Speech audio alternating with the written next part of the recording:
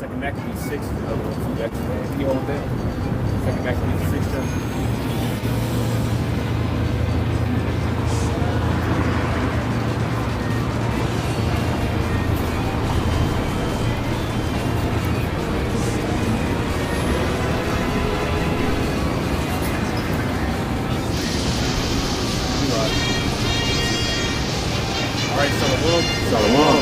First and foremost, as always, we want to give all praise, all honor, and all glory to Yahweh, my Shem, Yahushai, my Shem, Shakadak. We want to give double honor to the apostles and elders who break no stone, who taught us the city and still out the people. We want to give them the take to the elect, Yahweh, my Shem, Yahushai, who broke our sincerity. Our break those from Dallas, back out here again. All right, to prophesy the downfall of Babylon the Great. Okay, because people are wondering what Babylon is. All right, we're standing in Babylon. All kinds of confusion going on. You see, all kinds of sorceries and all kinds of witchcraft take place here. And the Lord is getting ready to completely destroy this place, man. All right, and two-thirds of these so-called Negroes, Latinos, and Native Americans are going to be caught up in the judgment that the Lord is getting ready to bring, man. See? Because right now, the spirit of poverty, Hollow Bashmal Shah, the wicked is being exposed. All right, the wicked of Esau, Edom, as well as the wicked of Rome, man. I mean, shit, if you just think about it, because, you know, today, we found out this morning that, Takeoff, whatever the guy's name is, Takeoff, got taken off the earth, man. See? And how many rappers in 2022 have died? Bro, it's been In the last 3 years, it's been 600. Bro, the past 3 years, over 600 rappers, bro, getting put to death. I'm scared to freestyle. You know what I'm saying? So the Lord is definitely opening up in these last days, man. And He's giving us, those that are in the know, He's giving us clear signs like, look, all right, repent. 2nd Esdras chapter 8 and 56. For when they had taken liberty, they despised the Most High and thought scorn of His law and forsook His ways. Right, and the liberty is talking about the grace period that we're in right now, man. You see, the grace period that we're in right now, Yahweh Bashmal Shah has granted us time to get closer to Him. It says in Isaiah the 55th chapter, it says, seek ye the Lord while He may be found, call ye upon Him while He is near, before the evil times come, before the evil day comes, man. Right. We're not supposed to use this grace period that the Lord gave to us to become bigger niggas, to be extortioners, you know, to be lording over one another and things of that nature, man. No, you got to use this grace period to get right with the Lord, man. Right. You see? And a lot of these different entertainers, rappers, musicians, sports figures, movie stars, so-called movie directors, things of that nature, they know exactly about the Hebrew Israelites. Yes. They know exactly about the Hebrew Israelites. They know exactly about the truth. But the thing is that for the love, it says for the love of money is the root of all evil, man. So they would rather have riches on this side versus being patient and wait, all right, and get the true riches to come. Right. Can you read that again? It says, 2nd Esdras chapter 8, 56. For when they had taken liberty, they despised the Most High, thought scorn of His law, and forsook His ways. It says thou scorn of His law, man. And the thing is, what's not being pushed among our people is the law, statutes, and commandments of the Heavenly Father, man. It's the reason why you see our people in the hood shooting one another. It's the reason why you see our people our people that have the worst diets. The family structure is completely broken because the father's out in the household. All right, there's tension between the father and the mother. It's the reason why the diet of our people is so bad. It's the reason why our people worship other gods and they look at these other gods as the true higher power, man. You see, it's because the law, statutes, and commandments aren't being pushed among our people, man. You see, and you can thank our enemies for that, man. You know, the so-called self-proclaimed white man and the chief of his seat, the J.E.W., man, right, claims to be the true chosen people, which he's not. You know? Moreover, they have trodden down His righteous and said in their hearts that there is no God, yea, and that knowing they must die. Right. It says that knowing that they must die, man. And they trodden down the righteous. Who's the righteous? The righteous are those who are speaking the truth. See? They make mockery of us, which the Lord said would happen. You know, they despise the words of Yahweh Bashmal Shah. And the way you despise the words of the Lord is through His men. Right. You're not going to hear a voice from the heaven to tell you to get right. You're going to hear it through the voice of men. You see? But people would rather live in a folly, man. The scripture says folly is set in great dignity. You see? like you said, it's cool, bro. That this is Proverbs 13:13. Whoso despiseth the word shall be destroyed, but he that feareth the commandment shall be rewarded. It says, whoso despises or rejects the word is going to be destroyed, man. And you seeing that happen, man. The Lord had it to whereas this whole weekend was pretty much a high. It was a high, quote unquote, holy day on the left hand side, man. So all weekend long, you had people going out dressed up as demons and ghouls and goblins and costumes.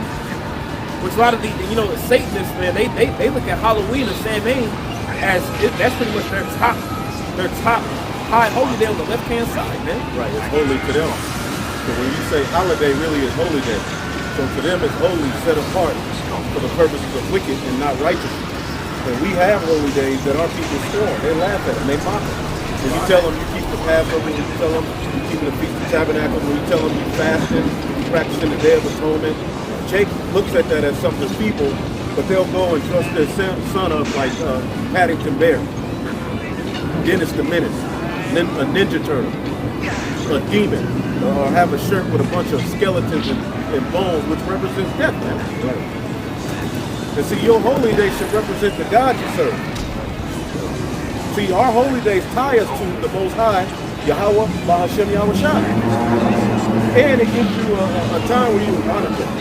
You can remember the great things the Lord did for us, Passover. But when you celebrate the day of Halloween, what God is that connecting you to, and how does that help forward you? Yeah, they say that, well, we do it for the kids. It's all just for the kids, man. Y'all taking that too serious, man. We do it for the kids. We do it for the kids. You even got people in the so-called Christian church that celebrate Halloween, man. We do it in the church. Yeah, we don't do it in the outside. Yeah. And they'll go car to car, they'll go in the parking lot in cars, and they'll just walk into the car, they get the candy at the parking lot. But the Lord told you don't serve those days, right? And the word despise goes to hold insignificant. That's how Jake looked at this word, man. And these elites on the left hand side know exactly what they're doing, man. It's the reason why there was people that was in a folly spirit. They was in a folly spirit more so than ever. This year it seemed like, man, I seen somebody dressed as Scooby-Doo today still. A whole Scooby-Doo outfit at the store. P. Diddy still dressed up as the Joker. You know what I'm saying? That nigga ain't even changed his clothes. That's a spirit that's out there that got these people really engulfed in this shit, man. Right. It goes back to left-hand magic, sorcery, enchantments, and witchcraft, man. I'm going to grab that real quick. This was Wisdom of Solomon, chapter 12, verse 1. And it reads, for thine uncorruptible spirit is in all things. Therefore, chasten thou little by little. And our people are being chastened little by little right now. See? Because it's still food shortages happening. They're talking about the diesel shortage, and we pretty much only got like a couple more months of diesel fuel left. And if you don't got no diesel fuel, you don't got regular fuel. You don't got food on the shelves, man. You don't got water in the grocery stores. You don't got clothes. You don't got particular household items that you need on a daily basis. Toilet paper, soap, deodorant, toothpaste, tampons. Things like the everyday necessities, man. Hey, the Lord, there's a reason why they're saying that 2023 is gonna be a year from hell, man. Right. We pray to Yahweh Bashem outside, it's gonna get worse out here, man. And when you get Revelation 6, basically it talks about the white horse. It said death and hell followed. These are the times that we're coming into. It started with the red horse, then you had the black horse, and then that leads to the white horse, which is ultimately destruction, famine, okay, and all manner of hell taking place on the planet Earth, and it's manufactured by the elite. There's damn well enough food to sustain all of the people on the planet Earth. We're on Earth. The Earth, food comes out of the Earth every 2 seconds. Right? So how in the hell is there a shortage of food? But this is a mindset of the elite, the water, brother. Ain't the water. To ultimately put the squeeze on the Earth to bring forth their plan of an NWO, which is going to be fulfilled with that Arachma. Because if he controls all of the land, the food, the resources, when things get bad and you start lacking, and you see all of the hell and chaos going on in the streets, what are you going to do? You're going to go to the person who has the food. Right. the means to say, well, you can have this much. But he can set up a system to how you get that.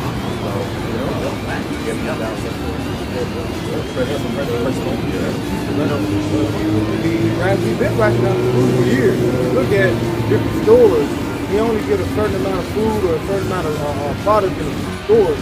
Well, I think like each store, like Walmart, things like that, they have like 3 days worth of supply of the food for it. So then when it runs out to a certain number, what they basically write down to it, what quantities they need, and they have that particular quantity shipped over to each store. So now, like you say, the diesel's about to run out. Now you're gonna have lack of food. So what? You'll have 3 days? 3 days pass, you're gonna be assed up. Now you're gonna be rationing just little by little. That's why now when we see you go to the stores now, like I went to get this particular product, but it wasn't put in there, so I had to go to another store to find another product. So at least on now it's to a point where, when these people don't see that food in the stores or certain things they need, it's gonna become like what is it, Black Friday? Yeah. When they're fighting in Russia. Yeah, and you got 3 days, like you said, you got 3 days, but you got 3 days worth of food on the shelf in grocery stores and things of that nature on times that are normal. When people ain't, when you don't got everybody rushing to the store for a mass demand of things.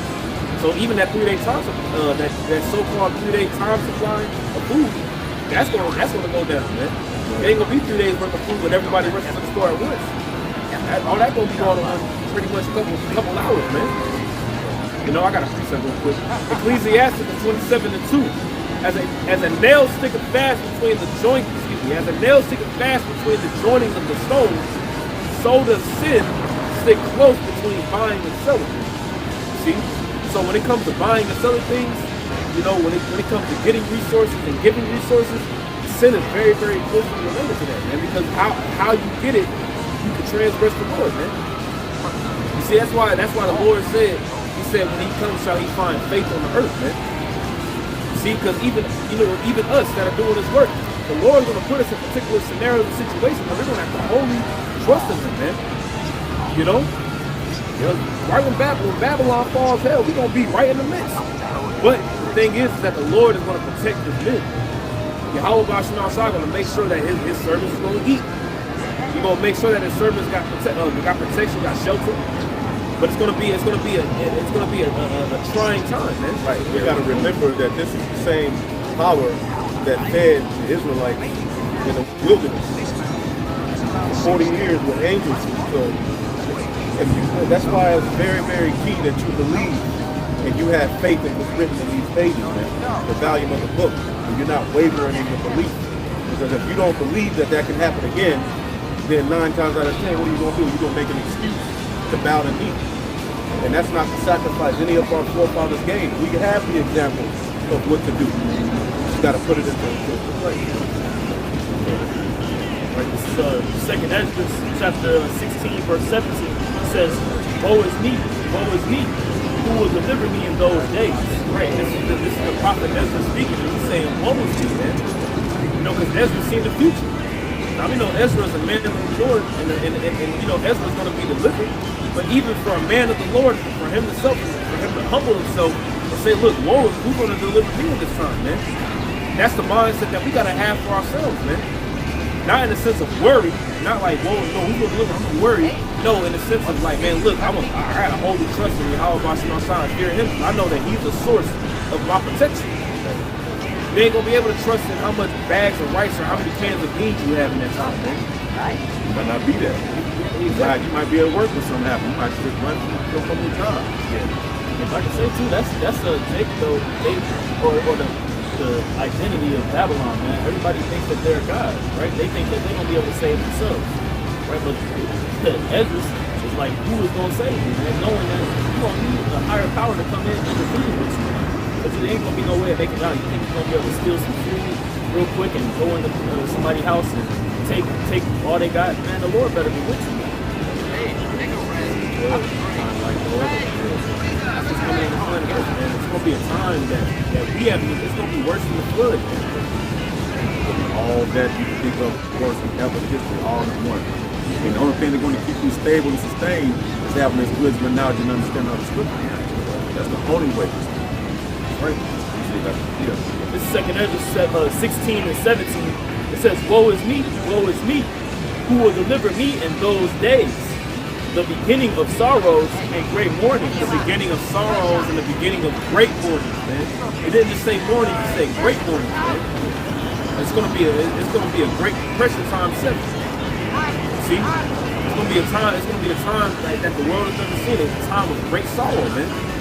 You know, women be welling because they don't have their children and they done have to boil their babies to eat them. You know, women out here in the streets getting raped. That's what's getting ready to come, man. And that's in the scripture. We ain't saying nothing crazy. We can clearly go. We'll go to Isaiah 13 and get it. Matter of fact, you gotta women getting raped, man. It's gonna be men. It's gonna be women getting on. You know, that's gonna happen to men too. You know, that's the kind of society we live in. Yeah, it's gonna be all. It's gonna. Hey, remember the time of Lot?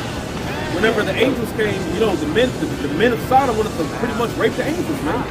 Remember that. So what do you think is gonna happen at this time, man? It's gonna be all kinds of turmoil taking place, man. Newly created beasts. There's creatures that we ain't never seen before just out here tearing people up. It's gonna be it's gonna be a fear of just the beast's face. That's gonna cause people just to die just looking at them, man. They getting heart attacks, you know, famines, you know, you think, man, all kinds of diseases that we see in movies. Right. What the Lord is gonna bring us when He comes what we see in movies, man. Right. You know? Right. You're dealing with the king of terrors, man. You know? And this is why Jake don't want to hear the real prophet. Jake would rather hear let's get married or you know, all of this other crap. But the reality of where we are, in order to have fun and mirth, we got to get through the straight gate first. We're just telling you the reality of the situation. We're not here to give you a fairy tale or a lie. We're here to tell you, like the T.I. is, the truth, man. Feel good thing. Right. There is fun times coming. Okay, mirth is a beautiful thing.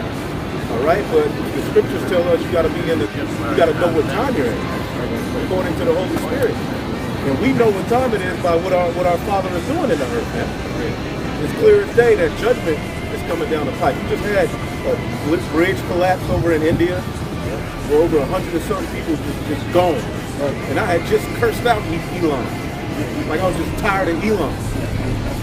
You work a job where you got to talk to people. When Elon get on the, it's like, God damn, they don't stop asking the same. Like I answered that 5 times, sir. And as they keep asking, I was just mad at Elon. Then the next day I look up, next couple of days the bridge collapsed. That's the Lord. The Lord is plaguing these people. Moab through. Everywhere you look, people are just catching L's. So you know there's a victory coming for those who are standing simply for the word of Yahweh. Wow, bro, South Korea, there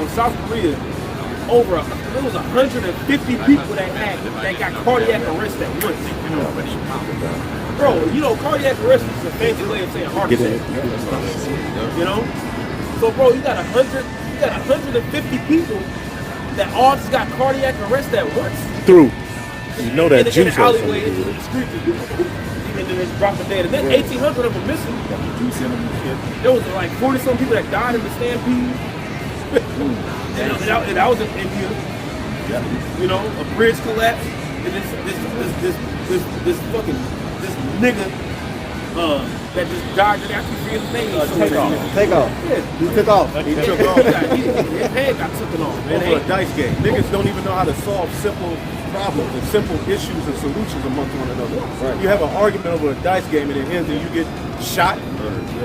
It was very trivial because they showed a clip that got revealed. You niggas started arguing about a basketball game. Now someone got to die. But it's all the will of Which it could have been a sacrifice if we know we're in that time, but it's just stupid. And the Heavenly Father just ain't happy with that stupid ass culture of black rap and all that BA. The Lord is clearly tired of it. Because all of you niggas did was speak death, all right, and help poison your own people. Right. And now, when you niggas get old, you want to sit and talk about, well, you got to invest in this. Nah, nigga, the Heavenly Father will destroy you niggas, man. Nigga getting old, nah, we got to invest in this.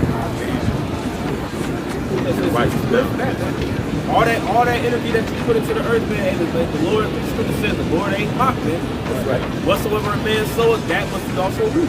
So you put that energy into the atmosphere, man, that shit gonna come back to you, man. What they call it? The Esau terminology, law, or whatever they say. Equal opposite. Every action is met with an equal Man, opposite. that's in the scriptures, man. That's the Lord, man. You know? This is Matthew chapter 12, starting at verse 34. O generation of vipers, how can ye, being evil, speak good things? For out of the mouth, the abundance of the heart, the mouth speaketh. So a lot of Jake, like the priests are going into, that energy you put out into the atmosphere is going to always come back and bite you in the ass. Right. So that's what you're honed in on. That's what you're zoomed in on. That's going to be the results. You know, it's no other way about it. I'll continue to read. Verse 35. A good man out of the good treasure of the heart bringeth forth good things. And an evil man out of the evil treasure bringeth forth evil things. Evil things, murder, adultery, you know, selling drugs, you know, killing one another, murder. You know, just being just complete, man, these niggas just walk around on the earth being assholes, being wolves to one another. They don't act like that with Esau though. Yeah. Esau come around, they pull their pants up, they start talking proper. The women get that high pitched, meek and humble voice. That's how you know we're the people of the scripture. That's the curse. Yep. All that energy is coming back to you, man. It's coming back upon these niggas, man. Verse 36. But I say unto you that every idle word that men shall speak, they shall give an account thereof in the day of judgment. Every idle word that man speaks, man, you're gonna have to give account to the things that you say, man. That's right. You ever talking about raping another or committing adultery after sex with another man's wife? You know, and then video, they made a video of them actually doing that, pretty much doing the man's girl in the grocery store. I like it. In that Waffle House, right? Yeah, in the Waffle House, man. Recording me, like, man, this is stealing girl, you know, making jokes and mockery about it now. What's so good about it? What's so big about that? Like, if you've been with a woman, you know the things you do with a woman. Yeah. Why would you want to go behind another man when all of these women are out in this world lonely, you know, looking for a guy? It really goes back to hatred towards the brother. Or better than you. Yeah. That's what it goes back to. Yeah. It has nothing to do really with the woman. Because she was regular. You go look at that video, she was pretty much regular. Yeah. But it goes back to that evil, having that evil eye towards your brother. Yep. That's when we talk about that. That's never addressed. Everybody was talking about we got to stop killing one another.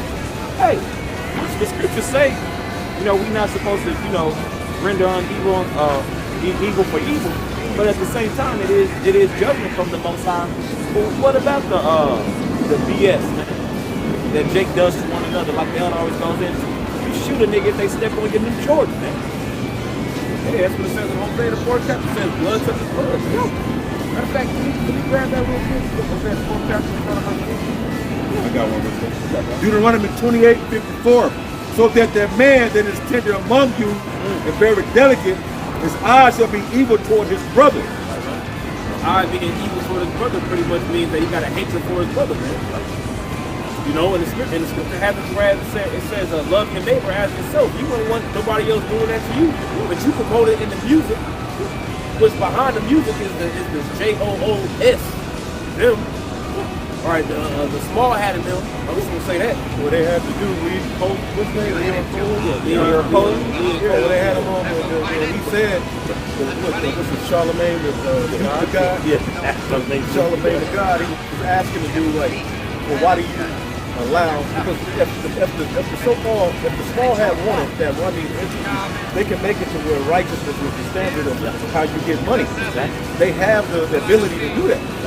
So he was like, well, why do you make it to where all of these songs have to be filled with violence and mockery and evil? He was like, well, I gotta get paid. I got my Now, if I may, now we know all our people who succeeded in that industry made what? They made a covenant with death, right? Alluding to Isaiah chapter 28. But Dame Dash used to stay on top of Leo Cohen's head about that. They said you could put that in your culture. The way Jake do one another, tell you, hey, everything that's unfolded, man, the Lord put that spirit on Kyrie and Kanye to show you what Ye was saying was right. It just unfolded, and everybody like, oh, that's so anti-Semitic, this and that. How is it anti somebody to say they own everything? Right, bro. That ain't even that bad. Like y'all want to hear some real. All right, something you better tune into these videos. 'Cause it gets, that's child's play, man. Yeah. Right. And to be quite honest, America's been anti-Semitic. Look at you done the 12 tribes. So that's been the vibration here. Yeah, people, and they make it seem as if being anti-Semitic, right, is there's like only the JOOs. They're the only medic. Yeah. It's like he didn't have 5 fruits. You know what I'm saying? That's the importance of going into these scriptures. All of these people on these platforms, even the so-called rabbis, are just sitting there talking, and nobody's going into the Bible. That's right. You had a female rabbi, Moabite, say that the Israelites, the Jews, are the smallest nation on the earth. When prophetically it said they would be able to descend to the sea that no man can look at. We having all these biblical conversations about biblical topics. Nobody's cracking open the Bible. That is strange. But you're hate though. They're not cracking open the Bible, but you're spewing hate about a book that they don't even believe in, and their whole ideology and their way of life is completely against the scriptures. These same people that say that scream anti-medic are the same people that tell you that GAY should have rights. These are the same people. But they admit in their protocol that they don't believe the scriptures anyway. See? This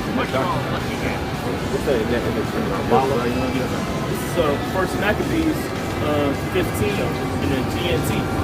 It says, and Simon answered, and we have never taken land away from other nations or confiscated anything that belonged to other people. On the contrary, we have simply taken back property that we inherited from our ancestors. Can you read that again? Yeah, please. Can you read that again?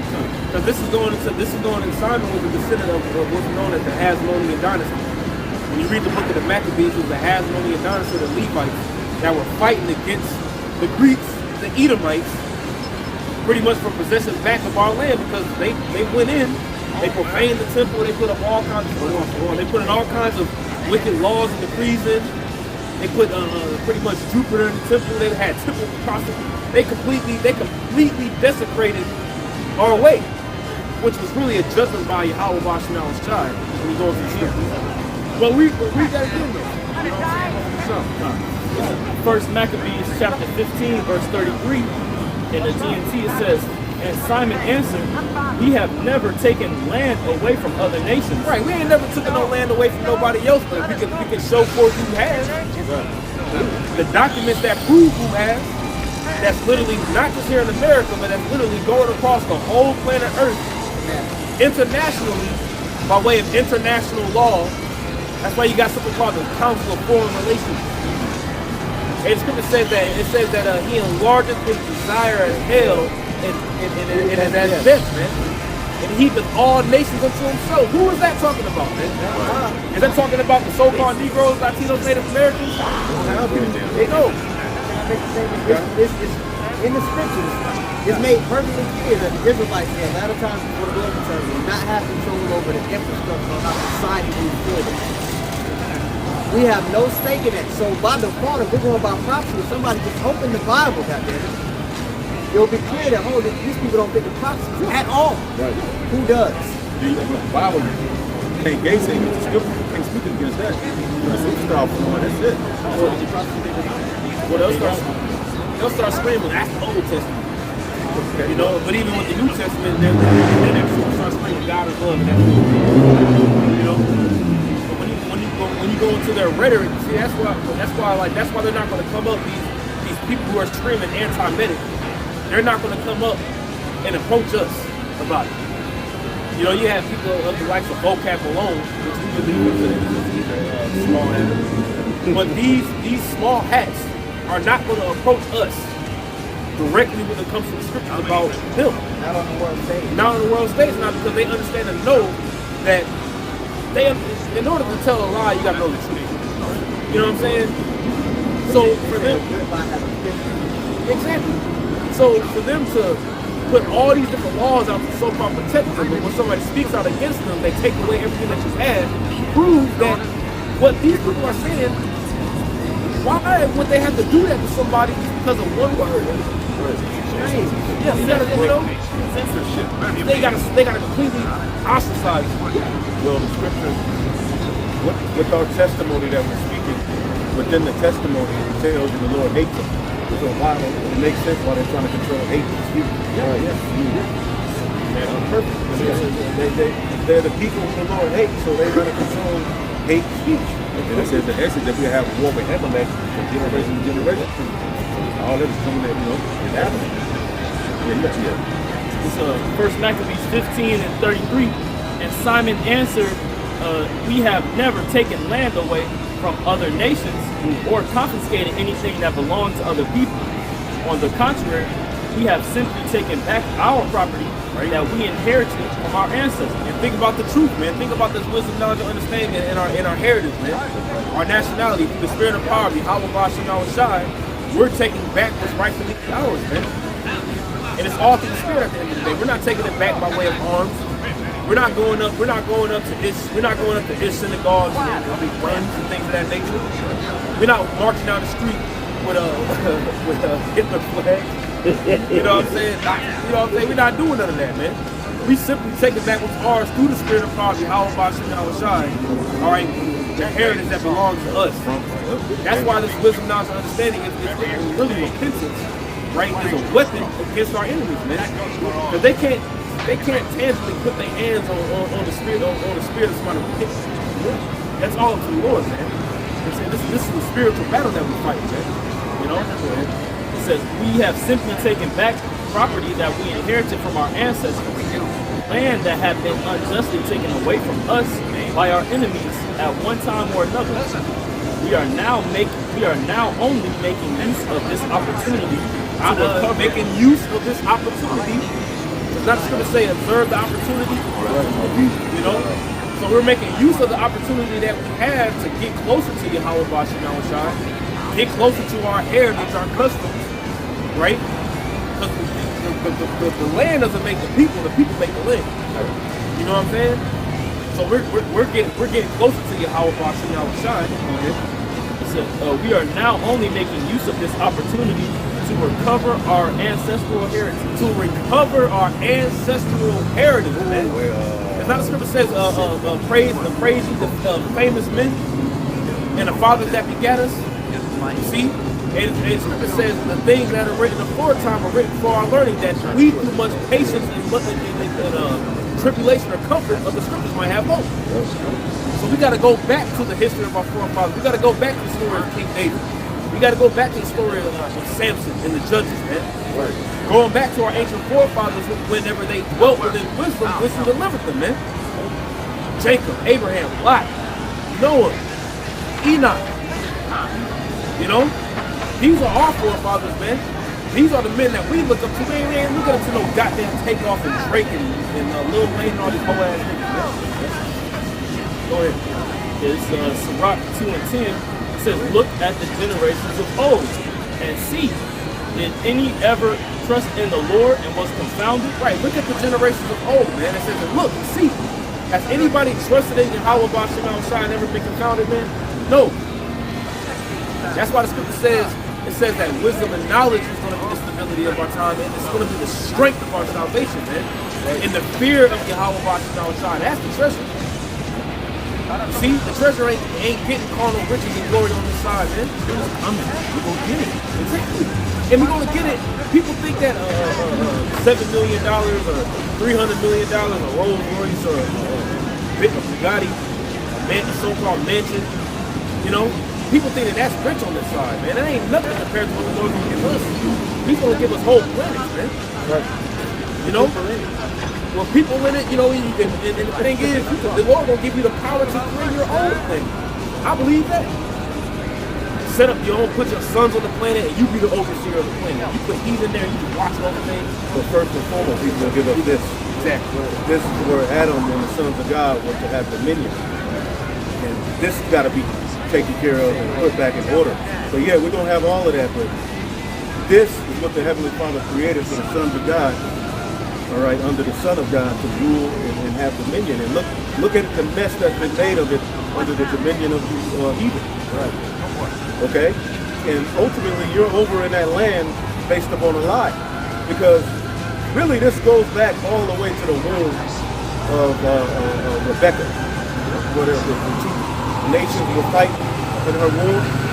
And ultimately, it goes back to Cain and Abel. It goes back to the serpent, all right, in the garden. He's always wanted jurisdiction and control of that land. And the scriptures clearly tell you in prophecy that Jerusalem will be trodden down of the actual Gentiles until the time of the Gentiles being fulfilled. So all we have to do is go into basic scripture and cut them. They got the world in an uproar behind just two terms, hate and anti-sin. And the people who don't give a damn about the Bible, ain't never picked up the Bible, ain't calling for the Lord to set up the kingdom of heaven, got everything to say about the people of the Lord, so-called. And really, it's just all centered around Edomite supremacy. Luke 4, verse 24, it says, like as of now, the neighbors of Zion have seen your captivity, so shall they see shortly your salvation from our power, which shall come upon you with great glory and brightening of the everlasting. That's the come up hither, man. It says their enemies be held to go into the ground, man. When you read the Revelation, the 11th chapter, it says that after 3 days and a half, the Spirit of the Lord went into them, and they stood upon their feet. Right. And great fear fell upon them that saw them. And then So don't have no control over that. He didn't have no control over that process. Of the Holy Spirit coming, he didn't have no control over it. And he's a control freak, so he's like, damn. You know? And right after that, right after we stood up on our feet, like it says in Ezekiel 37, like an exceeding great army, what happened immediately after that was what? They went into a cloud. So that's the next thing that's getting ready to happen. In the movie, that's the next thing that's getting ready to happen. The persecution is going to come, right? Whereas we're going to be off the streets. You know, the sea hip's going to come, World War III, and then Yahweh Shah's return and completely just crush everything. It's going to be a whole new society, man. Right. You know? We're at the cusp of that climax of the movie, man. We're excited to see these things. But you got people who are Israelites. You got people that are Israelites who are not excited about these things because they want to establish things on this side. So more and more separation is being made. Yeah, they would rather be. You really got Jake. You know, you seriously have Jake Israelites that know that they're Israelites that are trying to promote their platform on this side, baby. You know, They want to play it safe just in case they come to bad. yeah. Play it safe. Like that, who sent that video clip yesterday? Was it an E? Talking about you don't have to get Israelites to be saved. Right, that makes sense. It's like Christians hate the fact that the Bible even mentions 12 tribes. There was a promise made unto Abraham, Isaac, and Jacob, and their seed. Clearly, that has not been revoked. It can't be altered, and it's being fulfilled in this time through the remnant who will return it. The physical descendants of Abraham, Isaac, and Jacob. Now, the crazy part is nobody tells those small hats that. They're over there in the land saying that we are the rightful heirs to this land. And nobody says a goddamn thing. But we just stand on the corner and do videos in our respective houses, apartments, or whatever, and cars, and people lose their mind. We ain't over there. Hey, and the Jake who did go over there on an ill-advised spiritual process wasn't. Yeah. Look how they being treated like shit. They gotta be a part of the military and shit. Yeah, and they've been looking to get Jake the hell out of there too. That was like 2 years ago, they said. You guys gotta If you didn't have certain paperwork. move around.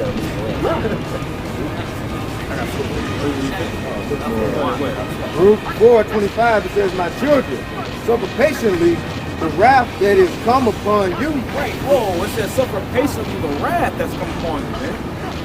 So if there's wrath that's come upon us from the Heavenly Father, don't you think that if we're suffering patiently the wrath that's come upon us, our people is in a low state?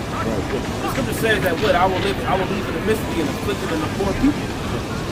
So the true Israelites would be in an afflicted and a poor state. You don't own anything. People say, oh, I own my house. No, you don't. You don't have the allodium title. Plus, Esau can roll up with eminent domain and just take everything that you got, even if you do so far own the house and land. Eminent domain and give it to me. You're going to use this land for like railroad. Build a Walmart. Exactly. You got no say so over it. So the true Israelites would be in a patient and an afflicted whole state. We're not receiving $30 billion every year in aid. Okay? If I'm not mistaken, That's just from America. You add it all up, it's probably way. In Isaiah the 14th chapter, when the Lord comes back and sets us in our own land, that's when it starts mentioning us having servants and handmaids. that's right. They got servants and handmaids already. And then in verse 3 it tells you that's when we get our rest from the hard bondage in which we were made to serve. Right? So again, all throughout the book they fit nothing. It's Jeremiah 30:3. Behold, the days come, saith the Lord, that I will bring again the captivity of my people, Israel and Judah, saith the Lord, and I will cause them to return to the land that I have given to their fathers, and they shall possess it. And it says bring again, meaning the Lord is going to turn away or turn back the captivity. So the Israelites will be in a state of being in captivity, not owning everything, not owning all the media stations, not owning what kind of food everybody eats on the planet Earth. Not having to apologize to land for my own ass man. You gotta apologize to this fucking child. But the same people that are crying, I ain't listening, anti-Medicaid. Crying about it. They don't got nothing to say about. They don't got nothing to say about the so-called, not so-called, but the Rothschilds that openly claim they're the JCW. They don't got nothing to say about them. They don't got nothing to say about the people who are running the earth right now, and these banking families that are openly saying, "Look, we are this. That's our race." They don't got nothing to say about that. Here it is, your ass stuck. Your ass stuck here in America, man. Complaining and fighting. You fighting a war that don't even belong to you, man. On the other side of the battle. That's why the scripture says that pretty much. It says pretty much those you pretty much if you trust upon Egypt, like it says in Isaiah 30, man, you gonna fall with it, man. And be pierced, man. What kind of power you have to have? You can take $1 billion there in a matter of days, make it to $1 million. That ain't, what I'm saying? That ain't something perfect. That ain't a lowly man. You take it. That's not somebody who's been made very low. Right. Imagine when every time somebody came up against Great Millstone, we got the news. The news make everybody apologize. To make you apologize and shut your bank account down, fire you from Walmart. Walmart denounce you on Twitter. Marquise Richardson is no longer a part of it. Not stand for what he says about Great Millstone that is hateful. That's the king standpoint. You speak rude or speak something against the king. So that's like this is the king. This is Ecclesiastes chapter 8, verse 4. When the word of the king is, there is power. And who may say unto him, what doest thou? See, so when the king says, when the king says something, there's action behind the things that they say, man. When the king, exactly, Yahweh Bashar is the true king. See? And it's like whenever a king says something and his word goes forth, who can go against what he says? Right. And right now, the king that's running the planet Earth right now are the Edomites, and specifically the JEW. So when they say particular things get done.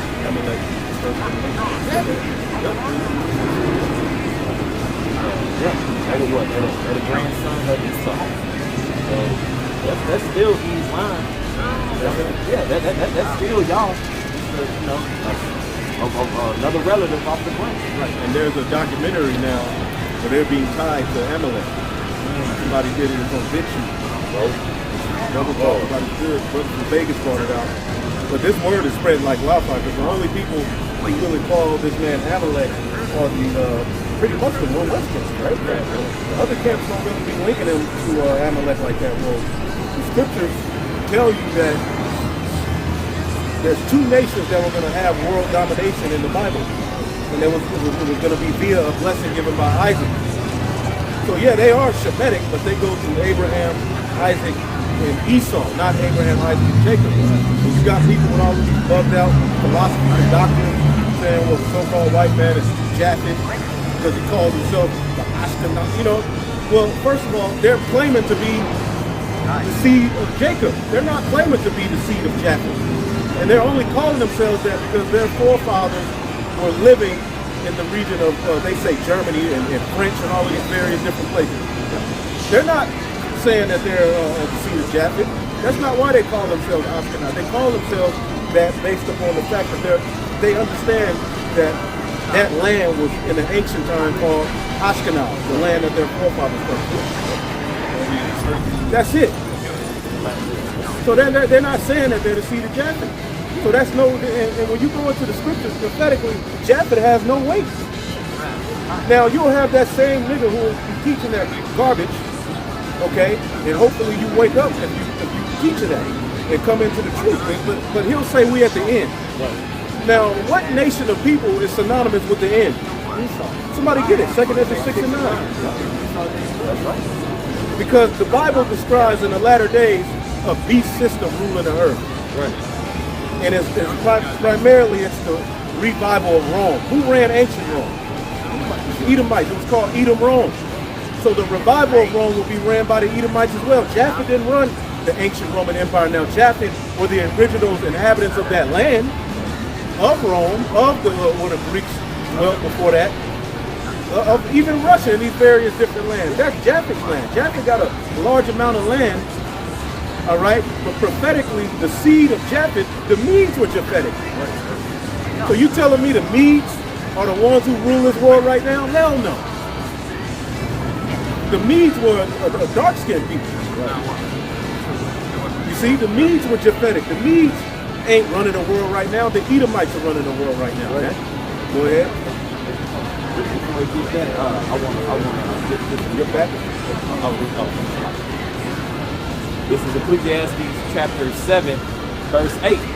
Better is the end of a thing than the beginning thereof, and the patient in spirit is better than the proud in spirit. Better is the end of the thing. This was a bitter experience. We played football, basketball, we ate tacos. We had the experience. Now it's time for it to be over. We done bust enough, we done did our thing, bro. The American experience, the Egyptian experience is over for us. Better is the end of it for us. Second Exodus. No.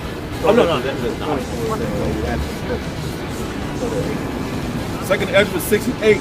And he said unto me from Abraham unto Isaac, verse 7. Then answered I and said, When shall be parting asunder of the time? For when shall be the end of the first, and the beginning of it that followeth? When shall be the end of the first? Now somebody get that number. When shall be the end of the first and the beginning of it that followeth? Now when you go into prophecy, it was the Edomites that would have world domination first.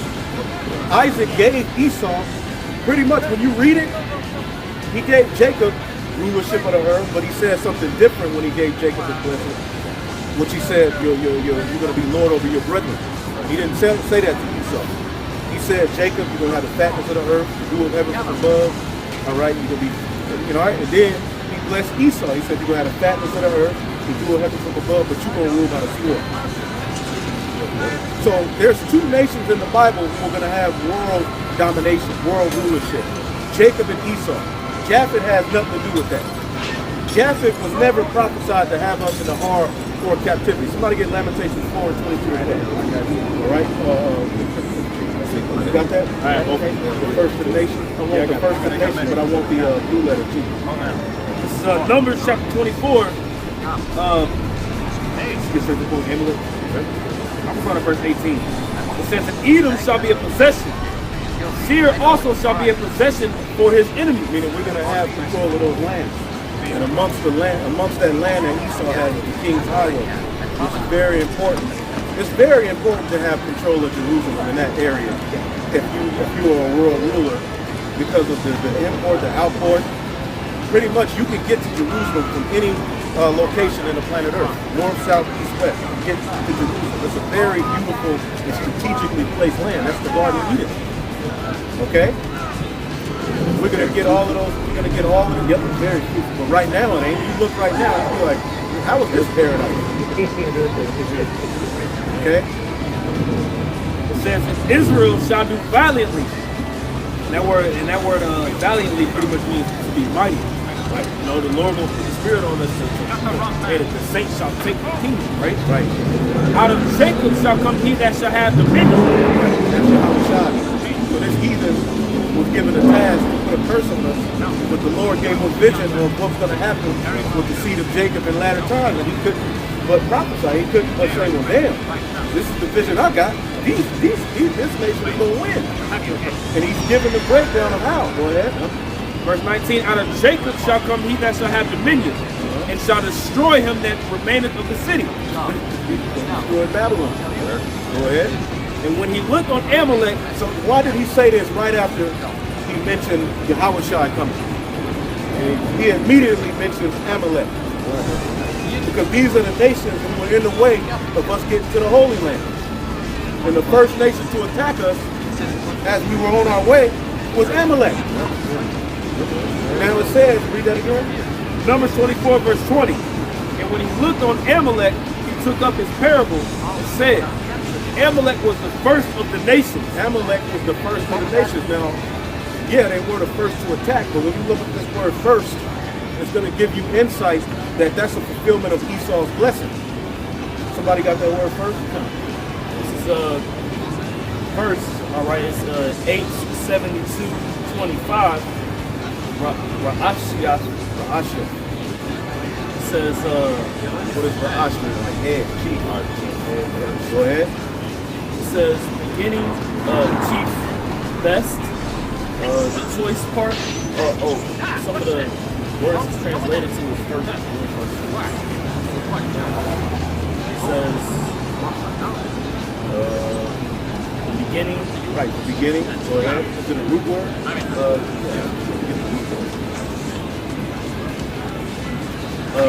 The head. The head. Something. They would be the head, right? And we would be the tail. That's the curse. The summit, don't they have their summit? Now the summit is the highest point of a mountain. And they have their summit meetings. Right. Where all of these Edomites, all right, meet together and drink blood and do all manner of weirdoism amongst each other, man. Okay? Go ahead. It says chief head of man, city, nation, place, family, or priest. There you go. And they have their left-hand priesthood. So Amalek was the first of the nations in the sense that Esau's in rulership, but who really has the dominion? Amalek. And this is why you everyday Edomites walking around, all right, are pissed off. Because Amalek, who's the child of a concubine, has all of the inheritance. He's the child of a concubine. When you go into ancient customs, the child of the concubine wasn't supposed to have more than the firstborn or everybody else who was born by just the regular mother of that particular tribe. So here it is, Amalek, born of a concubine, rules every damn thing. So now you have these Edomite Christians, but if you notice behind closed doors, there's always been this war between the Edomite Christian, the American Christian, and Amalek. Because they're really pissed off, and the Edomite Christian will tell you that they're Esau. And they'll write books on it, they'll go into history and break it down perfectly. But the only thing is they say that they're Jacob. So the American Christian is Jacob, but the small hat is Esau. But they break it down to a T how they're Esau, and they track them and trace them throughout the whole history. For us, they did that for us. So it says Amalek was the first of the nations. Read that again. Numbers 24 verse 20. When he looked on Amalek, he took up his parable and said, Amalek was the first of the nations, Right. but its latter end shall be that he perish forever. Right. So the latter end is that he's going to be through. Okay. Now read that again. 2 Ezra 6 and 7. Then answered I and said, Where shall be the parting asunder of the times? Or when shall the end of the first and the beginning of that follow it? The end of the first. The end of Esau's blessing. That's what he was asking, because let's get Lamentations 4 and Lamentations 4, starting 21. Right, it reads, rejoice and be glad, O daughter of Edom. rejoice and be glad, O daughter of Edom. Live it up, man. Okay? Let's do this. Close down everybody's bank accounts, crash the economy, set up your NWO, try to bring forth your Faradma. Go ahead. That dwelleth in the land of Uz. Right. And that's symbolic of ultimately America, man. Because I was doing some research, and it said this might be a land that they got by theft. And it associates it with the land of Oz. Because you have the Wizard of Oz. It kind of linked it to the, and I'm not saying that's scripture, you know what I'm saying? But in my research, right, in my research, that's what, because I was like, well, it said probably a land that they got by theft. But then when you keep looking, it's tied to Uz, Oz. Go ahead. The cup also shall pass through unto thee. So you ain't gonna escape judgment. You gonna drink it down. Right. Okay? Go ahead.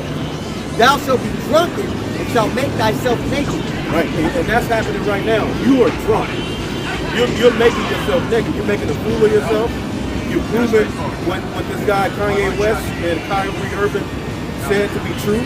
Although we know that they're confused. And it's not up to them to teach the whole truth. The whole truth was to be taught by the servants of the prophets. So we're not looking at it, because I know a lot of brothers get mad.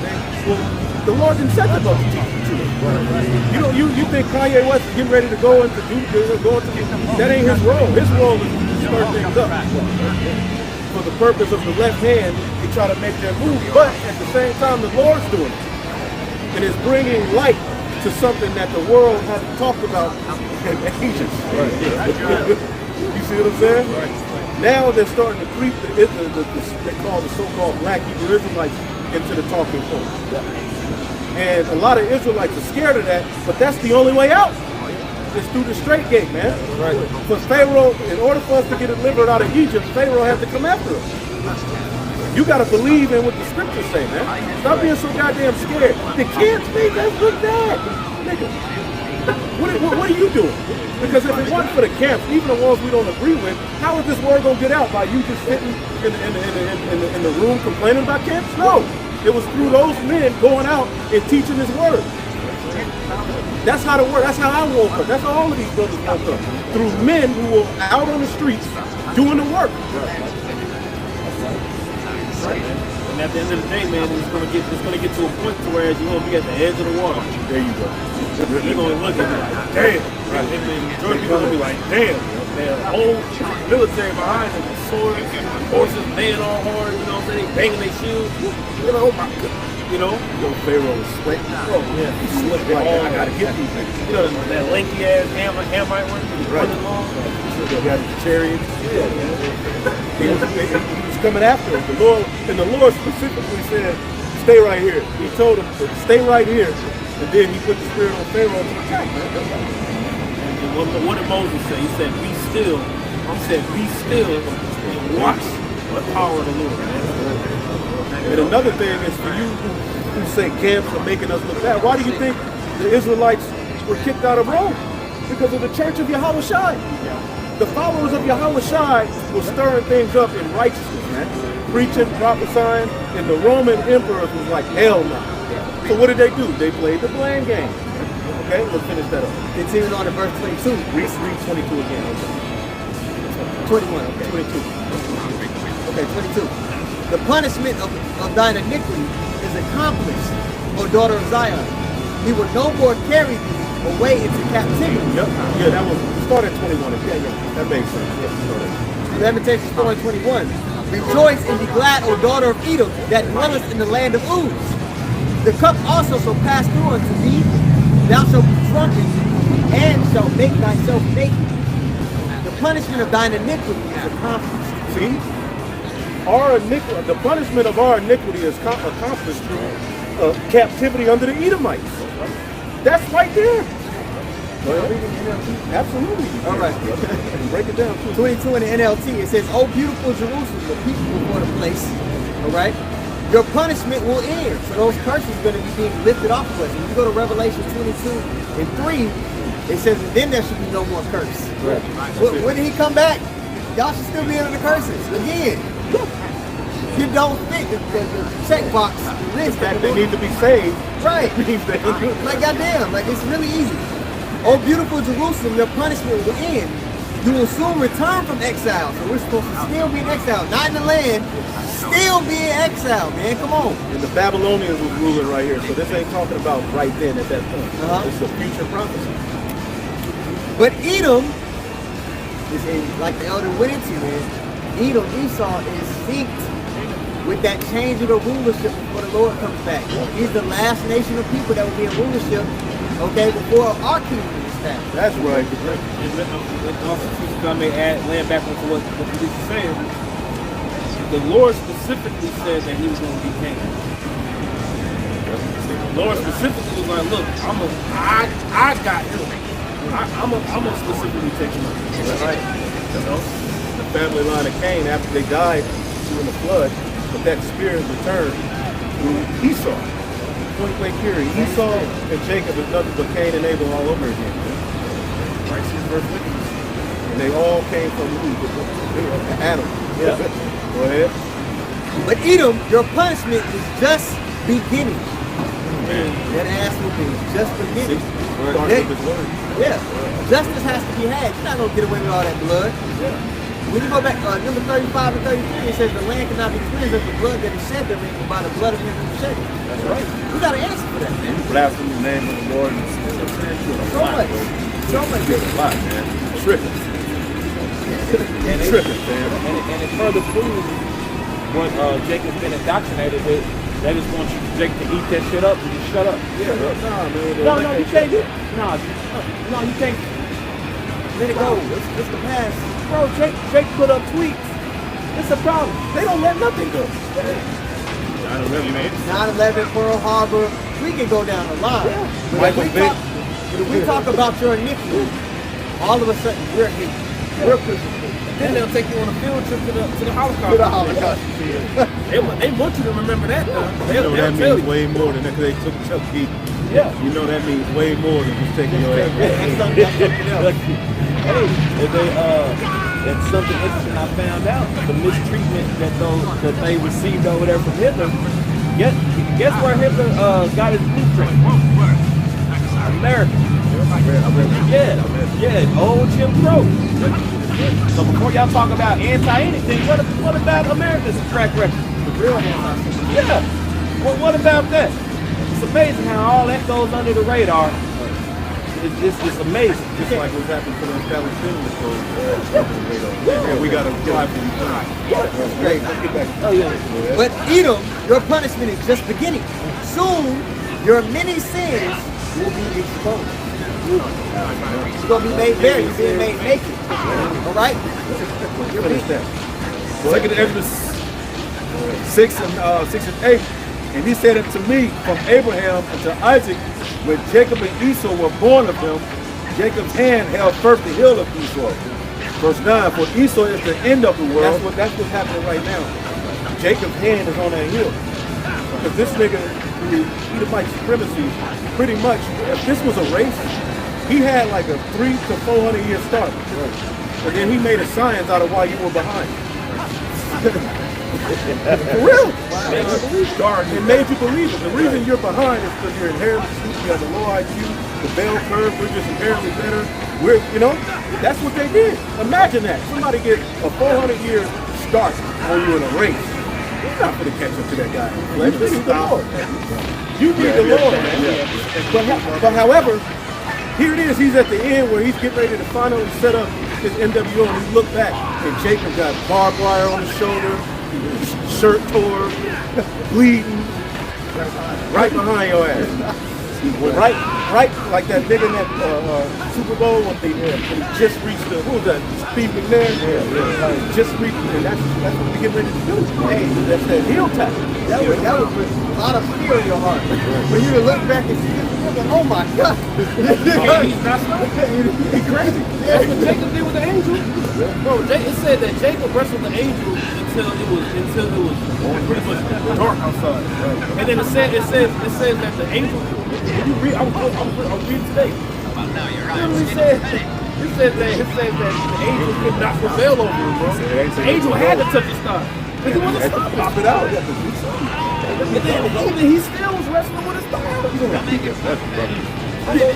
That's the story, man. You know, that's our story, man.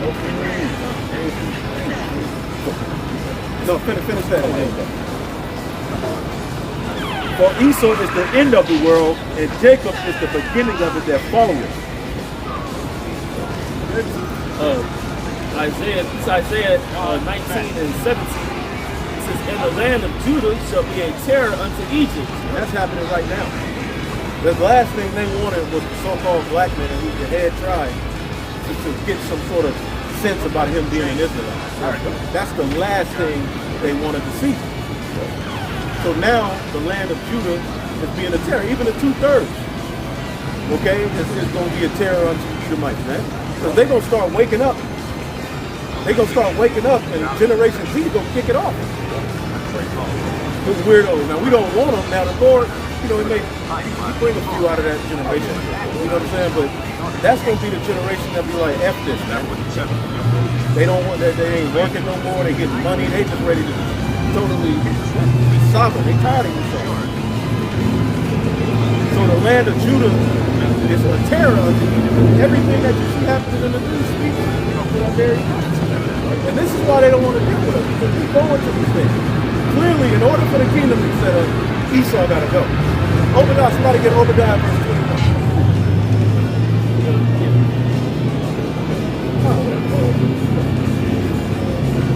Isaiah 19 and 17, "And the land of Judah shall be a terror unto Egypt.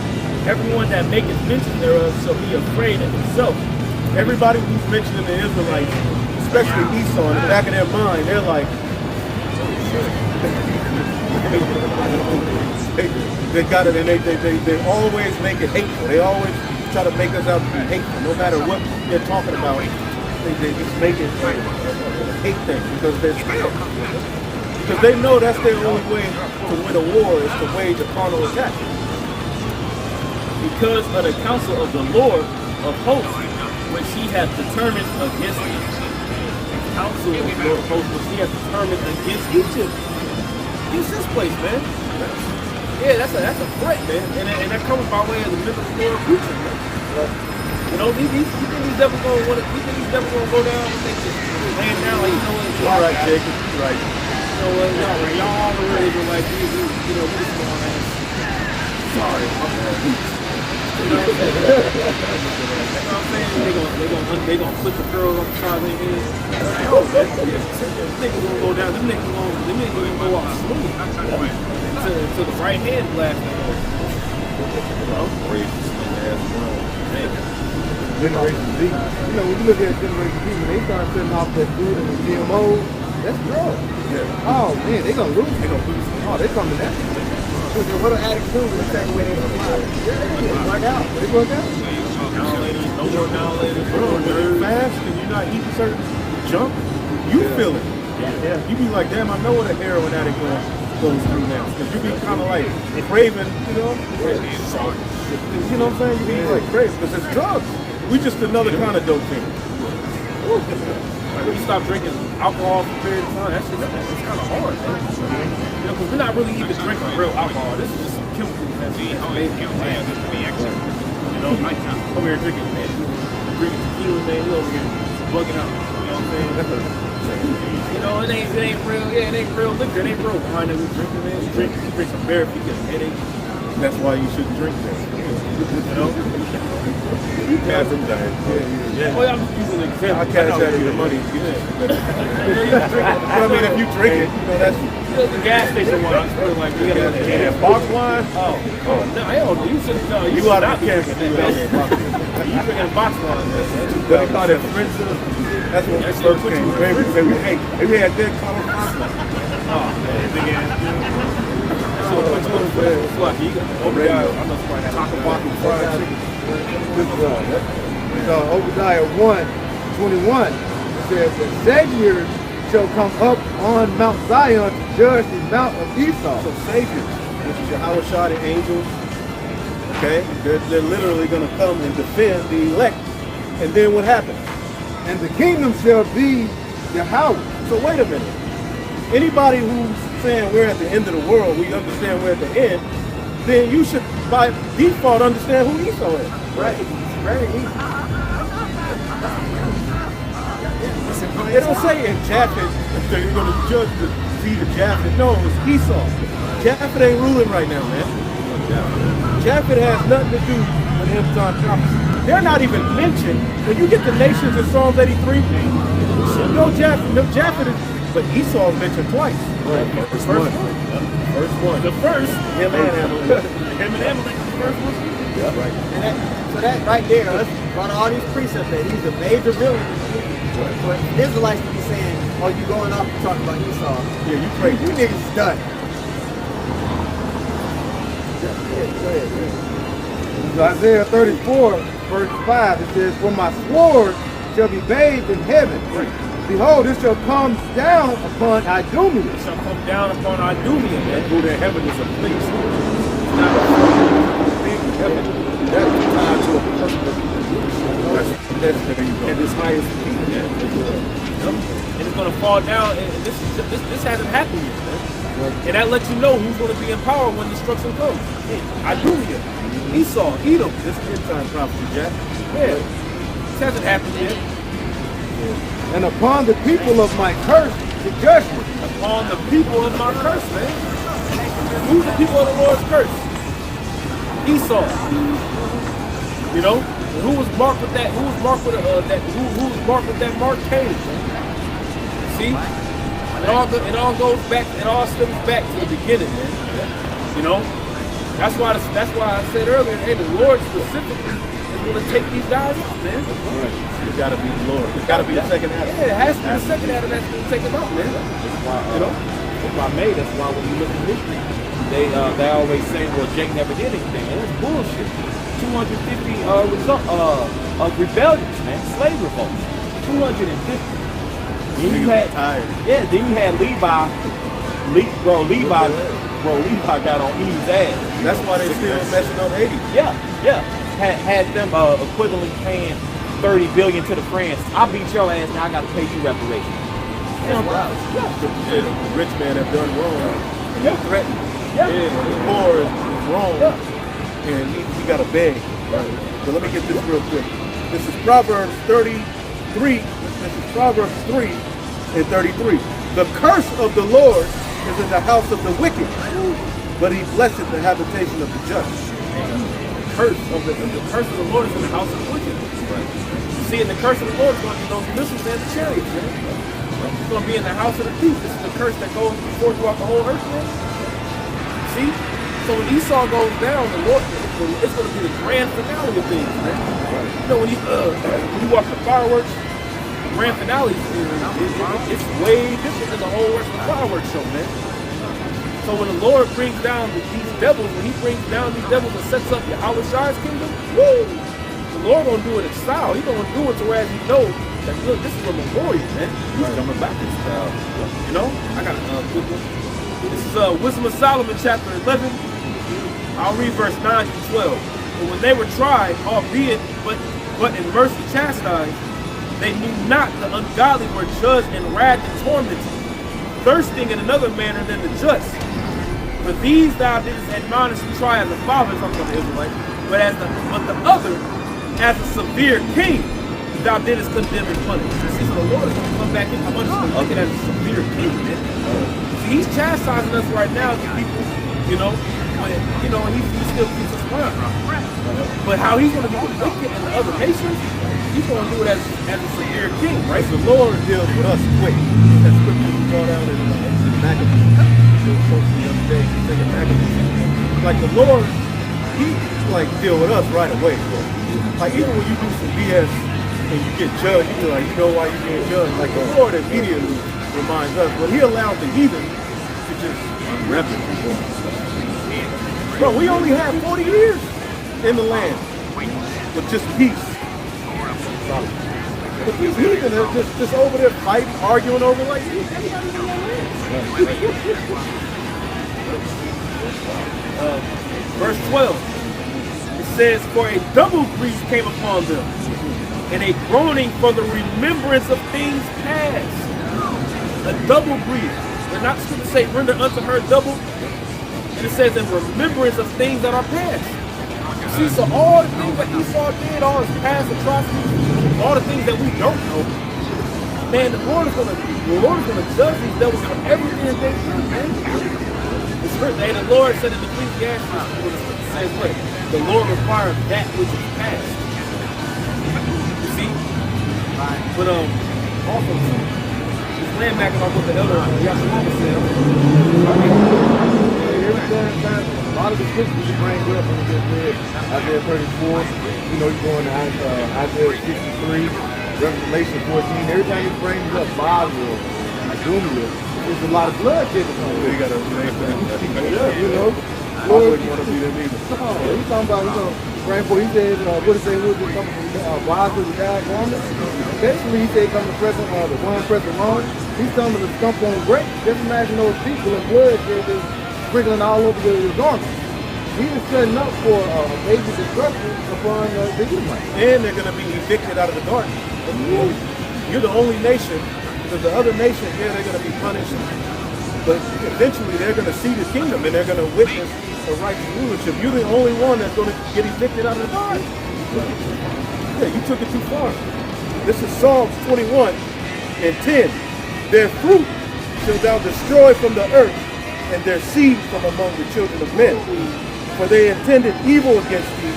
They imagined a mischievous device which they are not able to perform. And that's ultimately trying to attain Godhead on the planet Earth, overcome what is.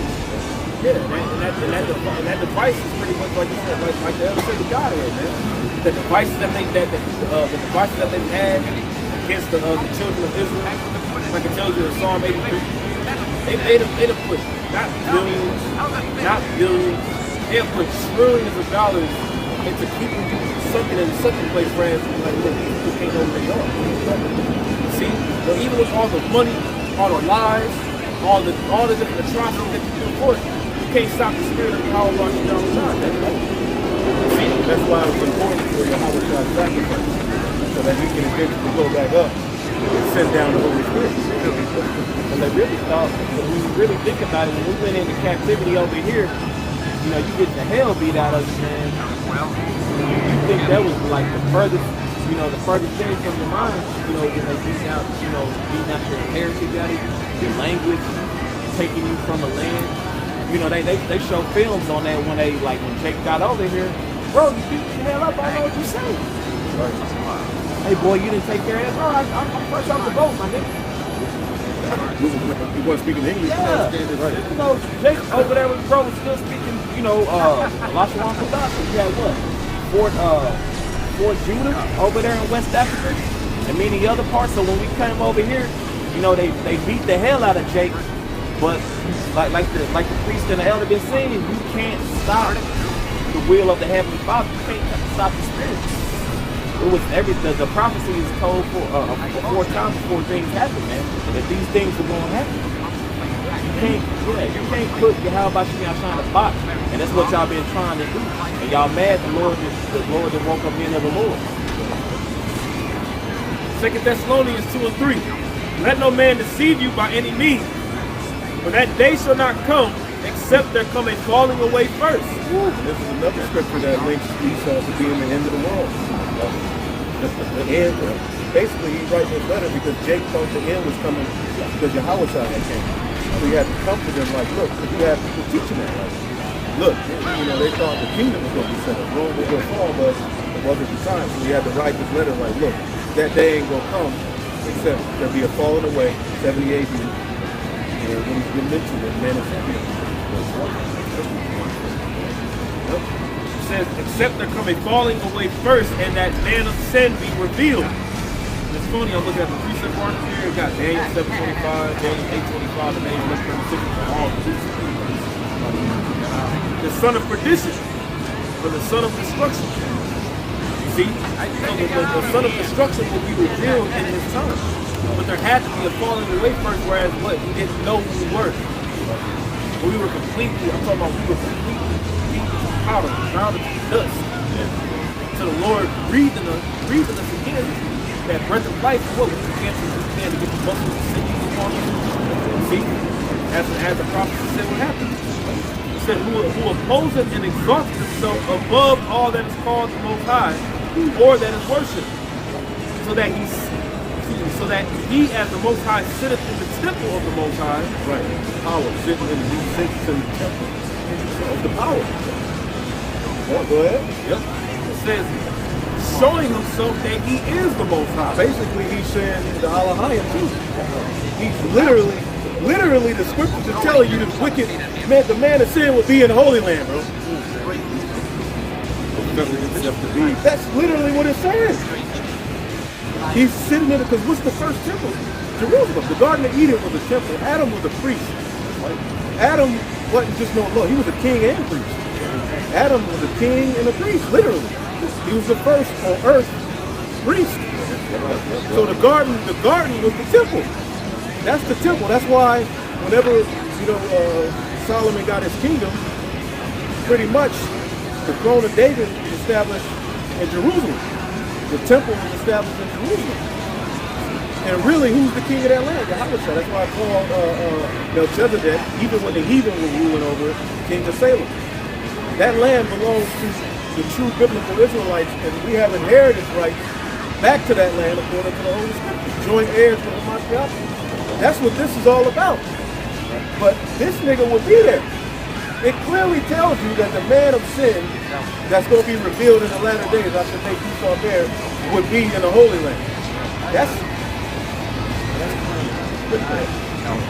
temple work is a sacrifice, priesthood, connection with the Heavenly Father. So their so-called connection that they're supposed to be just this. Where's those guys? Right? There ain't no other nation. It's just them. they're funding the NWO. There's a priesthood on the left-hand side. You know? They're trying to bring their false prophecies up. They're trying to set up with a third temple. This time about what they Netanyahu. What did he try to do when Minnesota and all? They trying to say what? They're going to set up What they said, Jerusalem was the capital. Yeah, they moved Jerusalem to the capital, but they're going to do the third temple. And like the Trump Cyrus. Tripping. Right. Tripping. That's what y'all doing. Y'all tripping. Oh, you heathen are out of your damn mind, man. And see, without the eye salve, people think that that's just normal. No, that's bugged out according to the scripture. Let me get one scripture real quick. In Isaiah, the 63rd chapter. This is Isaiah 63 and 17. O Lord, why hast thou made us to err from thy ways, and hardened our heart from thy fear? Return for thy servant's sake the tribes of thine inheritance.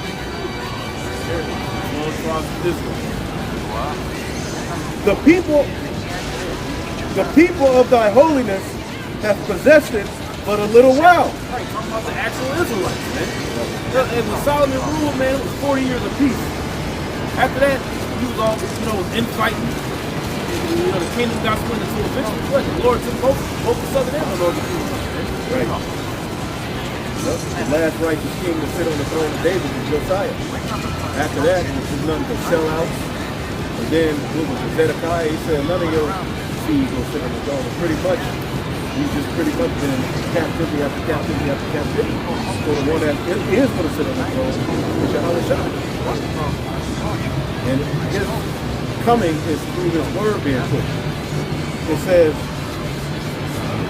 Isaiah 63 and 18, the people of thy holiness have possessed it but a little. Wow, our adversaries have trodden down thy sanctuary. Now read that. Luke 21 and 24. And there shall fall by the edge of the sword, and shall be led away captive until all nations. 70 AD. Falling away. That had to happen, which led to us being brought into led to the interior of Africa, some went to Europe. Okay? And pretty much we were brought you know, eventually we were in West Africa. Why do you think the Lord put us right there in West Africa? We were ships. Easy access, right? Easy access. And we were scattered throughout the whole entire planet Earth via slavery, man. That's right. That's what the true Jews would be. But what would happen with the land? Go ahead. And Jerusalem shall be trodden down of the Gentiles until the times of the Gentiles be fulfilled. Read this again. Isaiah 63 and 18. The people of thy holiness have possessed it but a little. Our adversaries have trodden down thy sanctuary. We are thine. Thou never bearest rule over them. They were not called by thy name. They were not called by thy name. See, you know that these people ain't called by the name of the Lord. When you look at these small hats, man, the way they move and they operate, they got weasel mentality. You look at them, and you instantly just get mad looking at them, man. Even before Yahweh Bashar called me to the truth, man, I would see him, I would instantly just get a sleazeball look like you are a sleazeball, man. Yeah, they just don't want to be around them. They're not the people, man. They're devils, man. You know? You see y'all with y'all phylacteries, garments, and all that. But y'all, that's still not going to keep y'all, man. That's still not going to somehow tear people from the truth. It's the will of the Heavenly Father, man. And this is really a sacrifice. That because we know what to do. Because it's clearly in the Bible what the true Israelites were set up to do.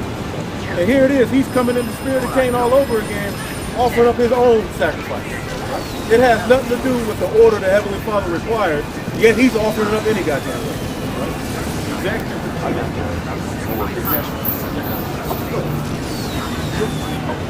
This is Psalm 83, starting at verse 1.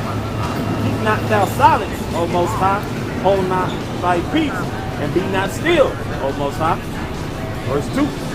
For lo, thine enemies make a tumult, and they that hate thee have lifted up the head. That lines up the Psalm 2nd chapter, man. And that hate thee have lifted up the head, and your enemies make a tumult, man. They're pretty much at a frenzy right now, trying to do whatever they need to do, trying to cut us off. Right? You know?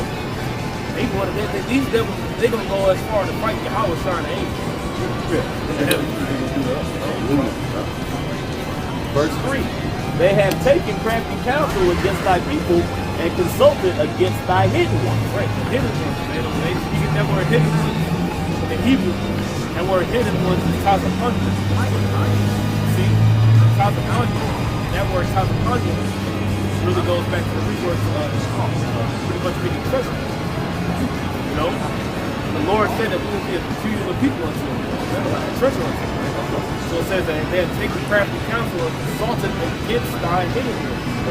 Against us, though. You know? With the laws. You know, they frame deceit. You can't speak out against them. You know? They make you a defender of the word. You know? All these different things that they regulate the school system, the so-called religious system, you know, the financial system, and then the different traps and snares that they set for our people, the so-called gift of bag, but it's really just snares and traps that trap you up. And then now you're used as a catalyst to keep our people more in a sleep state. Right, that's the black relay. Niggas like voodoo. Okay, they really are the gatekeepers of Esau society. Who's the main one going to bat for Amalek? Tyler Berry, Q-Tip, these are the black relay. These are the niggas that are set up as gatekeepers to Esau society. The overseer. It was set up with Jake to kind of look over the rest of the place. We was fully in tune, you know, how to decent cost. We had that big time. What's that nigga name also? And you see, and I'm glad a lot of Jakes in them comments and them threads we be seeing, we're starting to see a lot of these celeb Jakes bullshit. Like y'all niggas ain't got no nuts, man. Y'all ain't got no balls, bro. Ice Cube, that nigga, he cursed out all of the small hats in the 90s. Yeah. That girl, he was mad as hell at Amalek. Right? Don't come to me. He called him out. Jewish, yeah. Now he's like, nigga, look, I'm old. I ain't got time for this. Because he got attacked by the what's that, the defamation league. He's like, are we there yet, nigga? The J League. You know what I'm saying? Yeah. So that on the cool. That's probably why he's getting punished for the whole Big Three thing. You know, because the NBA is ran by we know who. You know, this That's is a damn shame we can't say who owns something. yeah, bro. That's crazy. That means that you don't have power. This is back in Psalm 83, verse 4. They have said, "Come, let us cut them off from being a nation." Let us cut them off from being a nation, man. Genesis 27. It said, then shall I slay my brother Jacob. Esau is still on that same remote. We want that blessing. And here it is, you had it right. The firstborn, the way the story is wrote, really, it should have been your land. But it wasn't your land from the foundation of the earth, the Lord owned it. But you gave the birthright away from lentils. And me, like, you couldn't have waited. He was just basically like, to hell with that inheritance. He knew what it entailed.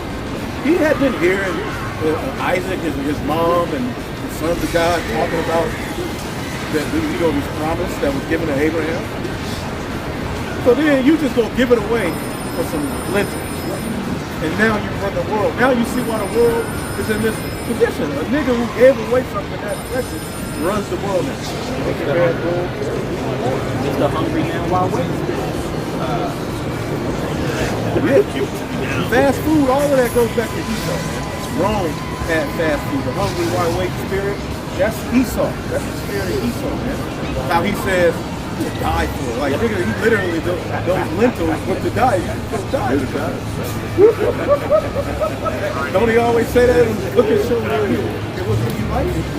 Die for it. Cutting that steak. Oh, just enough juice. Yeah, Mark Winans. Go ahead. This is back in Psalm 83, back in verse 4. They have said, "Come and let us cut them off from being a nation, that the name of Israel may be no more in remembrance." Right. Name it. Oh no, well, the name of Israel, right? When they recognized as a nation? 1948, right? That's counterfeit. So therefore, that means prophecy should have been fulfilled, right? You know, further let you know, those on our No, they want to cut us off from remembrance, man. Esau, he wants you to remember to be on the planet Earth. He wants you to remember everything about him. Right. You know, he could carve his faces in the rocks. Dynamite, this nigga, dynamite to blow his face into some rocks. You know, on a land that was ruled and operated by Gad. Across Waterhouse Road. They were thought of that their house was light forever. But he's able to have a holiday. Now, what if there was a holiday for what Hilter did? You'd be ridiculous, right? Even what happened with those niggas with the Make America Great Again hats on, that nigga got paid. With the dude Chief Ephraim was preaching. Oh yeah. That was a Native American, like, they were, the January 6th. That was a Native American rally or something like that, basically commemorating their people, going into what happened, and you show up with a Make America Great Again, that means, how was America made great? Through slaughtering these people. But you can do that, but if I come to a small hat rally with a small mustache, right, acting like that guy, then I'll be hateful. A t-shirt, hang your ass up. But they can do that and get paid. That's right. If you look at somebody going to another person's house, go shoot things with the daddy, kick everybody else out and sit down. I've been here the whole time. That's what he did. That's us walking through the snow and shit. That's Psalm 83, verse 5.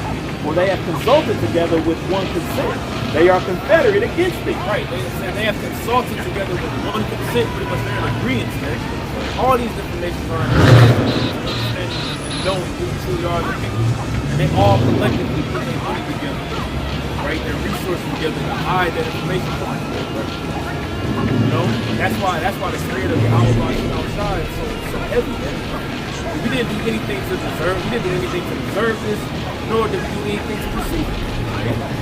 Yeah, like, hey, you know, where Lord willing, the Lord finds mercy because it's the Lord. The fact that He's safe. Verse 6. The tabernacles of Edom and the Ishmaelites of Moab and the Hagarenes. Verse 7. Gebal and Ammon and Amalek. And Amalek. No, Japheth is about Africa. Japheth ain't this? If this guy is Japheth that's ruling the world, he should be mentioned. The Philistines with the inhabitants of Tyre. Verse 8. Assur also is joined with them. They have Hopin, the children of Lot. Wait, you said Assur? All these different nations of people, man, who are some of these nations are of the descendants of Shem, by the way. Yeah. So, come on. You got it, right? Well, no, It's tricky. it's Lamentations 4 and 5. They that did feed delicately are desolate in the streets. They that were brought up in scarlet embrace dunghill. Right. That's him. That's the George Floyd. What's that?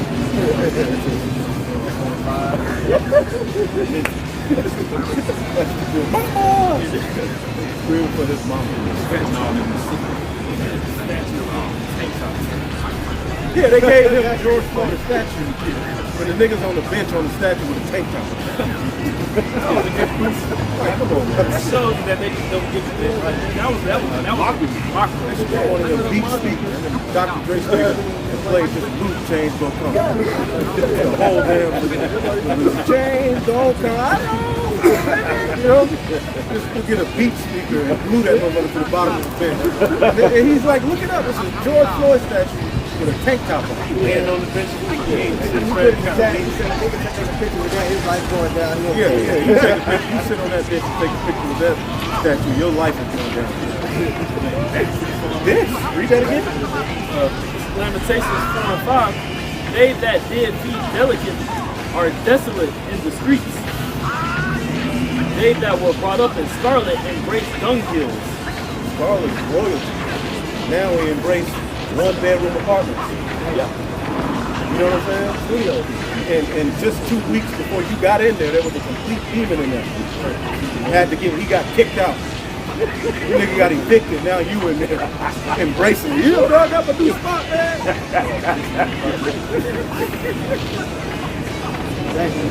That's the position we're in, man. God damn. Homeless, man. Verse 6, it says, for the punishment of iniquity of the daughter of my people is greater than the punishment of the sin of Sodom that was overthrown in a moment, and no hands stayed on her. Nobody came out. No hands, you read it in NLT, it say nobody tried to, they seen us outside, but they didn't try to, get us up on our feet. Like, you gotta eat them like they live outside, right, and they homeless. They got plenty, a lot of times, they have plenty chances of their family trying to get them back up on their feet. If an Edomite is homeless, man, they fucked up everything. You know what I mean? Before you homeless, somebody let you be on the couch. That means they weren't cleaning up, they weren't helping, doing nothing. So, but Esau tell Jake, you gotta pull yourself by your own bootstraps. You gotta pull yourself up. After you had that 400 years, then it started. And then that last speech, in a car and you running. the last speech Martin Luther King Jr. made about it, like, you know, tell people put themselves out of boots, because that's pretty hard when you're giving those people no boots. Yeah, right. He was a demon, but he's like, Well, they didn't play the MLK before he died. yeah. They don't play that one. Like, They would give you that. He was kind of like, he felt bad about. I think he felt bad about when He said, I fear I've integrated my people into a burning house. the person out there about that war. He was going in. That message is never clear. Yeah, they don't ever play that. They just play the docile on the people on that. You know, dead safety. What? Get a few more. I think it's a stop. Jeremiah 15:5. For who shall have pity upon thee, O Jerusalem? Or who shall bemoan thee? Somebody look that up in the NLT. Or who shall go aside to ask how thou doest? I'm talking about Jake see the 12 tribe sign, and all they ask about is Esau. Right. Esau got billions and trillions of dollars with these small hats. They ain't offered you niggas not one fund. Yeah, this is Jeremiah 15:5 in the NLT. Who will feel sorry for you, Jerusalem? Who will weep for you? Who will even bother to ask how you are? Nobody. And the small hats get Stephen A. Smith crying for him. Everybody crying for him. So with that, man, we give all praises to the Heavenly Father. Yahweh, Ba'ashem, Yahweh Shai, Ba'ashem, B'Kakodash. Double honor to the apostles, the elders, and the nobles. Keep the salutations up to the elect. Shalom. Shalom.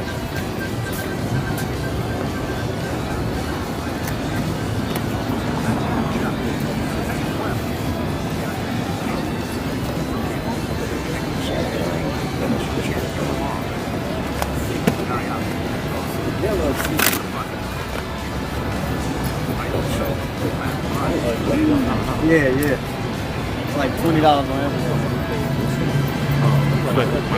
Classic.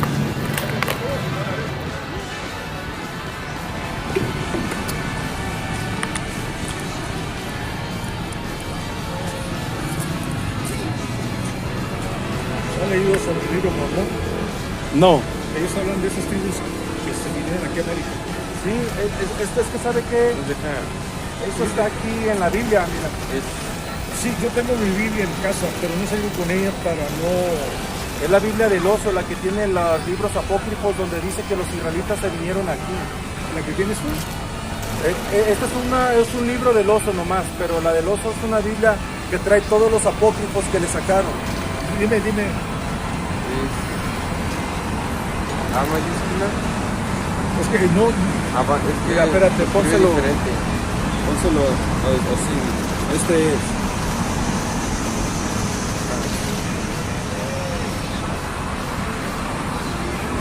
¿Cómo que es? Deténselo, Gabo. Van. Detén el celular para que puedan notar. Porque no te va a grabar así como está, sale. Va a salir en YouTube. Es todo. Van, lleva H después de la A. H. Van. Grabar. D mayúscula. ¿De mayúscula? Sí. Porque YouTube es así, a veces da los canales, a veces no los quiere dar por un espacio.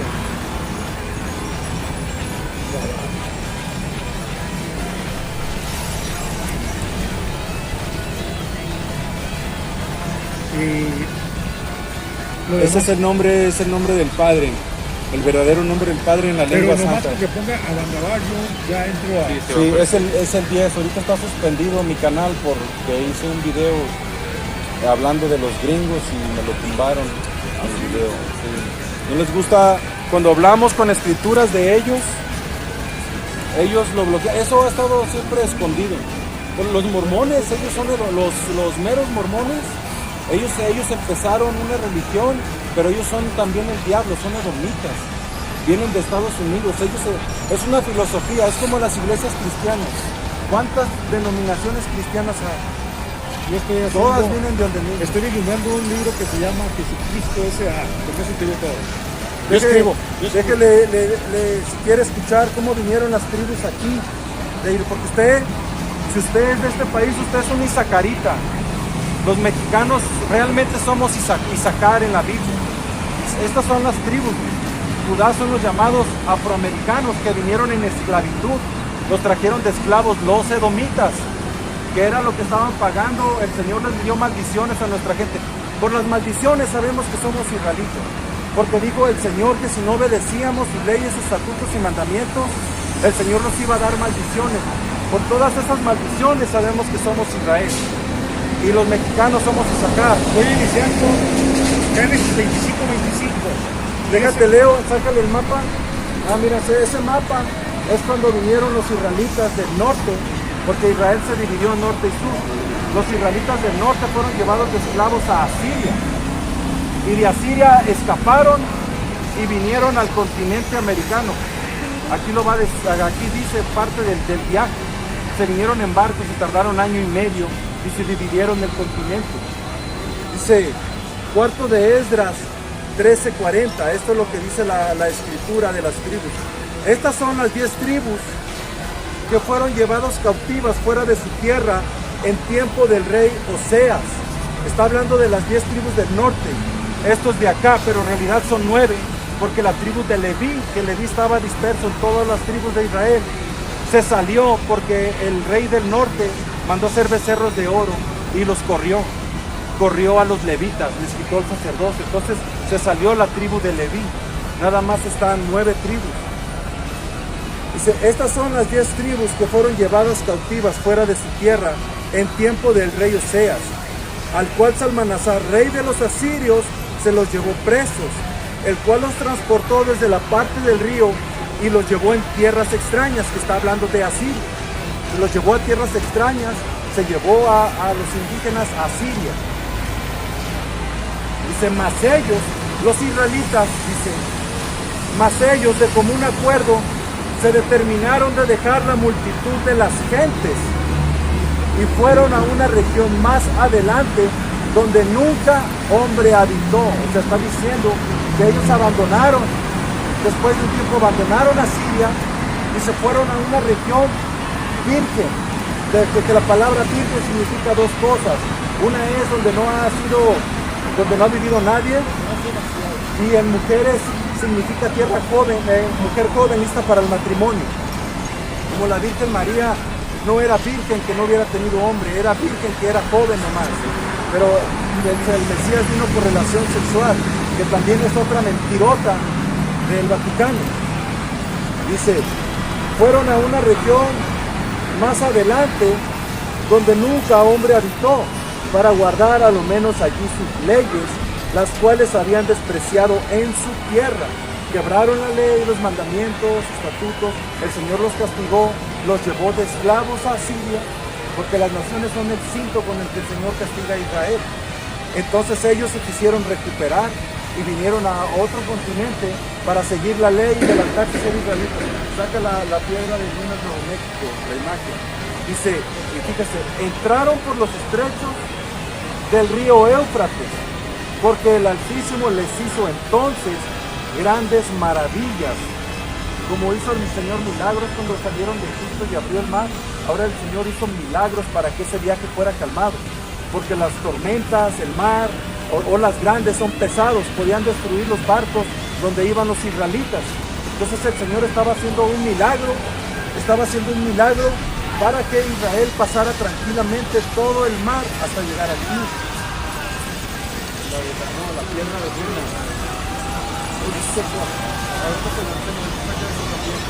Dice, y entraron por los estrechos del río Éufrates. Entraron, la Biblia dice, entraron por los estrechos del río Éufrates. Aquí está el río Éufrates. El río Éufrates desemboca, termina en el Golfo Pérsico. Y del Golfo Pérsico, bajando, esto es el Golfo Pérsico, está África, el mar africano. Y enfrente de África está el continente llamado América, pero la Biblia lo llama Arzaret. Y Arzaret significa otra tierra. Arzaret. ¿En qué parte de la Biblia viene Arzaret? Eso viene aquí en el cuarto de Esdras, y en Reyes, y en Primera de Reyes 10:22 creo que lo menciona también. Si no, ahorita lo podemos agarrar, dice. Y entraron por los estrechos del río Éufrates, porque el Altísimo les hizo entonces grandes maravillas y detuvo los manantiales del río, o sea que no hubiera crecidas, tormentas, porque los ríos son peligrosos. Si cae una tormenta en un cerro y baja, se puede poner difícil. Entonces el Señor hizo que Israel viniera con las aguas calmaditas. casi que agarraran una corriente que los trajera hasta Arzaret, que es el continente americano. Detuvo los manantiales del río hasta que hubieron pasado, porque habían de ir por aquella región por un largo camino de año y medio, a la cual región se llama Arzaret, quiere decir otra tierra o tierra no habitada. Dice, entonces estamos hablando de las 9 tribus, de los aztecas, de los mayas, de los incas, de todos los indígenas que estaban en las islas cuando llegaron los españoles. Ya había gente, había ciudades, había una gran civilización aquí, era un mundo. Los españoles no descubrieron nada, vinieron a masacrar a Israel, porque ellos son edomitas, enemigos, que es lo que estamos hablando. Dice, entonces tomaron allí asiento en esta tierra hasta los últimos tiempos, hasta el fin. Aquí va a estar Israel. ¿No ha escuchado la Biblia que el Señor viene a rescatar a su pueblo, a sacarlos? Israel debe estar en esclavitud. Ahorita, ¿quién está en esclavitud? Supuestamente nadie, porque fue abolida, pero realmente nosotros somos esclavos de un sistema de los blancos. Europa y todas las naciones de blancos, ellos son los amos del mundo, ellos, su moneda es la más cara, ellos gobiernan. Nosotros trabajamos para que se sostenga su sistema. Nuestra mejor fruta, nuestra mejor cosecha, solo va a Europa o a Estados Unidos, porque nosotros somos la base. Los africanos, los llamados afroamericanos, son la base, fueron la base para levantar las casas del blanco. Y dice, entonces tomaron allí asiento hasta los últimos tiempos, mas cuando ahora se emparejen con las otras 3 tribus que llegaron como en el empezaron a llegar como en el 1600. Después, estamos hablando después. Esto ya es, vinieron antes del Mesías. Estas 9 tribus vinieron hace casi 1700 años. Cuando necesita, o dice la Biblia que necesite Cristo, dice que tengo otras ovejas. Está hablando de este continente. Y se vino para acá. Por eso aquí tenían un dios que se llamaba Quetzalcóatl, que el Mesías vino para acá. No, es lo que dice el gringo controla la historia. Él siempre va a decir que Dios es blanco. Él siempre va a decir que los ángeles son blancos. ¿Por qué dicen que las tribus que estaban aquí estaban esperando No, eso ya es pura. Hay verdad y hay mentira. Usted sabe que en todo esto le van a mentir y le van a decir un poquito de verdad. La verdad es que si vino el Mesías para acá después de que dejó a los apóstoles, dijo, tengo otras ovejas que no son de este redil, porque son 12 tribus de Israel. Entonces todas las ovejas son estas: Isaacar, Aser, Neftalí, Rubén, Gad, Manasés. Estas son las tribus del Señor.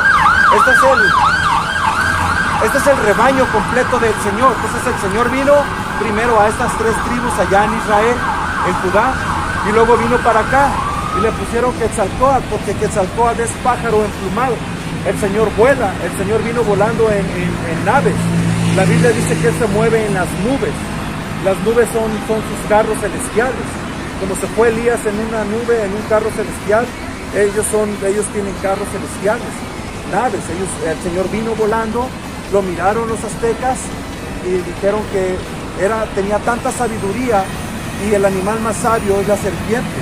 Entonces compararon al Señor con la sabiduría de la serpiente y el poder de volar, es Quetzalcóatl. Pero ya después que se fue, ellos comenzaron ya a idolatrar literalmente a una serpiente con plumas, la inventaron y ya cambiaron lo que era verdad y creyeron la mentira ahora de una serpiente. Esto es otra prueba. Esto es otra prueba que somos israelitas, porque este es paleohebreo, la lengua santa. En Lunas, Nuevo México, la picaron los indios, los que son de la tribu de Gad, los indios de Norteamérica, que también pelearon con el Señor, le robaron sus tierras, los mataron, los masacraron, los volvieron locos, los encerraron en esas, ¿cómo se llaman? Reservas. No, los metieron en reserva, le robaron su tierra, mataron todos los búfalos para que no comieran. Los güeros. Los güeros, Edom, se llaman edomitas en la Biblia. Son los edomitas, el autoproclamado hombre blanco, ese es Saúl Edom en la Biblia. Que si usted busca en internet, no va a encontrar. tiene que ir a un canal de hombres como nosotros que vamos a decir la verdad, pero todo lo borra. Este aquí es el paleohebreo, la lengua santa, son los 10 mandamientos, es el decálogo. Y esto nada más fue dado a Israel. Los 10 mandamientos, las leyes, todo eso fue únicamente para israelitas. Eso no fue para los chinos, para los edomitas, los musulmanes. Los mandamientos, la Biblia, la ley, todo es para Israel. Pero ahora Israel está en el mundo disperso. Entonces esto es los 10 mandamientos. Y este es el asiriano y el paleohebreo. Este es paleohebreo, la primera lengua que hablaban los hombres, que la siguió Eber, y de Eber vino Abraham, y de Abraham vino Isaac, de Isaac vino Jacob, y de Jacob las 12 tribus que tenían este lenguaje, que después estos cuando fueron a Siria aprendieron el asiriano, pero cuando llamaban, la primera vez que le hablaron al Padre, Yahweh, es el nombre del Padre que quiere decir el existente, fue así se escribe el nombre del Padre, Yah, que se tiene que pronunciar, Yahweh, Yahweh, con H al final, Yahweh, es el nombre del Padre, ese es el nombre del Hijo, Yahweh Shai, el Salvador. Ya te di los que traía. Ahorita déjame ver, aguántame. Entonces, aquí está el nombre, mire. Yahweh, Bahasham, Yahavushai. Este es el nombre de salvación. Porque lo cambiaron en la Biblia y le pusieron Jesús, pero Jesús es un nombre griego. El Señor es de la tribu de Judá, un israelita. No se puede llamar Jesús, no se puede llamar Manuel, no se puede llamar Pedro. Los nombres en la Biblia no son los originales nombres. El Señor no se puede llamar David, no se puede llamar Carlos. El Señor tiene que tener un nombre en paleohebreo y su nombre es Yahavushai, es el nombre de salvación. Y el nombre de Yahweh está aquí en esta piedra, miren. Aquí está el nombre del Padre. Yahweh. Este es el nombre del Padre. Esa foto. Esta está en Nuevo Lunas, Nuevo México. Estas eran las dos lenguas que hablaban los israelitas. ¿Cómo tomarle gusto A todo menos a nosotros. No, porque nosotros no. ¿Este? ¿Qué? Tengo que borrar un par de fotos.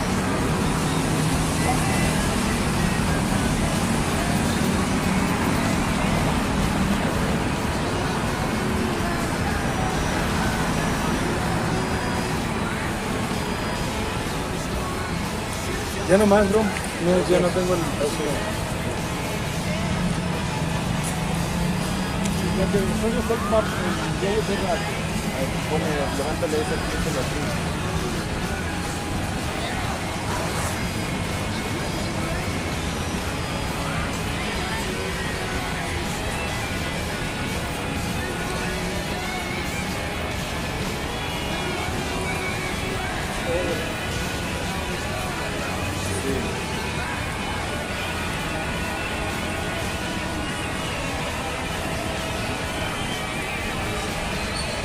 Mire, esta escritura está pesada. Aquí sabemos que el Señor tiene enemigos y va a destruir a sus enemigos. Mira, lo que es Génesis 25. El Señor habla de un diablo, de Satanás, pero ese es carnal. Hay un diablo espiritual y un diablo Satanás carnal. El hermano de hijo de Dios, que también, porque lo dice Jacob, tuvo en Job, que era Lucifer. Lucifer, si usted lee en Job 1:6, de ahí, dice que Satanás espiritual es un sirviente del Señor. Era el hijo más bello, nada más que se le puso. ¿Mande? La Biblia dice que era el hijo más bello, pero se le puso en contra al padre. No, cuando usted lee eso en la Biblia, si lees desde arriba, desde los versículos de arriba, dice que es un hombre, que es una raza de hombres. Está hablando de una raza de hombres. Sí, o sea, son los que, según la Biblia, son los que se pusieron de parte antes de la mañana contra Un ángel, la palabra ángel significa mensajero. Entonces este diablo es un mensajero del mal. Esta raza está hablando de los edomitas, de que ellos son los únicos que hacen rascacielos, tienen satélites. Por eso dice, aunque hagas tu morada en los cielos, que él te voy a derribar. Porque este diablo tiene rascacielos y viven los jefes de los Illuminati, los güeros viven en las puntas. Y dicen que tienen satélites y que allá hay gringos. Entonces dicen que hagas tu nido como las águilas que se remontan en los cielos, y ahí te voy a tumbar. Está hablando de una raza de hombres. Eso es puro engaño. Si usted lee Job, agarra Job, léelo. Porque sí existe un Satanás espiritual, Sí pero existe. es un sirviente de... Los demonios existen, pero a la Shadya es un nombre que le dan al Señor, que quiere decir poder demoníaco. Cuando los israelitas hacían encabronar al Señor y decían a la Shadya, era que el Señor venía con relámpagos, con truenos, con terremotos. Era la manifestación del Señor a la Shadya, un Dios con poder de demonios, te decía. Porque con la mano derecha el Señor gobierna los ángeles. Babilonia va a ser un caos total.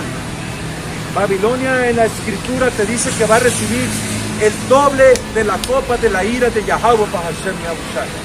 Imagínate eso, por todas sus abominaciones, por toda la sangre derramada de la nación de Israel. Imagínate todo lo que les va a venir. Todo lo que hizo. Todo lo que es hizo. mucho, ahora imagínate el doble. Estás así como que puede ser peor que lo que nos hizo. Ha masacrado israelitas, ven, como ninguna otra tribu de Edom en Babilonia. Y esa nación tuvo que venir de Roma, reencarnado, de Roma reencarnada. Imagínate todo lo que tiene que pagar Babilonia, toda la sangre que tiene que correr del autoproclamado hombre blanco. Es pesado el juicio para estos diablos. Pero nuestra gente anda ahí, nuestras mujeres andan ahí, con la pinche mano atrás del gobierno, con sus moles. ¿Sí? No voy a cagar esto si quieres.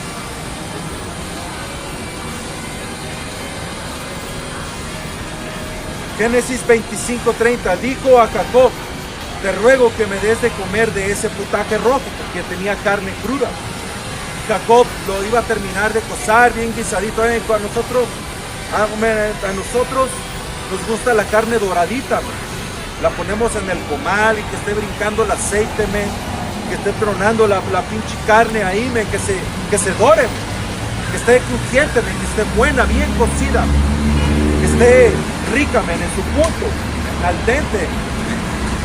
No como este diablo, que agarraban la pata de un pinche venado y le tiraban las mordidas así, por el hambre. Como llegó este diablo, Edom, del campo, no cazó nada, se venía muriendo de hambre. A ese vato le dijo, a mí me vale madre que esté crudo, yo así como, me vale verga que haya sangre en la carne, así me gusta más. Y así es como hoy en día el fucking diablo pide su comida en los restaurantes.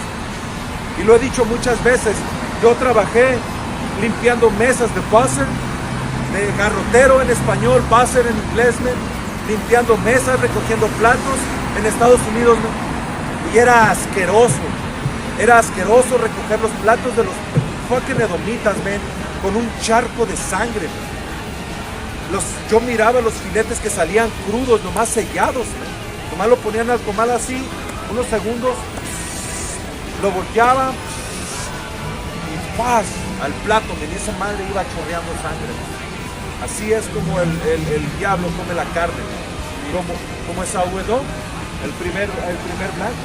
Miré un video de un mexicano que fue a un restaurante, uno de los restaurantes más como mejores de 5 estrellas, más caros, y pidió un filete y le llevó así crudo por dentro, como chorrando de poquita sangre, y lo más así con una capa de quemado por fuera. Porque antes te preguntaban en los restaurantes, te preguntaban cómo querías tu corte de carne. Tú le decías well done, o bien cocido, bien terminado, nada de crudo. Pero ahora si tú vas a un restaurante, como la idea, la filosofía de que el corte de carne se come cruda, ahora ya a veces ni te preguntan. Estos meseros o estos indios, men, creen que lo vas a comer como es la onda, men, como debe de ser. Y ni te preguntan, tienes que decirle bien cocido, porque si no te lo traen crudo o medio crudo. El vato nomás pidió así un corte, no le explicó cómo, nomás le pidió como el corte que había. Y le trajeron ese medio crudo, así todo crudo prácticamente. Y cuando lo empezó a tocar, yo que estaba chorreando sangre y pues lo probó y se le hizo asqueroso. Tuvo que pedirlo ahí a que lo cocinaran completamente. Claro, porque el vato no le dijo bien cocido, man, y los meseros asumen que te lo vas a tragar crudo, man. Porque era un israelita también, algunos israelitas todavía no les gusta la carne cruda. A nuestra gente no les gusta, pero por seguir al gringo, man, por seguir que eso es lo chido, que eso es lo cool, man, que eso es la moda de comer, que eso es lo bueno, que así se come, que el gringo nos enseña cómo vestir. El edomita nos enseña cómo comer, el edomita nos enseña cómo vivirme. Men, a mí no me enseña ni mierda este pinche diablo, men. Pero nuestra gente está en esa filosofía, que ellos son, hay una palabra que utilizan en la moda que se me olvidó, men, que ellos son como los que ponen el último grito en todo tipo de modas, de comida, de carnes, de ropa, de todo, ¿me? Que ellos son los que dicen cómo es.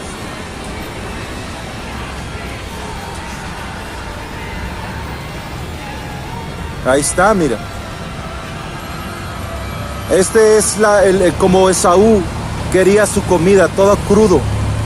Esto es como Esaú Edom come su comida en Babilonia, en Europa, en todos pinches lados, ¿no? Estos diablos así comen la carne, men. ¿Y pero qué nos dijo al Señor? A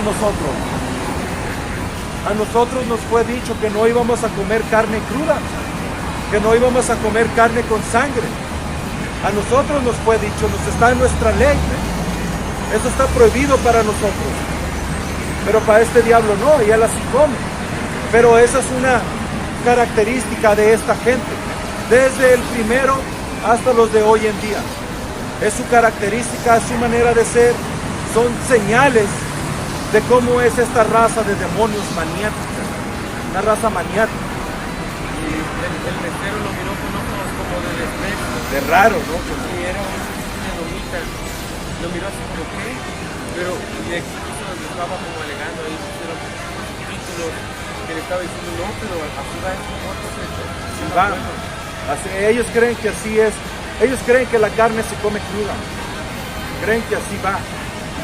Pero nosotros la comemos bien dorada, o si es frita, pues bien frita menos. Si es, no debemos tragar muchas cosas fritas, nada más es para dar una visualización. Bien cocida la comida. O bien cocida la carne. La carne se come bien cocida para un israelita, ¿no? Pero ahora nuestra gente también ha tomado esa filosofía, comer carne cruda, mucha de nuestra gente.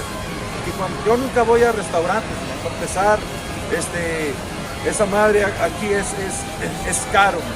Cada vez es más caro, pero he trabajado en muchos restaurantes y yo he mirado cómo isacaritas piden cortes crudos, porque son isacaritas de dinero que fueron a Babilonia y agarraron esa filosofía de comer carne cruda, esa mentalidad de que así se come, de que el gringo es el que dice cómo se come, ¿me? Pero el gringo es un pinche cavernícola, ¿me? Regresa para atrás a un hombre de las cavernas, regresa para atrás a un animal, ¿me? Que cuando llegaron aquí ni siquiera se bañaban estos vatos, ¿me? Olían a mierda, a sudor, ¿me? A miados, ¿me? Como lo que hoy huele un indigente, así olían Hernán Cortés y los ejércitos españoles y los europeos, olían a pura mierda, ¿me? Cuando llegaron los ingleses y todos los europeos, gringos allá a Estados Unidos, olían a pura puta mierda, porque esos güeyes no se bañaban, no sabían comer, no sabían bañarse, no sabían cómo ser gente limpia, ¿me? Nuestra gente, Israel, les enseñó. Nuestros antepasados indígenas, israelitas, les enseñaron a estos diablos cómo lavarse, cómo lavar la pinche ropa, men, cómo usar ropa limpia, cómo lavarse los dientes, men, cómo ser gente limpia, cómo comer, cómo limpiarse los pinches dientes, men. Ahora vienen edomitas, ahora vienen estos edomitas en el aeropuerto, bien perfumados, y no todos son así, men, porque aquí hay muchos edomitas que se apestan como vagabundos, men, son puercos, no se cambian, pero hay algunos edomitas que andan bien bañados y bien cambiados y con ropa de marca, men, y cuando nuestra gente los mira, cree que ellos son el ejemplo de cómo ser un buen humano, men, de cómo ser un buen... Es lo que piensa nuestra gente, que el gringo es el ejemplo, el hombre blanco es el ejemplo de cómo ser una buena persona, de cómo ser gente buena. Y esa es la aspiración de nuestra gente, llegar a ser como un blanco. ¿Sigue? Y dijo a Jacob, te ruego que me des a comer de ese potaje rojo, pues estoy muy cansado. Por tanto fue llamado su nombre Edom, que Edom significa bermejo, o rojizo, rojo, carnívoro el vato.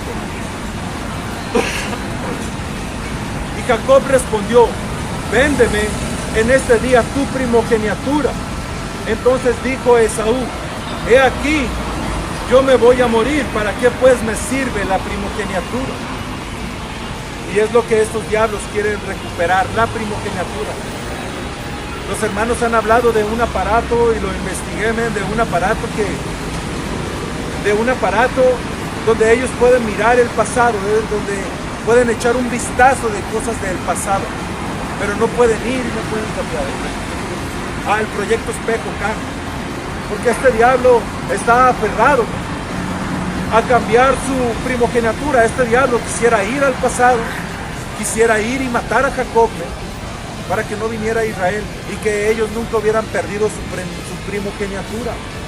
Este diablo quiere cambiar el pasado, pero no puede porque tiene límites. No puede escapar por el fondo del mar. El Señor puso una barrera en el mar para que no pasara de ahí. Puso una barrera en los cielos para que no pasara de ahí. Este diablo está encerrado. Este diablo no puede salir de este planeta. No puede irse a otra dimensión. No puede abrir un portal y escaparse. No puede irse al pasado. No puede irse a ningún otro lado. Está encerrado. Esto es una prisión para este diablo. Y él quisiera cambiar esto. Jacob respondió, véndeme en este día tu primogenitura. Entonces dijo Esaú, he aquí, yo voy a morir, ¿para qué pues me servirá la primogenitura? Y dijo Jacob, júramelo en este día. Y él le juró y vendió a Jacob su primogenitura. Porque, vean, ustedes conocen a este diablo. Ustedes saben cómo es este diablo desesperado, exagerado y desesperado. Este diablo no puede aguantar el hambre. Si nosotros cuando aguantamos el hambre, cuando ayunamos y todo, el Señor nos da fuerzas, pero un día normal que tienes hambre y no estás preparado y se te hizo tarde, a veces te pones de mal humor, porque no has comido. Pero tenemos un control. No nos pasamos de un cierto punto, como bestias, como animales, como este diablo. Como este diablo, él no se puede controlar con hambre. Este diablo se desespera, empieza a gritar, a ponerse violento, a aventar cosas, a escupir gente, a agredir en las líneas, en los restaurantes. Un mesero que tarde con la comida en la mesa de una familia de edomitas, esos vatos ya están alegando, están haciendo un gran pleito. Entonces imagínate cómo llegó el diablo, todo desesperado, todo cansado, todo ungido por un plato de chuleta, de carne cruda. No podía esperar el vato 5 minutos. El vato ya quería estar devorando, ya quería que le corriera la sangre por la boca. Y dijo Jacob, júramelo en este día. Y él le juró y vendió a Jacob su primogenitura. ¿Y ¿Y qué es parte de la primogenitura? La herencia. La herencia principal, que en tiempos pasados la principal herencia o la herencia principal es la bendición del Padre. Eso era como era antes. Pero ahora nuestra gente bendice a la hija primero, a la menor, a quien él quiere más, a quien el gringo le ha dicho que quiera más. Pero la primogenitura va mano y mano con la bendición de la herencia. El que es primogénito, ese tiene la bendición de la herencia primero que los demás, a menos que pierda su primogenitura, como este diablo la cambió por un plato de carne cruda. Y dijo Jacob, júramelo en este día. Y él le juró, vendió a Jacob su primogenitura. Entonces Jacob dio a Esaú pan y del guisado de las lentejas que tenían carne. Y él comió, bebió, se levantó y se fue a la verga. Tragó y se levantó y se fue. No le importó. Y se fue, así despreció Esaú su primogenitura.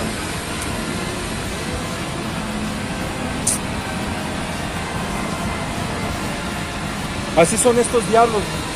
No le dan valor a la cosa espiritual. No le dan valor a lo que realmente importa. Estos vatos son diablos, son pornográficos, son degenerados. Son unos completos pinches demonios.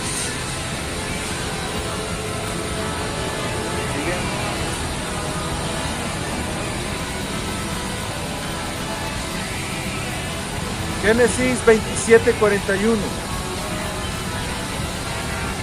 Ya después vamos a... Cuando le tocó a Jacob cobrar la primogenitura. Ahí cuando Jacob cambió el plato, él no recibió un título, él no recibió una firma de Esaú, él no recibió nada. Porque el cobro iba a venir después, y llegó el día del cobro. Y este diablo hizo berrinche. Génesis 27:41. Desde ese momento Esaú odió a Jacob cuando Jacob se puso pieles por su mamá, que le ayudó con ropa de Esaú, y le dieron comida a Isaac, y recibió la bendición que le correspondía a Esaú. Se disfrazó Jacob de Esaú y cobró el plato de lenteja con carne cruda. Ahí fue a hacer el cobro, ahí fue con el cheque. Como cuando llegas a la ventana de un banco, y bien contento, como cuando estás trabajando, como cuando yo trabajaba allá en el landscaping de jardinero, en Babilonia, y me daban un cheque, me daban mi pinche cheque, de $50 por todo el día, y llegaba bien contento, al banco de los chinos, un cajero ahí, llegaba y ya había trabajado, ya había yo dado algo, ahora era el tiempo de recibir. Ahora llegaba con el cheque y me pagaban. Así llegó Jacob. Ahora fue tiempo de cobrar ese cheque. Ahora fue cuando se hizo válido el plato de chuleta cruda, de carne cruda. ¿Y qué pasó? Hizo su berrinche Esaú. Desde ese momento Esaú odió a Jacob, porque su padre le había dado la bendición a él. Entonces Esaú comenzó a tramar: pronto haré duelo por la muerte de mi padre, y después mataré a mi hermano Jacob. ¿Y qué tenemos después? Jacob se huye, tiene que huir. Jacob huye, porque oye que su hermano anda hablando que lo va a matar. Su madre se apura, Rebeca, y manda a Jacob con su tío, que es donde consiguió sus 4 esposas. Y cuando viene, ¿qué había dicho Esaú? Dice Esaú odió a Jacob porque su padre le había dado la bendición a él. Entonces Esaú comenzó a tramar: pronto haré duelo por la muerte de mi padre, y después mataré a mi hermano Jacob. ¿Y cuándo era cuando Esaú iba a ser válido? Estaba tramando. ¿Cuándo era cuando Esaú iba a ser válido ese juramento, o esa promesa que se hizo a sí mismo de matar a su hermano? Cuando fue con 300 guerreros, ¿para qué chingados iba a llevar 300 guerreros? O 400.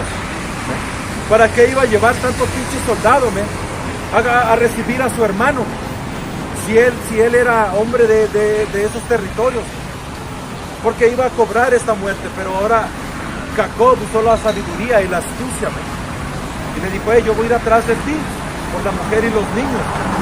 Engañó a Esaú. Esaú se fue: ok, ahorita que llegues más adelante te masacro, pues. Pero el Señor advirtió a Jacob que se fuera para otro lado. Hebreos 12:16.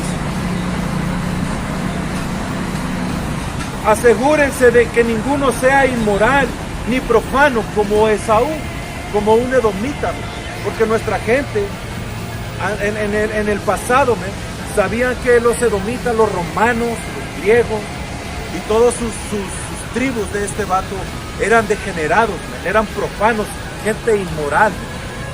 ¿Qué había en sus coliseos? Matanza, urgías, ¿qué eran las fiestas de los romanos? Eran urgías entre hombres. Eran degenerados, por eso dijo el apóstol: asegúrense que no haya profanos como Esaú, que no haya con la mentalidad de un romano, de un edomita, de un hombre blanco. Asegúrense de que ninguno sea inmoral ni profano como el hombre blanco, como Esaú, que cambió sus derechos de primer hijo varón por un simple plato de comida. Imagínate, entre nuestra gente, cuando venían al Señor, cuando salían, cuando vino Yahushua y levantó la iglesia, y comenzó a regresar esa mentalidad y ese espíritu de un verdadero israelita en ese tiempo. Eran israelitas, sabían que eran israelitas, pero aún así vino Yahushua a rescatarlos, porque su mente estaba con Roma, porque su mente estaba con los romanos, con la inmoralidad del hombre blanco. ¿Y qué hizo el Señor Yahushua? Él les enseñó cómo agradar al Padre de Israel otra vez. ¿Y cuál era uno de sus consejos? Que no seas como un gringo, como un hombre blanco, que ese es Esaú Edom en la Biblia, inmoral. Ya no hay moral aquí en este país. La inmoralidad, ahora está al día. Hay mucha gente inmoral en nuestra nación por la filosofía de Esaú. Ahora no puedes decir: asegúrate que nadie sea inmoral a esta gente, porque son como Edom. Ese es su anhelo, ser como un diablo, ser inmorales como esos diablos. Pero la elección es otra cosa. La elección de Yahweh Hashem Yahushua toma lo que está aquí en la escritura, lo vive, lo vivimos, lo tomamos. Es de nosotros. Este libro fue hecho para nosotros. Es nuestro libro. Es nuestro testamento. Es el testamento del 144 y de la muchedumbre. Es el libro de la elección de Israel. Daniel 4:17.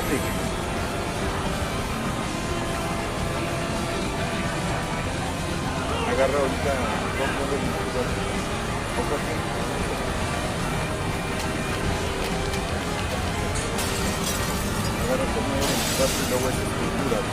Daniel 4:17.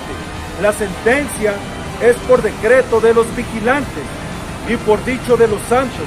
La resolución para que conozcan los vivientes que el Altísimo Yahweh Bahasham Yahushua gobierna el reino de los hombres, y que a quien Él quiere lo da. ¿Qué es lo que da el Señor? El reino, el gobierno de los hombres. El Señor es el que controla el gobierno de los hombres, y a quien Él quiere lo da. Y aquí va a decir a quién le dio el gobierno de los hombres, y que a quien Él quiere lo da, y constituye sobre Él, sobre el mundo, sobre el gobierno, al más bajo de los hombres, el más bajo, la raza más perversa, que es la raza blanca, la más maldita, la más maligna, la más degenerada, la más profana, la más blasfema. A ellos les dio el reino.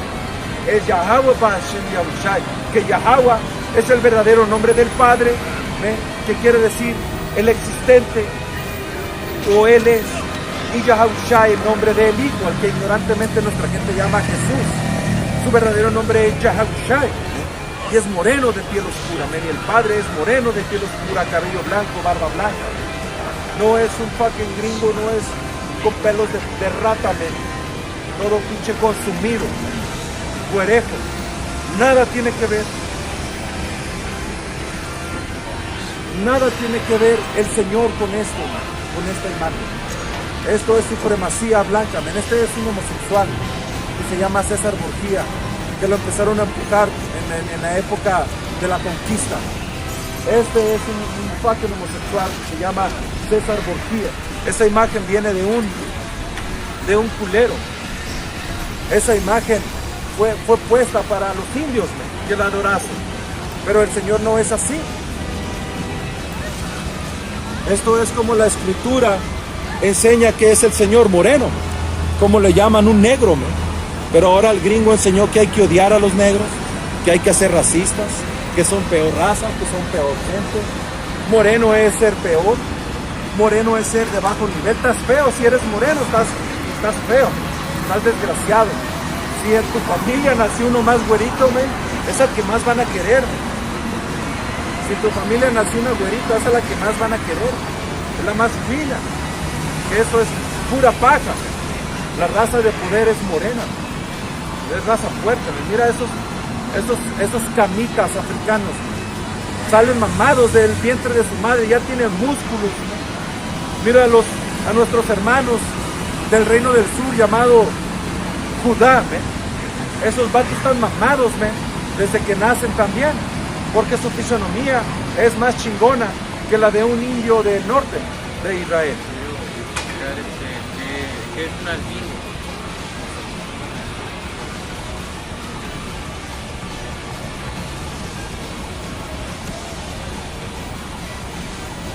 El término albinismo generalmente hace referencia al albinismo ocultáneo, un grupo de trastornos literarios en los que hay poca o ninguna producción de pigmentos o melanina.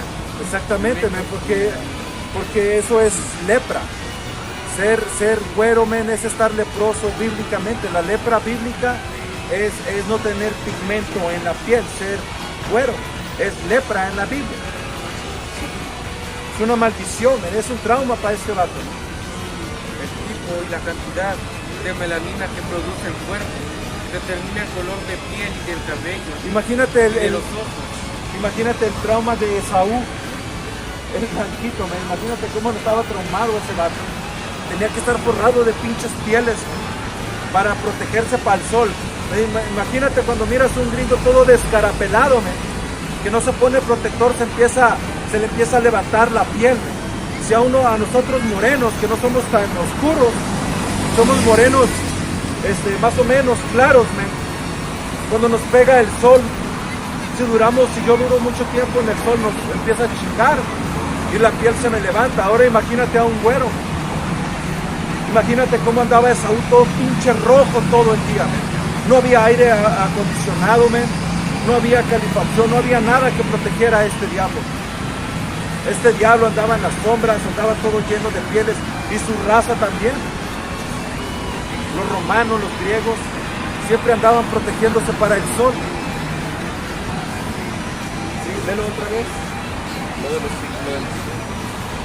Grupo de trastornos literarios en los que hay poca o ninguna producción de pigmentos, melanina, el tipo de la cantidad de melanina que produce el cuerpo, determina el color de piel y del cabello y de los ojos. Y el cuerpo natural tiene que tener pigmento, tiene que tener un pigmento para que tu cuerpo sea resistente al sol. Estamos en un planeta donde hay un sol. Estamos en un planeta donde el sol es potente. Ahorita está potente.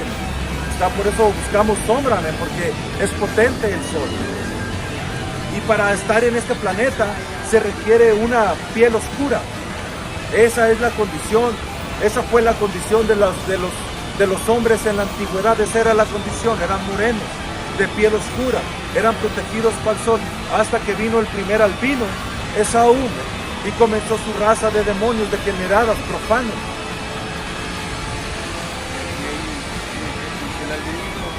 El albinismo es una condición genética que afecta a los humanos y al resto de los animales. Sí. Por ejemplo, sale un animal que le falta condición genética que tiene albinismo. Puede ser despreciado entre la sociedad de los demás animales por falta de melanina y de Hasta color de pelaje. Hasta los animales odian al animal albino. Es una falla genética, lo matan. En la naturaleza, en la selva, los animales matan al animal defectuoso. O lo desechan de su manada, lo dejan solo. Un documental del albinismo que entre la manada de lobos sale un lobo blanco albino. Varias veces lo matan o a veces lo dejan atrás de su manada, no dejan que se acerque. No lo cuidan, no cuidan a un lobo albino, no lo quieren. Y entre los changos ahorita les tienen como miedo, como es diferente, raro, también los desprecian entre los animales. Y aquí entre los humanos, las personas, lo ven como el superior, como alguien fuera el príncipe.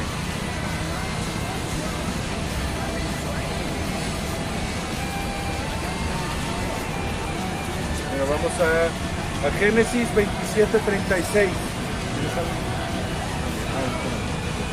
Vamos a verme porque la autoproclamada raza blanca, ¿por qué es tan sanguinaria? Porque su bendición es ser un matón. La bendición del gringo, del europeo, del blanco, del romano, del griego, es ser un asesino. Se respondió. Génesis 27:36. Y él respondió, bien llamaron su nombre Jacob. 35. Es cuando está Isaac dándole solución a Esaú, que ya le había dado la bendición a Jacob. Y Esaú está ahí haciendo berrinche. Génesis 27:35, y le dijo Isaac a Esaú, vino tu hermano con engaño y tomó tu bendición. Y él respondiendo, bien llamaron su nombre Jacob, que ya me ha suplantado 2 veces. Se apoderó de mi primogenitura, y he aquí, ahora toma mi bendición. Y dijo, ¿no has guardado bendición para mí? Isaac respondió y dijo a Esaú, he aquí, yo le he puesto por señor tuyo, que al fin del día, cuando caiga este imperio del autoproclamado hombre blanco, cuando caiga el reino de Esaú Edom, que es la gran puta, la Babilonia, la madre de rameras que se sienta sobre la bestia, que es la OTAN, cuando caiga su poder, cuando el Yahushai venga, entonces ahora nosotros vamos a ser puestos definitivamente y para siempre, forever and ever, sobre todas las naciones. Y sobre Esaú, aunque sea por 1000 años, nomás vamos a estar sobre estos diablos. Porque estos diablos van a ir a destrucción después de 1000 años. Isaac respondió y dijo a Esaú, he aquí yo le he puesto por señor tuyo y le he dado por siervos a todos sus hermanos de trigo, de vino le he provisto. ¿Qué pues te haré a ti ahora, hijo mío? Esaú respondió a su padre, no tienes más que una sola bendición. Y en otra dice amargamente. No, dice, he aquí Esaú respondió amargamente. You have the challenger? No. Yeah. There was nothing over here. Relax. Relax. Hey, Shalom. All praises and glory unto Yahweh, Bahashem, Yahushai, Bahashem, Rakakadash. We're back out again, another week, just doing the work of the Most High, right? Like it says in Romans, right? This is just our reasonable work. right? This is our reasonable service, man. Every week when the brothers come out, we're just trying to do our part, man. Trying to wash our hands of the blood of all you people that are out there, so you can't be like, oh well, the Most High. Man, just like you go into a courtroom, right? You get to have a say, but the Most High is gonna replay or recount what happened in your life, and he's gonna be like, oh well, you had a chance to come onto this truth, but you did what? You tied your hands, like it says in Proverbs 1, right? Get somebody get Proverbs 1 real quick. Yeah, bring it out. It's Romans 1. It says, I beseech you, therefore, brethren, by the mercies of Yahweh, that you present your bodies a living sacrifice. And that's all that we're doing out here, man, because we are nobodies. What you people are getting misconstrued is that you're busy judging us. You need to criticize the word. And then when you criticize the word, you're going to find out that what we have is the knowledge. We have the knowledge from the Most High, right? Because at the end of the day, has anybody been able to come up against the knowledge? No.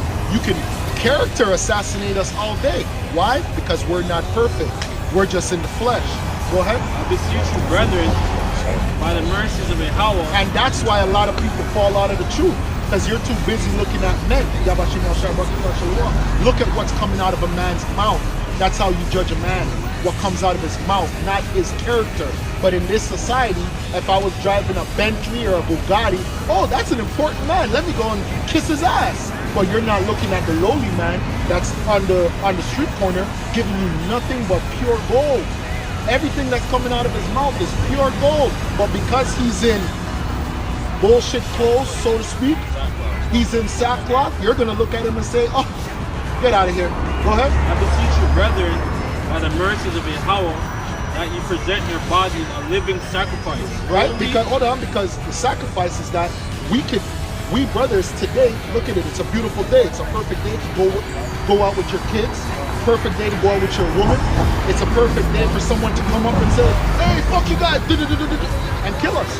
So we're sacrificing our time, and we're also sacrificing our bodies because we could be arrested, we could die. There's a lot of things that can happen to us being outside, man. Go ahead. By the mercy of Yahweh, that you present your bodies a living sacrifice, holy, acceptable unto Yahweh, which is your reasonable service. Yeah, that's it. This is just our reasonable service, meaning that we could always do more. Being out here, this truth, for anyone who finds it difficult to come out here, this is just your reasonable service. This is not going above and beyond. In some countries, you have to join the army. There's no ifs, ands, or buts. You have to present yourself to the army for maybe a year, 2 years. I don't know what the time limit is. Well, that's your service, being a man from the tribe of Judah, Benjamin, Levi, all the way down to Issachar. That's just your reasonable service. Right? That was it. And be not conformed to this world it says, but be ye transformed by the renewing of your mind, that you may prove what is that good and acceptable and perfect will of Yahweh. Yeah, that's right. And that takes time. This truth is a journey. When Paul likens it, right, he always likens it to a race. But it takes time. Not every brother is going to be on the same level. Certain brothers are going to be a little farther than some brothers. But that's okay. That was it.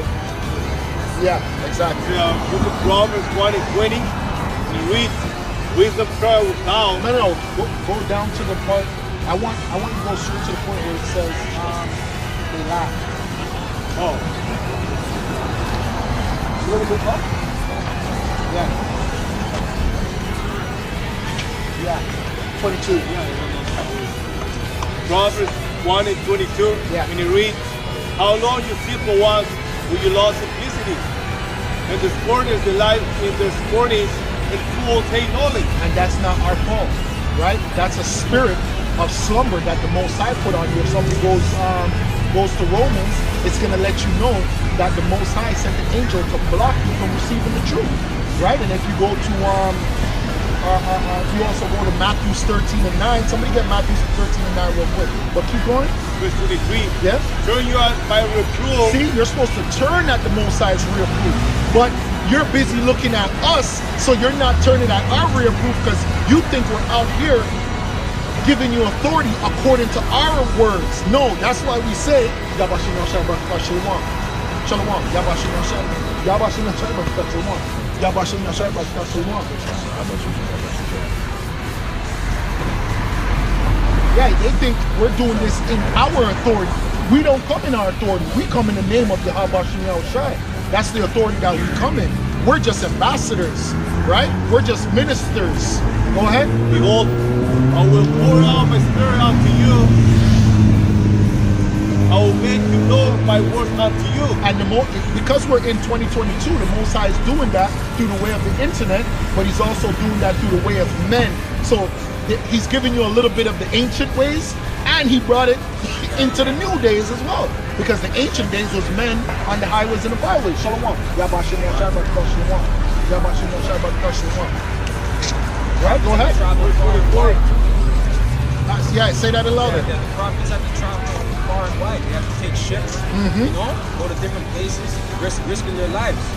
And now we don't have to do that in that sense. We still have to come out in the highways in our jurisdiction wherever we dwell.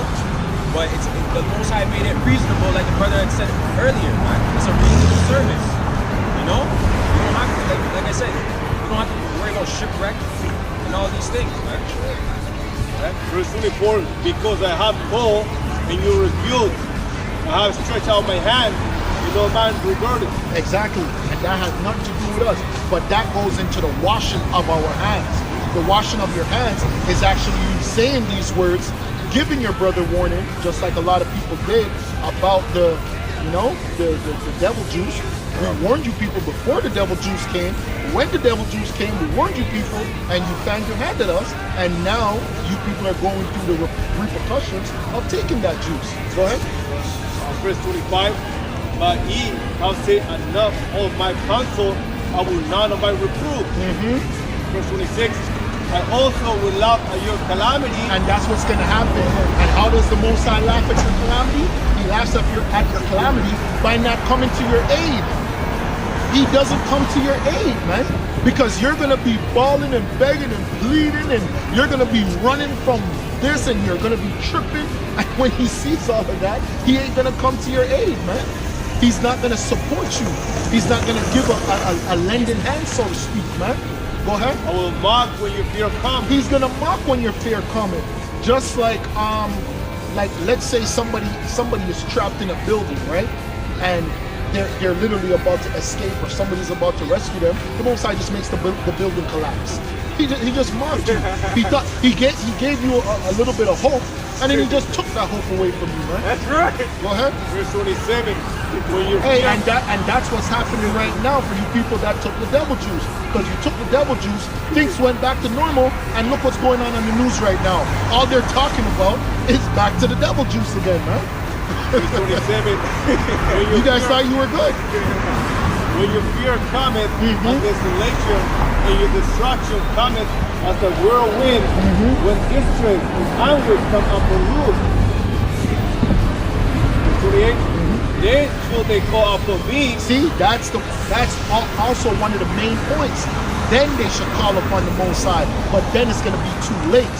You got to call upon the Most High when the time is right, man. That's why in Ecclesiastes 12 it says, when you're young, not when you're old, not when you're done with life, not when you're on your last breath and you no longer care. Now you're just doing it just to do it. Right? Go ahead. But I will not answer.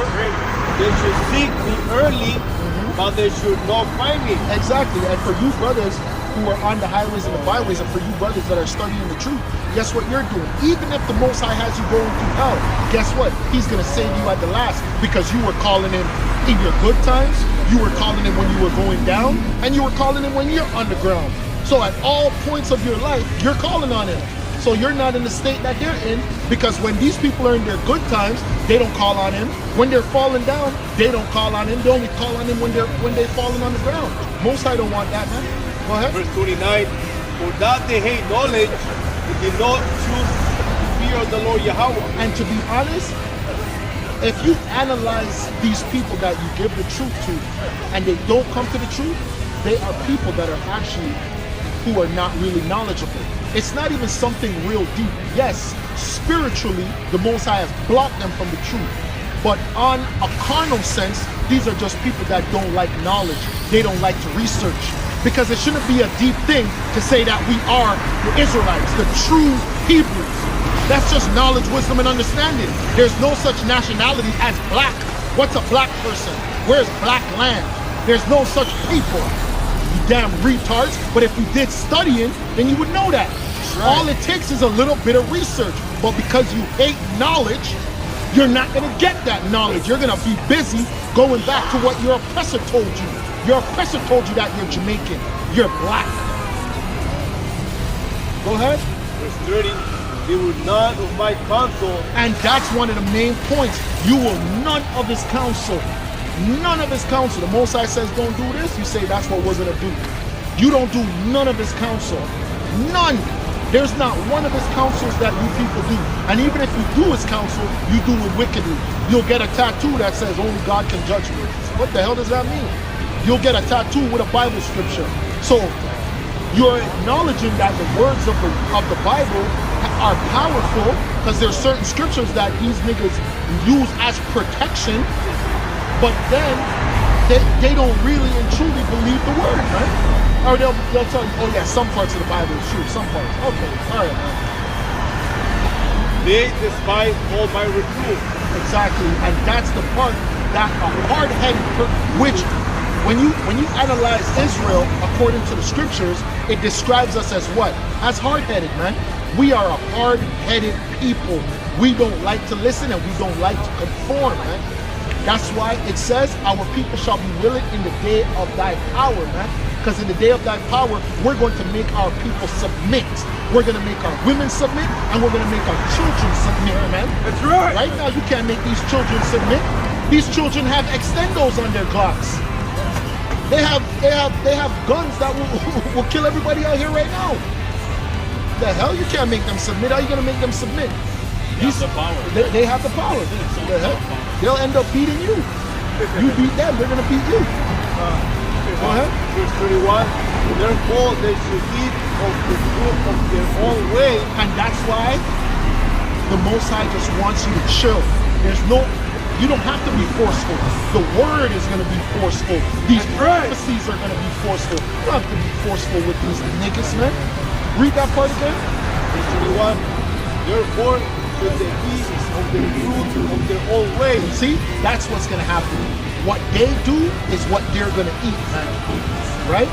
Just like it says, for anyone that trouble these little ones, it will be better that a millstone was hang around their neck. Even if you offend a man of the Lord. Do you know what that means? Even if you come up and let's say there's 10 of us here and one person, and this person could be cool with us, and one of the brothers is offended by the spirit of that person, it would be better that a millstone was hanging around that person's neck just to offend a man of the Lord. That's dangerous, man. That's dangerous, just to offend that man. You didn't even do the man nothing, but just something about you offend that man's spirit. What, that was it? And be filled with their own devices. With the turning away. And that's why you're not supposed to mourn when calamity befalls our people. Look how much of our people died in South America by the hand of Yahweh Bashim Yahushai, that they try to give the glory onto a hurricane named Fiona. But as soon as they passed a gay marriage bill, then here came the hurricane to slap them away. Are you going to mourn those people? Why would you do that? They were going against the law of the Most High. That was judgment from the Most High. That's right. Go ahead. For the turning away of the simple shall slay them, the prosperity of fools to destroy them. And what brothers are forgetting, and we're like, oh, how come these niggas ain't waking up? Because there's 2/3 of that. You know how much people have to fan their hands? You know how much people have to offend us? Man, that's a lot of people, man.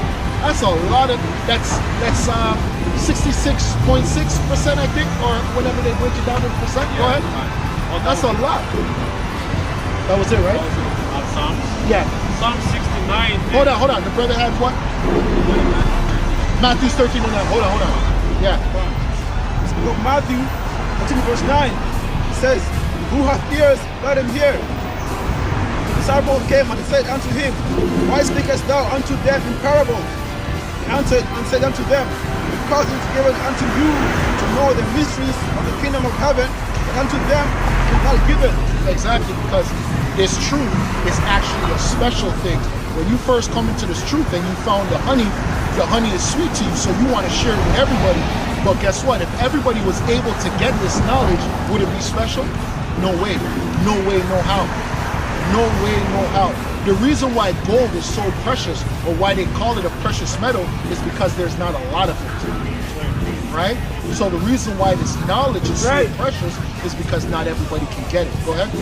And verse 12, for whosoever hath to him shall be given, and he shall have more abundance.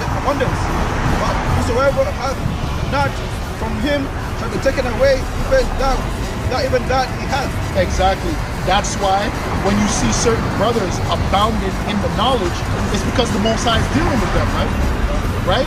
And when you see certain people that are falling out the truth, it's like their knowledge is withering. It's like they're losing knowledge. But it also goes for people who are not in the truth.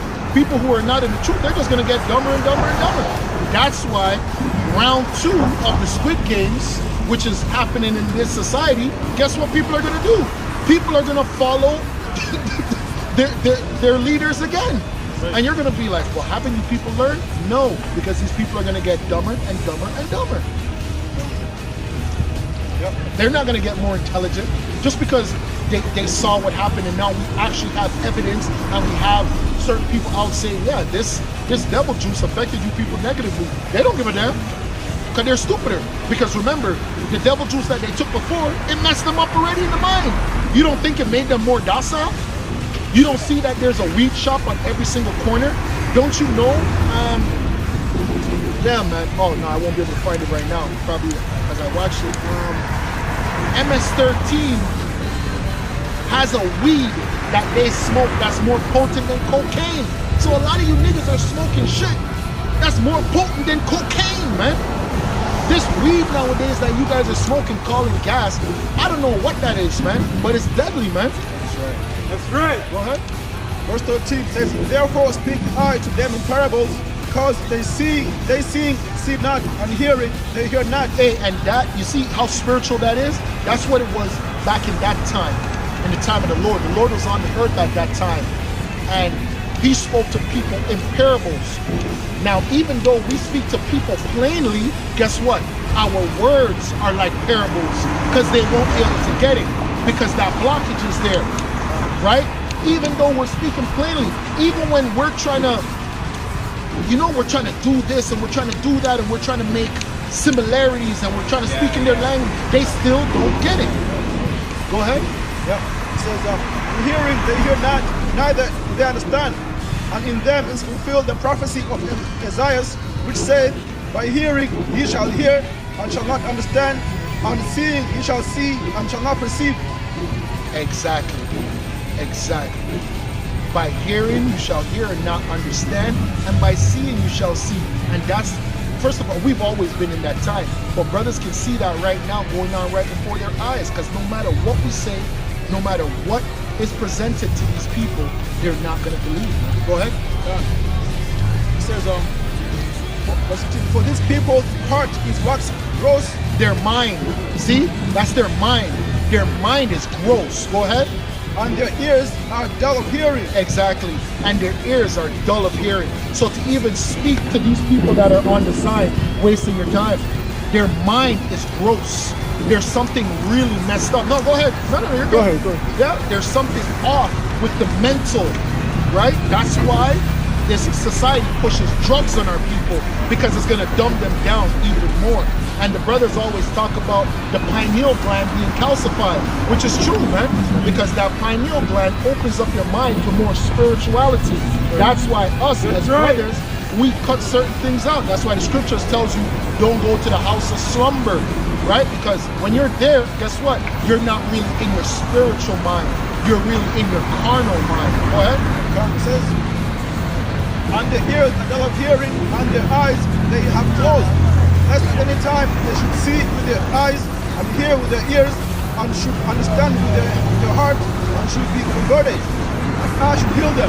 And the Most High doesn't even want to heal them.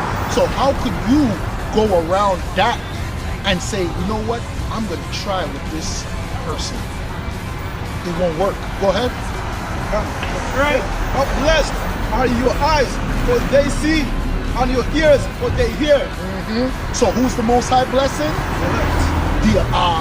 Okay. Exactly. Go ahead. Yeah. Verse 17. For verily, that's why Revelations 1 verse 3 or 1 verse 5 says what it says. Go ahead. Yeah. For verily I say unto you that many prophets and righteous men have desired to see those things which ye see and have not seen them, and to hear those things which ye hear and have not heard them. That's right. Because we're actually living through prophecy. That's why the scriptures is referred to as what? As living waters. Because we're actually living through these prophecies that were spoken of thousands and thousands of years ago. Go ahead. Was that it? If that's it, yeah, leave it alone. Yeah, go ahead. Psalm 69 and verse 21. They gave me also gall of beef and in thirst they gave me vinegar to drink. Right? So that, when the Lord he was being persecuted, on the cross, like he was mocked by his own people. Like by the 2/3, like back next. So these are the same 2/3 who was back in their reincarnation. Like who's going to be judged. No. It says, let their table. It says, let their table become a snare, like before them, and that which should have been for their welfare, let it become a trap. Right. Let their eyes be darkened, that they see not, and make their loins continually to shake. Right? Like that's what's going on. Right? So the Most High has a vengeance, man, against those people back in 1,000 years ago, man. So the Lord has a lot of vengeance, that He has a vengeance, right? And then the words for Psalm 69, verse 21. Go ahead. Snare, it was the hawk, which means bird trap, a trap snare, bird trap, literally, of calamities, plot, source of agent, or an agent of calamity. So like that's why our people getting shot in the streets every day. A whole bunch of. Because the source of agents, meaning that the Most High can do it also through sending somebody. The Most High can send a hitman, man. Yeah. The Most High can hire people. Yeah, a lot of spirits. Death angels. Yeah, that's right. A lot of calamities, whether people have cancer, like the Most High couldn't hit some people. That's right. And it says, let their eyes be darkened, that they see not, and make their loins continually to shake. Pour out thy indignation upon them, and let their wrath. It says, pour out their indignation upon them, and let their wrath, anger take hold of them. It says, let their habitation become desolate, and let none dwell in their tents. And that's what happened, man. So like 70 AD, like when our people was on the sea over Jerusalem, Palestine, like our people had to flee, right? Because the something that in Matthew 24, right? Where it basically goes into like the Lord, like when he was on the scene, like he prophesied that, like he prophesied the fall of Jerusalem. Like when you go to Matthew 24. Right? You want to add the precept? I was going to go to Matthew 24, Ecclesiasticus chapter 13 verse 17. It says, what fellowship hath the wolf with the lamb, so the sinner with the godly? What agreement is there between the hyena and the dog? And what peace between the rich and the poor? That's right there, it's showing you there's a clear separation between the righteous and the wicked, man. Okay, we can't walk together. Alright, so we're not gonna be in agreement, man. Okay? Go ahead. It says, as a wild ass is the lion's prey in the wilderness, so the rich eat up the poor. As the proud hate humility, so does the rich abhor the poor. That's right, man. And the more you get beat down, the more proud you get, man. And really, that's going into Israelites as well, man. Not understanding that you're under these curses, man. In America, or in the whole world, the captivity is your, basically, it's your prison sentence right now, man. You need to reflect. Okay? This is your time to reflect. But no, you boast yourself, alright? You think that you're somebody in this world, and you break the law trying to become somebody in this world. Right? It says, verse 21, a rich man a rich man beginning to fall is held up of his friends, but a poor man being down is thrust away by his friends. When a rich man is fallen, he hath many helpers. He speaketh things not be spoken, and yet men justify him. That's right, man. You have a whole bunch of people that are wicked in society that have money, man. And the thing is with Jake looks up to that. He said, oh, I gotta be wicked to get money, so I'm gonna be wicked. Right? Because being good is not good enough, or whatever. Taking the righteous route, it's boring, man. I'm not making it. I'm not getting no clout. You see what I'm saying? Let me get no bitches. I ain't getting no bitches. You feel me? So they're going to pump the gold. Yeah. Kanye West. Right. He's basically exposing himself, right, as to what they do, right? That's right. It says, the poor man slept. The poor man slept, and yet they rebuked him too. That he spake wisely and could have no place. So imagine them, they're cursing out the poor man, alright? And he's a righteous man. You see what I'm saying? But he's minding his business, they're still cursing him out, man. So they have a problem with him, I'm strong. But we're not the same before the dust. So it's talking about Bible stuff, man. You ain't trying to hear that. Go ahead. It says, when a rich man speaketh, every man holdeth his tongue and looks what he saith, they extol to the clouds. But if the poor man speak, they say, what fellow is this? And if he so there's a meme out there that says, would you rather dinner with Jay-Z or $500,000? Alright? They put that out for Jake to debate about.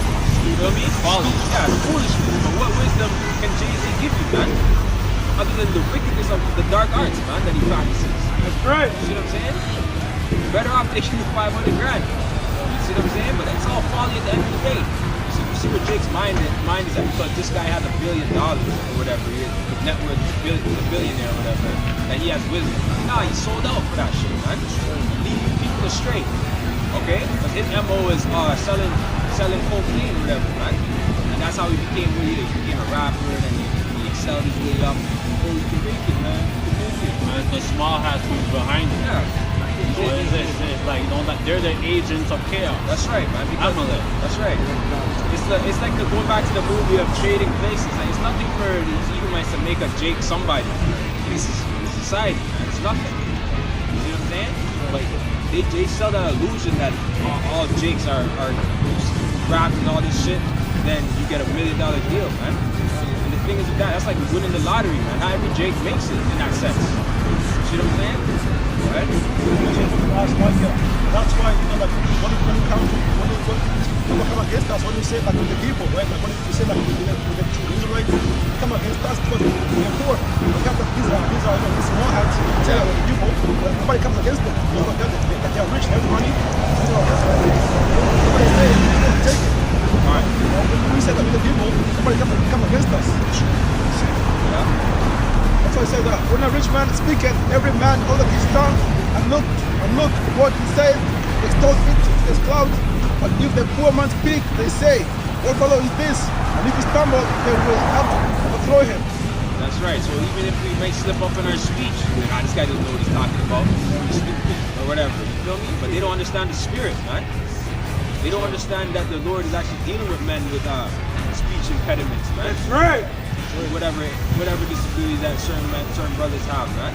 You know? And alright, so go ahead. Now, Wisdom of Solomon, chapter 7, verse 28, we read, For Yahweh knoweth not by him that go in wisdom. In other words, the Heavenly Father ain't dealing with people third, ain't dealing with the rappers, ain't dealing with people like entertainment. That's right. Industry. Yeah, that's right. We're gonna give a little bit to Kanye West, so go out and speak, whatever, you know, but he has no wisdom. Right?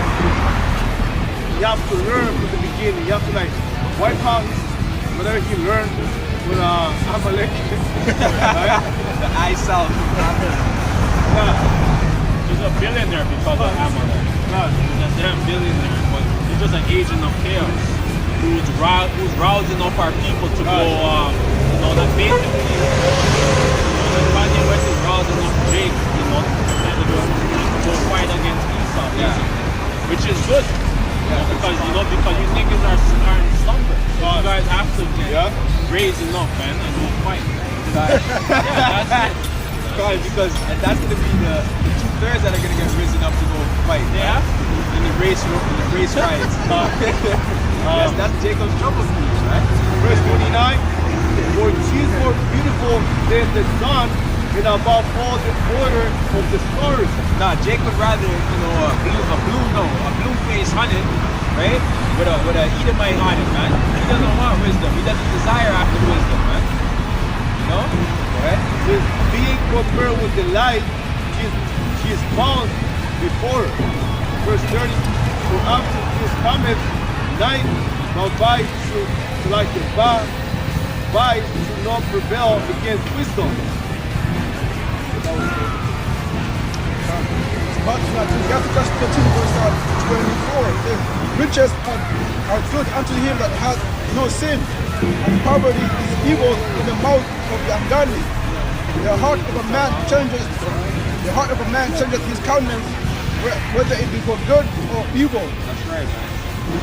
When you're silent or you're near a wicked ass spirit, you see it all in the eyes. Brother just meant that they make the eyes dark. You actually see the darkness in the eyes. That's spiritual, but you see it as well, man. Right. Drugs, strung out, you're battling demons, and that only this, and that only that. So they're bugged out. They're paranoid, looking over their shoulders. They don't know when their time coming, man. But they know they did wickedness, man. You know? Okay. Yeah. It says, and a married, whether it is for good or evil, and a merry heart maketh a cheerful countenance. A cheerful countenance is a token of a heart that is prosperity, and the finding out of a parable is a wearisome labor of the mind. Isaiah 1:1. It says the vision of Isaiah, the son of Amos, which he saw concerning Judah and Jerusalem in the days of Uzziah, Jotham, Ahaz, and Hezekiah, king of Judah. Hear, O heaven, and give ear, O earth, for the Lord hath spoken. I have nourished and brought up children, and they have rebelled against me. The ox knows his owner, the ass his master's crib. But Israel doth not know, my people doth not consider. Right, man. Consider that they're the people of the Lord. They don't understand. They don't ask questions. They don't ask, why are we trying to I got to say what's happening. Why are we in this predicament? See, a thinking man will be asking these questions, man. Right? That's the spirit of the elect. That's the spirit of the elect already. Okay, when they first came into the truth, that's right. They were searching, man. There's a matrix, like when you watch what's his name? Keanu Reeves, the Matrix, like the red pill and the blue pill, and like Neo, like he chose the red pill, and like that's what we're living through. Like as both the members of the lecture. I remember he couldn't stop learning. Yeah. Remember he just kept going and going. As soon as he got it, he was just like, yo, he's like, I know jiu-jitsu or something. He just wanted to go more deeper. That's right. So it says, sinful nation, a people laden with iniquity, a seed of evildoers, children that are corrupters. They have forsaken the Lord. They have provoked the Holy One of Israel unto anger. They have gone backwards. And that's what our people are. You know, like when you know, like every day, you know, like I always watch the news, what's going on in like Jamaica and, you know, in America. There's a whole bunch of killings and murder and extortion, a whole bunch of shit, man. You know, like that's our people, man. You know, our people are, you know, like that's our people, man. You know, our people have gone backwards. You know? That's a regular day for them. Yeah, That's a regular day. That's their job. Why should ye be stricken anymore? Ye will revolt more and more. The whole head is sick, and the heart faint. From the sole of the foot even unto the head. Right? And there is no soundness in it, but wounds, bruises, and putrefying sores. They have not been closed, neither bound up nor mollified with ointments. And that's what's going on, you know, especially right now, like with our, you know, like the black women of Judah, you know, like our women are getting enslaved, you know, because they have like the whole lace front and all the, what they call it, damn shampoo that pumps up your hair, right? Like, and they're getting all kinds of cancer. I think it's called, starts with a U, something cancer. You know, and it's affecting their vagina and their head, you know, so, you know, there's a whole bunch of plagues, right? And that's Isaiah 3 and 15. Ovarian? Yeah, ovarian that cancer? one. Yeah, the ovarian cancer. You know, and it's messing up their vagina and you know, and causing cancer as a result, you know, because of all the damn hair products and all that shit. Because you know the black women love their beauty shit, you know.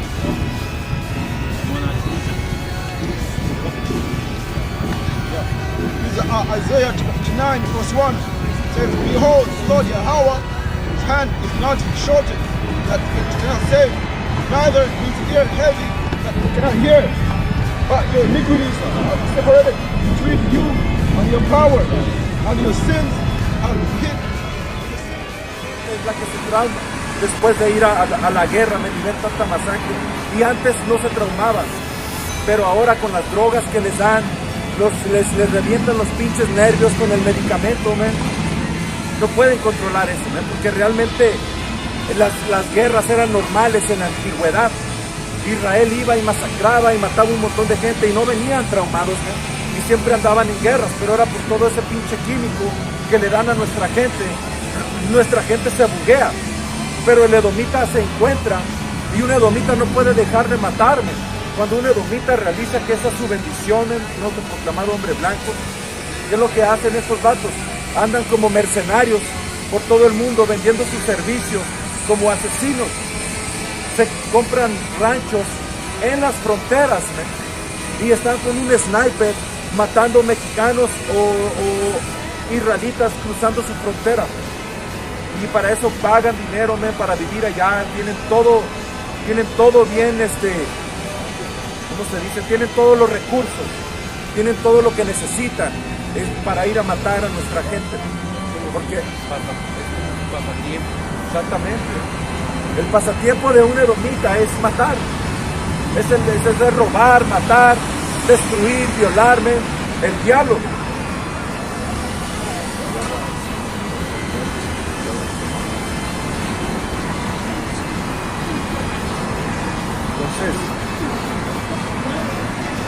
Son cazadores naturales, estos vatos. Son asesinos naturales. Esa fue su bendición y la maldición de Yahweh Baal-Shem. Un errante. ¿Qué es un hombre errante, man? Un hombre errante, como estaba diciendo, andan por todas partes del mundo, pero donde llegan y hay habitantes, tienen que matar a esa gente, man. Tienen que masacrar. Estos vatos es lo que hacen y hacían y hacen, men, hoy en día. Pero hoy estamos en los días de su fin. Estamos en los días de que su sistema en el mundo, su gobierno está cayendo. Porque viene Yahavushai. Se crecieron los niños y Esaú fue diestro en la casa, hombre de campo, pero Jacob era varón quieto, era varón de rebaños, de estar haciendo labores en su casa, ¿no? Jacob era varón quieto que habitaba en tiendas, y amó Isaac a Esaú porque comía de su casa, pero Rebeca amaba a Jacob.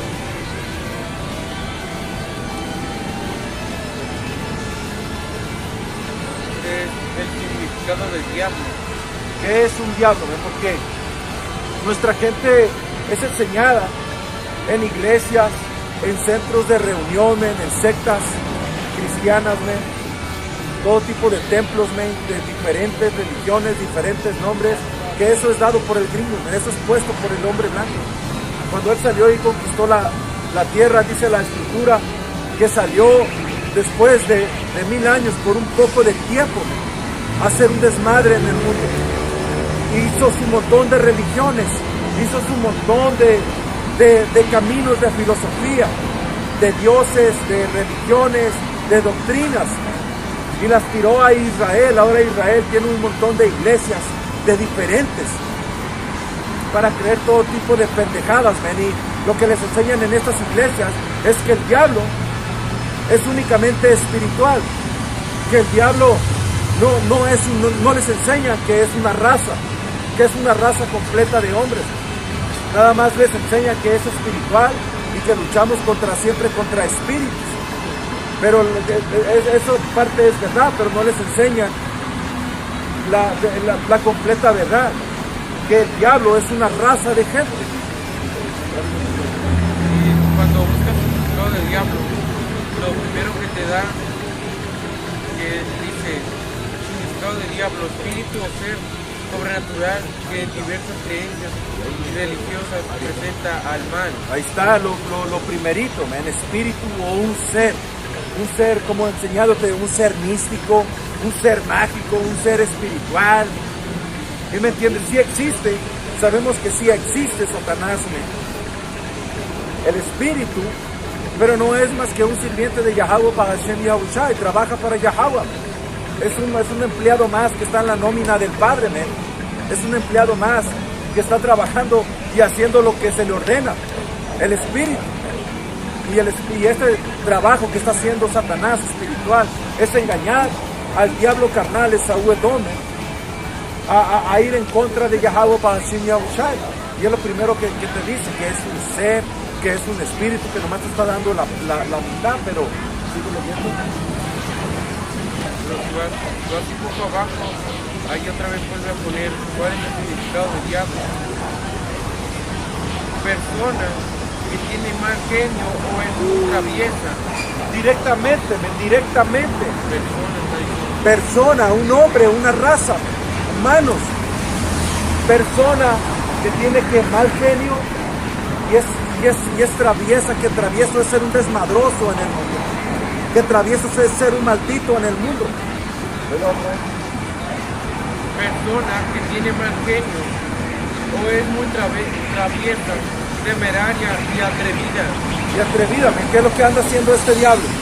Anda invadiendo el pinche mundo, salió de su cautividad, de su esclavitud, de su encierro, de esa prisión en el abismo que es Europa, se expandió al mundo a hacer travesuras, a hacer maldiciones.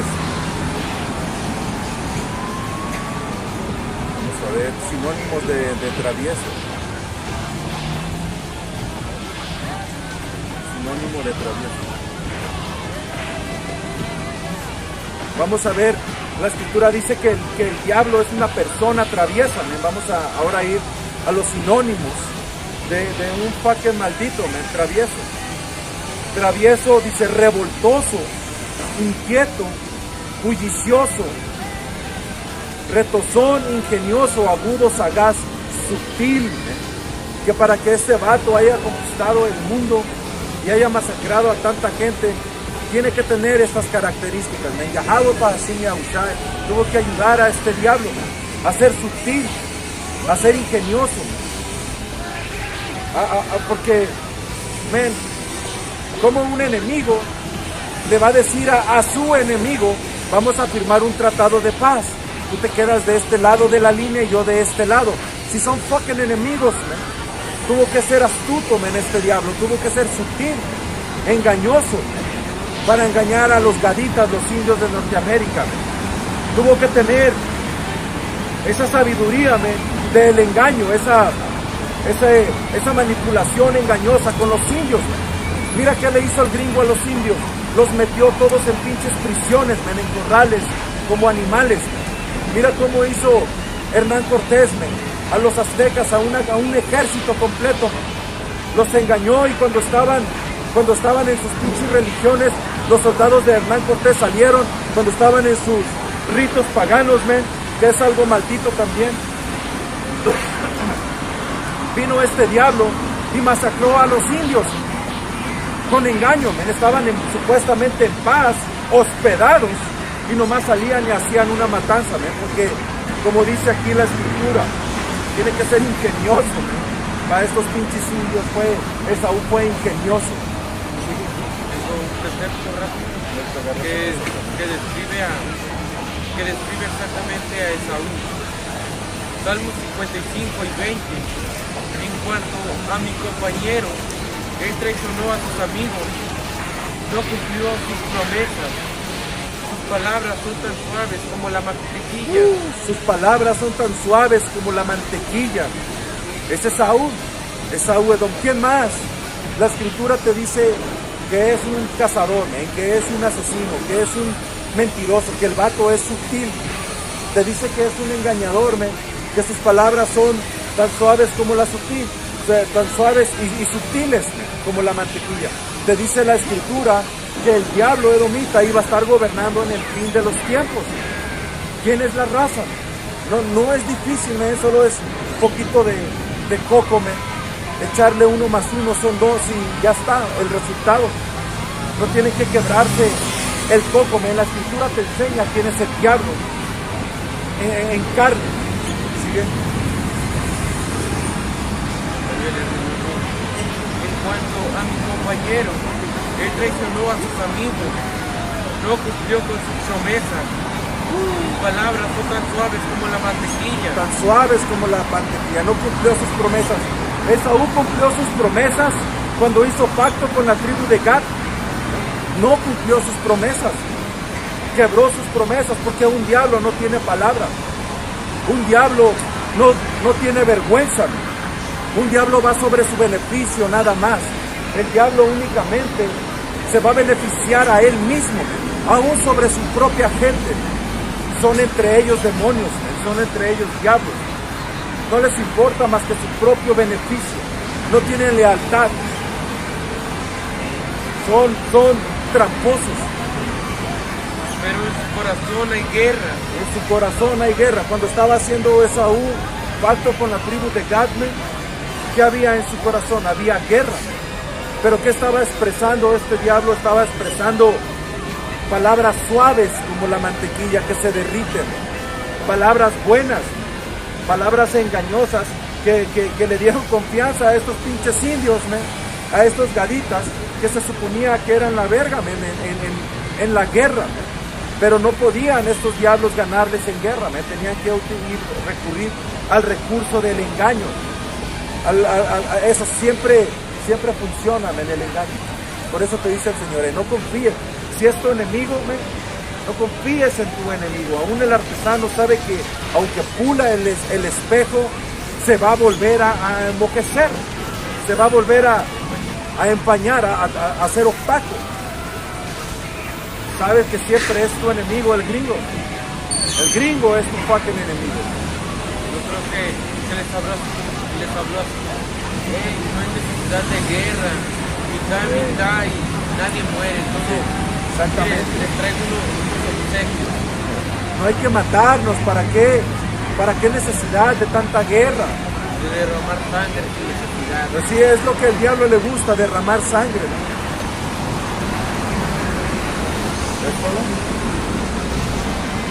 Pero en su corazón hay guerra. palabras son tan relajantes como una loción. Pero por Sus palabras son tan relajantes como una loción. Imagínate cómo el Señor tiene bien medido a este diablo. Porque ve, cuando te están masajeando con una loción y te están relajando al punto que te andas desmayando, que te duermes, que te quedas dormido, sueltas el pinche cuerpo, con un buen masaje te quedas dormido. El Señor conoce a este diablo. Son tan relajantes como una loción. ¿Sigue? pero por debajo son dagas. Pero por debajo son dagas. Son cuchillos listos para matar. Son diablos.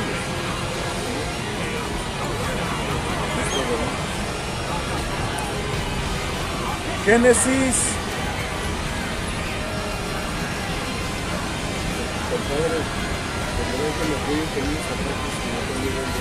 Zapatos no traen.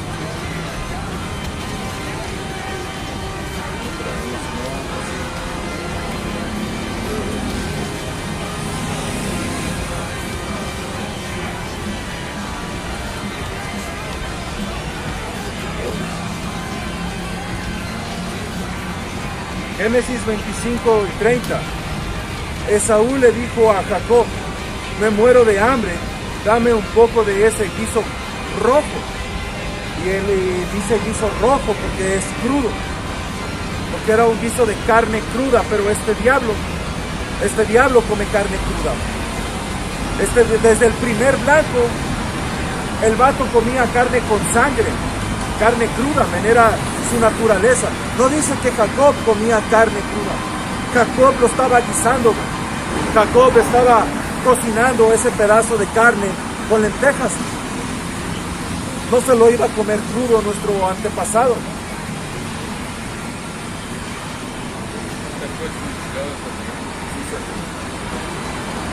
Y aquí está otra vez como diciendo que si es el príncipe de los demonios, significado de Satanás, príncipe de los demonios o persona perversa. Príncipe de los demonios, persona perversa, otra vez, te lleva a una persona perversa, y otra vez a lo mismo. De esto estamos hablando, es el espíritu. He estado mirando videos de fucking Esaú esta semana, de hermanos. Te lleva a lo mismo, persona perversa. ¿Quién es la raza de humanos, de gente más perversa del mundo? No tienes que quebrarte mucho la cabeza. ¿Qué raza vino aquí, conquistó a los indios, los españoles conquistaron a los aztecas, indígenas, violaban a las indias, destazaban a los indios, se los daban de tragar a los perros, abrían los vientres de las mujeres embarazadas indígenas, sacaban los bebés y los estrellaban en las putas peñas? Cuando llegaron los ingleses, franceses y portugueses a las otras partes de esta tierra, de este continente, ¿qué era lo que andaban haciendo? Estaban masacrando a nuestra gente por todos lados, haciendo engaños, pactos de engaños, robando tierras y poniendo en esclavitud a nuestra gente. Trajeron a los llamados afroamericanos, que son la tribu de una de las... Son 3 tribus de Israel, el reino del sur, Judá, Benjamín y Leví. Los trajeron y los pusieron en esclavitud y son israelitas. Y te enseñaron que ser negro es ser una raza baja, y que ser blanco es ser alto, pero ser blanco es no tener pigmento en la piel, es ser deficiente porque no puedes con el pinche sol. Pero te enseñaron que los israelitas son sucios, son cochinos, que los indígenas eran malos, villanos. Te enseñaron que los llamados afroamericanos, ellos son sucios, son malos, son de bajo nivel, que ellos son los israelitas del sur, Judá, Benjamín y Leví.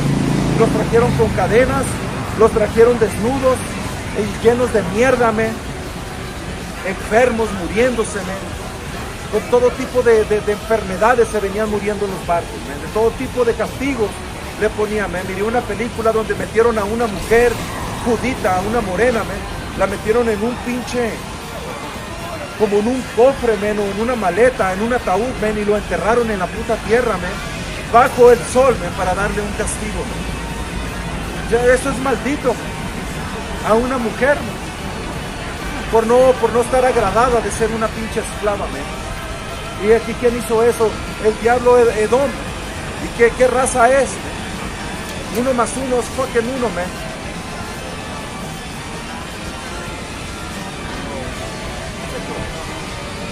Jeremías 17:5. Esto dice el Señor: malditos son los que ponen su confianza en mi presencia en su mano. Y hay otra maldición para nuestra gente, man, que pone su confianza en el autoproclamado fucking el hombre blanco. Otra maldición más, de todas las maldiciones de Deuteronomio 28, todavía el Señor le sigue tirando maldiciones a nuestra gente por ir a Egipto a pedir ayuda, man, que es que hoy Egipto, América representa a Egipto hoy en día, por eso tienen un pirámide, por eso nuestra gente andan yendo en maldición, man, desde Venezuela, Guatemala, todos esos pinches países y este maldito país, man, van a Babilonia a pedir ayuda al diablo, a venderle su alma al diablo. Maldito el que confía, man, en otro hombre. Que tenemos a Yahweh para tenemos la escritura, man. Pero el Señor ya les tiró una maldición a estos vatos, a esta gente. Y es nuestra gente la que más maldiciones tiene del pinche mundo, man. Es nuestra gente la que más podrida y sucia está, man. Esta es una maldita ciudad asquerosa. Todos quieren ir a Estados Unidos a cumplir sus sueños. Men, dicen que allá hay futuro y aquí no hay. Que hay futuro, man. Que ya puedes lograr lo que sea. Que ya puedes cumplir tus sueños, man. Como dicen en inglés, dreamers, soñadores. Les llaman dreamers a los putos ilegales. Dreamers, soñadores, que van en su caminata de un sueño, man, que van dormidos porque son zombies, man. Realmente están desubicados, nuestra gente está toda pinche perdida, man. Están dormidos, man, son zombies. Ellos les llaman dreamers, soñadores, porque van a una tierra a ser esclavos, a ser despreciados, van a una tierra a ser señalados, man, a ser rebajados, man, a ser humillados, a ponerse a mano y mano con el gringo, man, o a ponerse a mano y en los pies del gringo, man. Porque un dreamer de Latinoamérica, man, o israelita, nunca va a estar a mano y mano con un gringo. Siempre van a estar en los pies del gringo. Y es a lo que va nuestra gente, a ponerse a los pies del gringo, man. Los dreamers. A querer ser empresarios, ser alguien a Estados Unidos, terminan siendo un mesero, un albañil. Ve los pinches dreamers, ahí están en la frontera como perros, man, y en el invierno, pero ahí están pidiendo de tragar, man, porque los pinches dreamers son hasta huevones, man. Ahí están en la frontera como perros, con pinches cobijas, con niños, con niñas, man, que pueden ser violadas o que están siendo violadas. Salen esas niñas de Babilonia, man, y no salen todas, no salen todos los niños que agarraron en la frontera, man. Babilonia no es una nación que te va a dar seguridad, que te va a dar riqueza, man. Babilonia te pone en esclavitud, man. Ahí está toda nuestra pinche gente de arrastradas en la frontera. Es una maldición por confiar en el hombre blanco. Es una maldición en confiar en el hombre blanco, man. No ya son israelitas, no confían en Yahweh Ba'asim Yahushai, confían en Satanás. Y Satanás anda huyendo, ellos andan huyendo. La cosa es que estos diablos andan huyendo de su país y se andan viniendo para acá y se andan yendo a otros países de Latinoamérica. Están sacando su dinero del banco, están vendiendo sus cosas, man, y se están viniendo aquí a Isaacar y a otras naciones de Israel del norte, man, donde su dinero vale más. Y estos indios siguen yendo para allá. La abuela de idiotas va a su muerte. Exactamente, van a su muerte, man. Pero ese es el espíritu de este tiempo, man. Es Yahweh Ba'asim Yahushai, el que los está llevando para prenderlos con misiles termonucleares. Todo está bien caro. Estaba hablando con parientes allá, man, Dicen que una cartera de huevos, que serán como 2 kilos de huevos aquí, que valía como un fucking dólar. ¿Te imaginas esa mierda, men? Una cartera de huevos aquí vale casi $2 aquí, men. Y tiene mucho tiempo en ese precio, men. Pero allá en Babilonia han estado comprando la comida por décadas, men, bien regalada, men, bien barata, men. Una cartera de huevo, men, que son como unos 30 huevos o algo así, men, casi 2 kilos, 89 centavos el año pasado.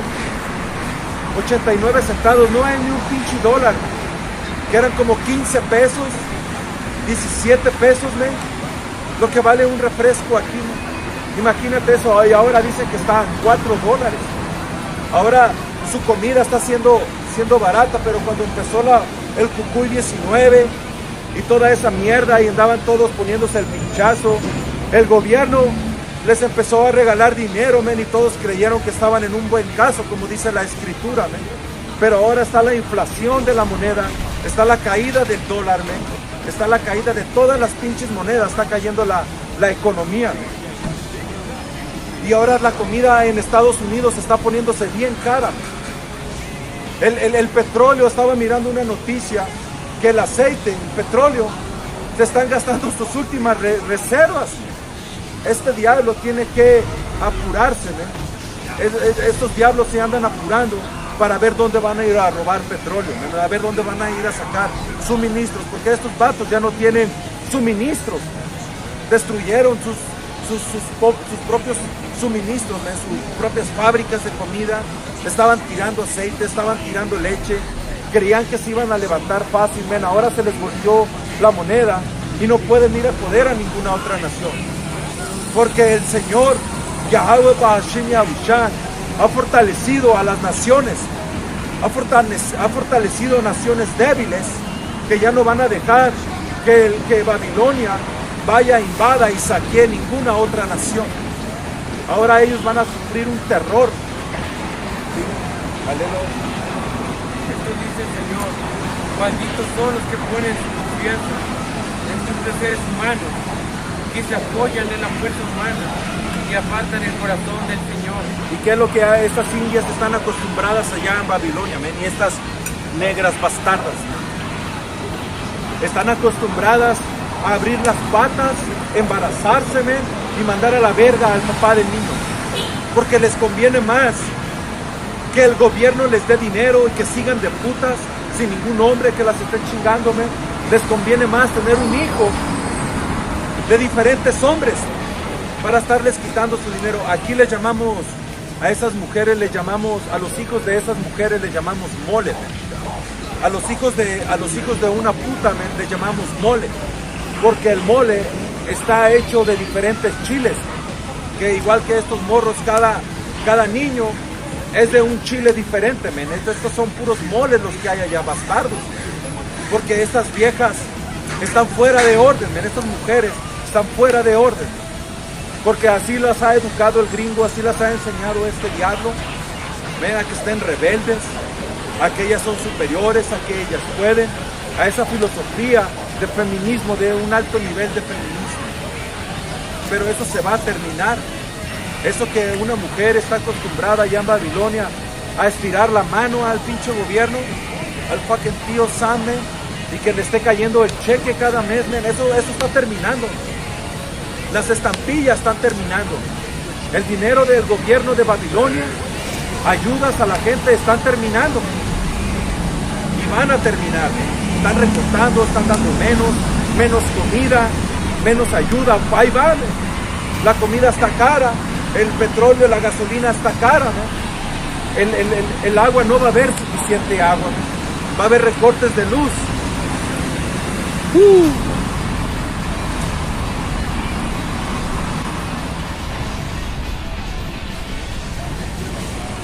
Tan.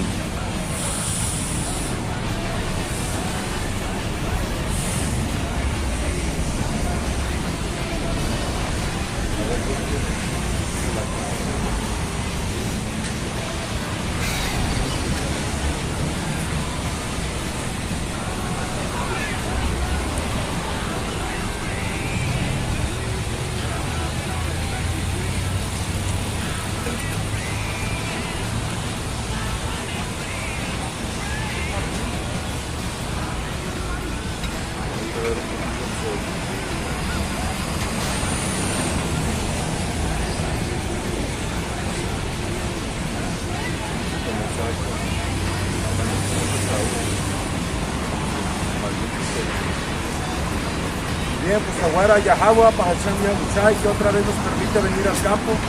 Y antes de seguir, primeramente le damos la gloria, la honra al Todopoderoso, Yahweh, Bahasham Yahushai, Bahasham Rokat Rokat. Doble honor a los apóstoles ancianos de la gran piedra de molino que nos han enseñado el 100 de esta verdad. Shalom. Shalom a todos ustedes, hermanos y hermanas, que siguen y sirven al Señor en sinceridad y en verdad.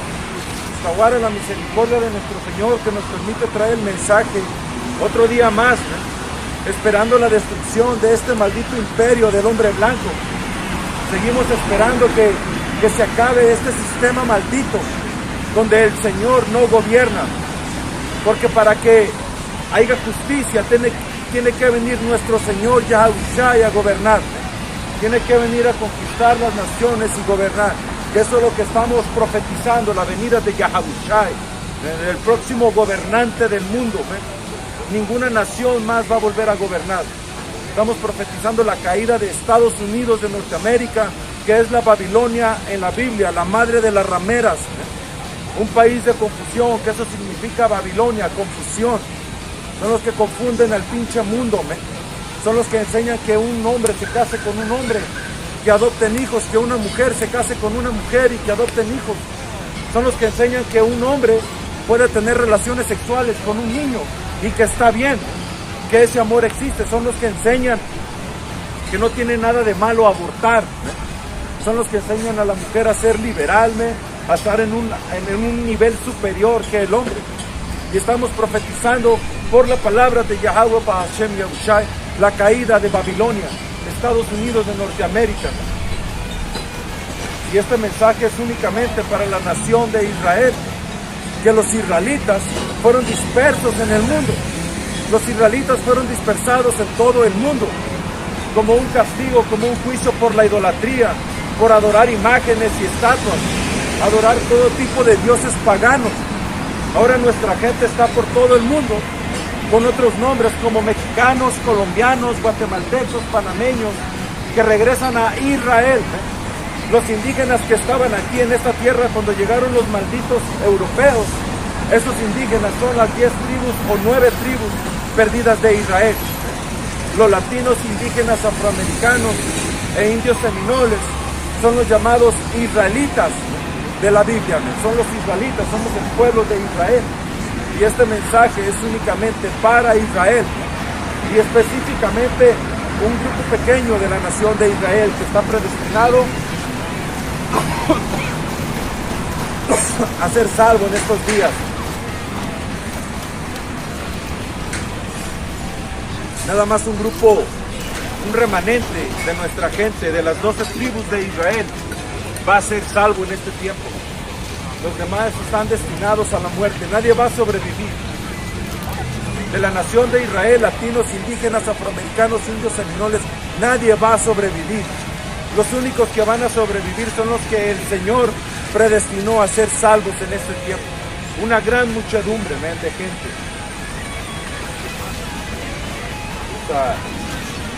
Vamos a darle con las características de Esaú Edom, porque en internet cuando buscas quiénes son los edomitas hoy en día te aparecen diferentes razas, o si no el internet te dice que el internet es gobernado por el autoproclamado hombre blanco, que el autoproclamado hombre blanco es Esaú Edom, el diablo en la tierra, el que gobierna la tierra.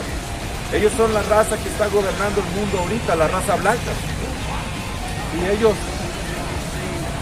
en su engaño le echan a otra gente la culpa de que ellos son los edomitas.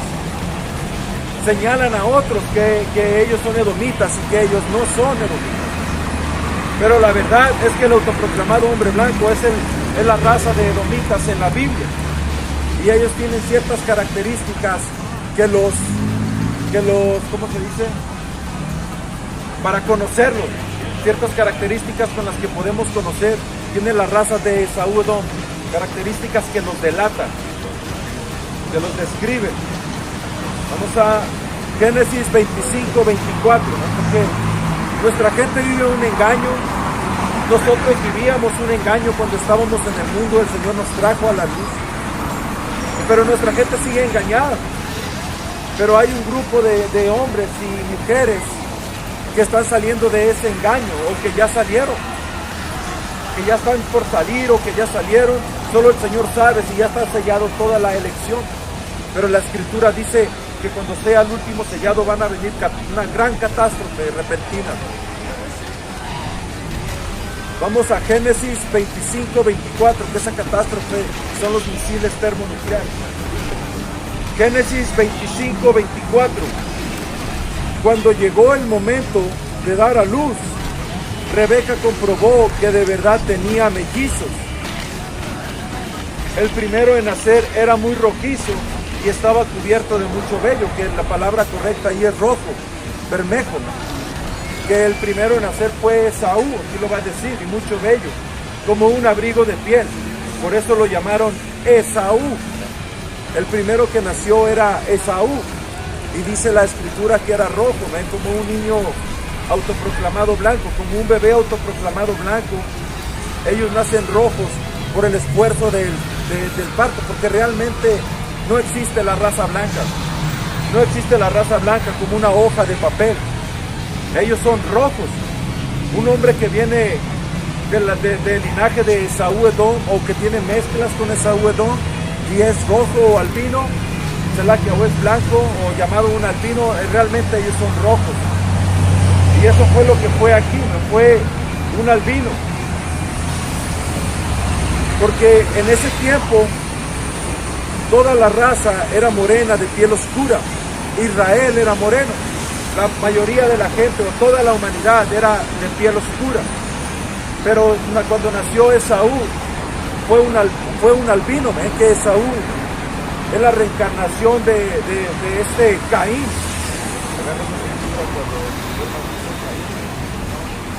Me pone una señal.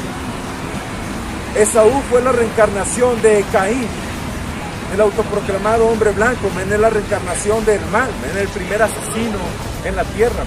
Por eso ellos son tan malditos. Después nació el otro mellizo, agarrando con la mano el talón de Esaú. Por eso lo llamaron Jacob. Isaac tenía 60 años cuando nacieron los mellizos.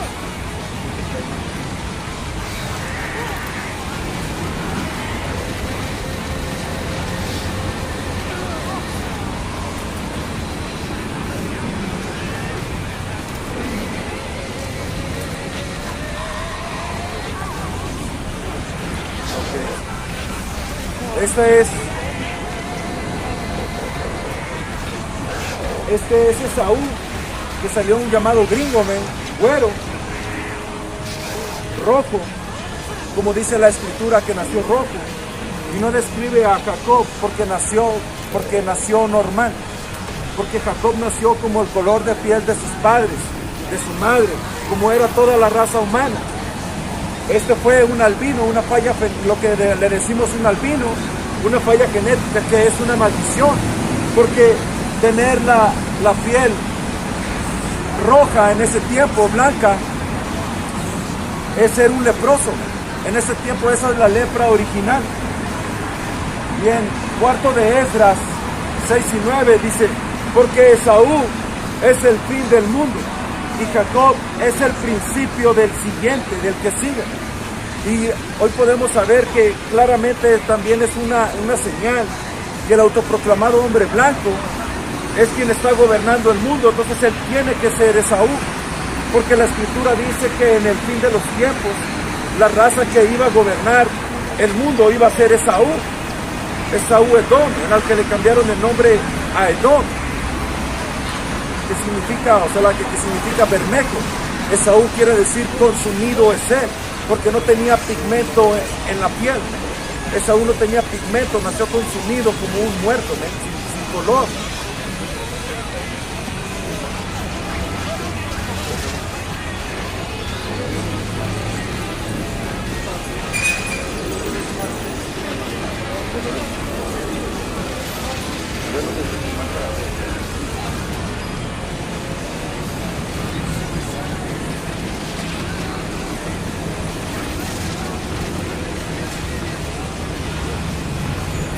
Génesis 4 y 8.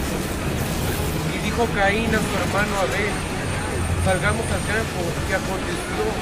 Y estando ellos en el campo, Caín levantó contra su hermano Abel y lo mató. Y Yahweh dijo a Caín, ¿por qué está Abel? Y Yahweh dijo a Caín, ¿dónde está Abel tu hermano? Y él respondió, no sé, ¿soy acaso guarda de mi hermano? Y él dijo, ¿qué has hecho? La voz de la sangre de tu hermano clama a mí desde la tierra. Yo lo desde el principio.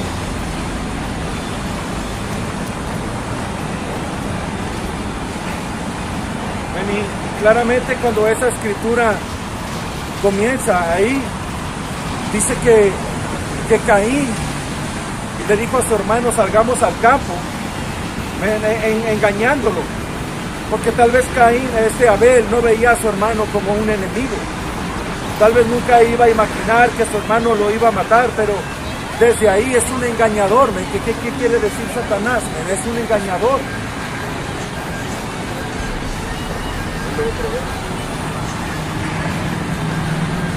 Génesis 4 y 8. Dijo Caín a su hermano, salgamos al campo, y aconteció que estando ellos en el campo. Lo engañó, que esa también es una manera de identificar a Esaú, es un engañador, es un diablo, es un Satanás el hombre blanco, el gringo, el europeo. Ellos vinieron, ¿qué hicieron cuando vinieron aquí a este lado del mundo? Hicieron pacto con los gaditas, que son los indios de Norteamérica, hicieron pacto con los indios para dividirse la tierra, hicieron tratados para tener paz con los indios, pero el diablo, el autoproclamado hombre blanco, quebraba esos tratados y iba y mataba a los gaditas.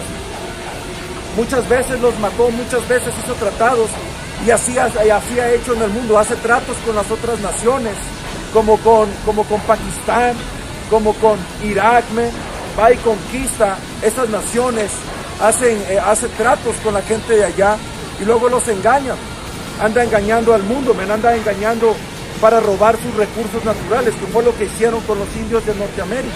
Robaron sus recursos, robaron su tierra, no los dejaban salir a cazar, mataban los búfalos, mataron millones de búfalos solo para que los indios murieran de hambre. Porque desde el principio este vato es un diablo, desde el principio es un engañador. Espérame.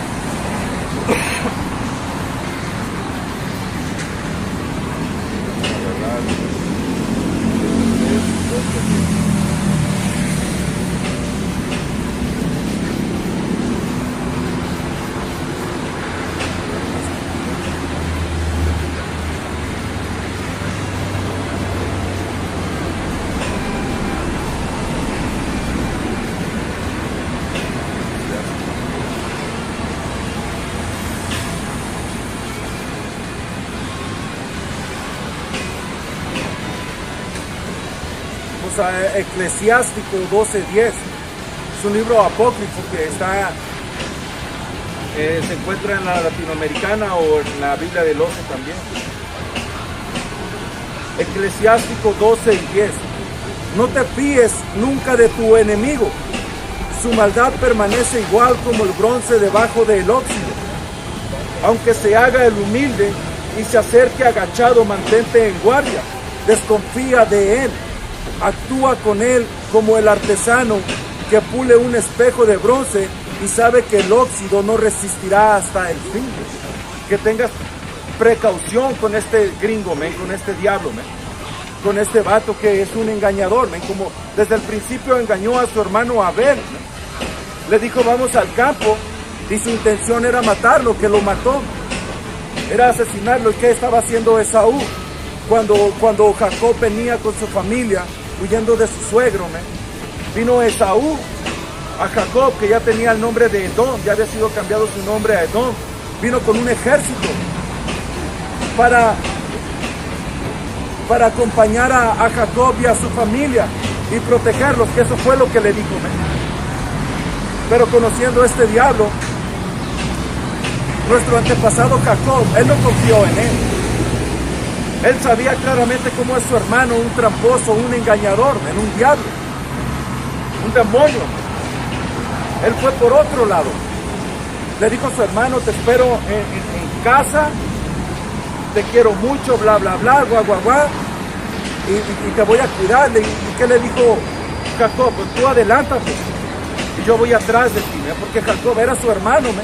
Ya no pudo matarlo como en la primera vez que lo mató cuando eran Caín y Abel, en el pasado. Abel aprendió la lección de ver señales de que su hermano era un maldito, aprendió esas señales a conocerme, y por el Espíritu tuvo ese entendimiento. El Señor lo guió para que no fuera a seguir a su hermano Esaú, que era una trampa. Lo más seguro era que Esaú quería matar a Jacob, como le dijo así. Velo otra vez, esa parte donde vamos al campo, lo matan.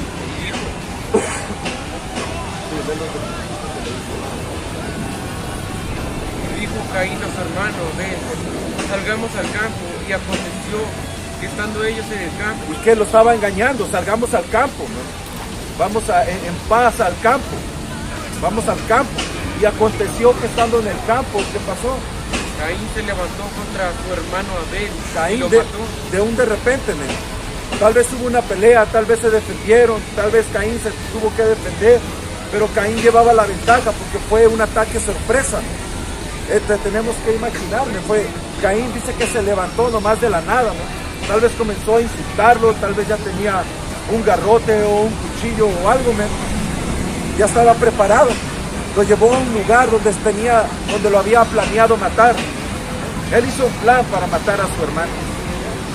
Porque es un engañador, lo engañó con paz.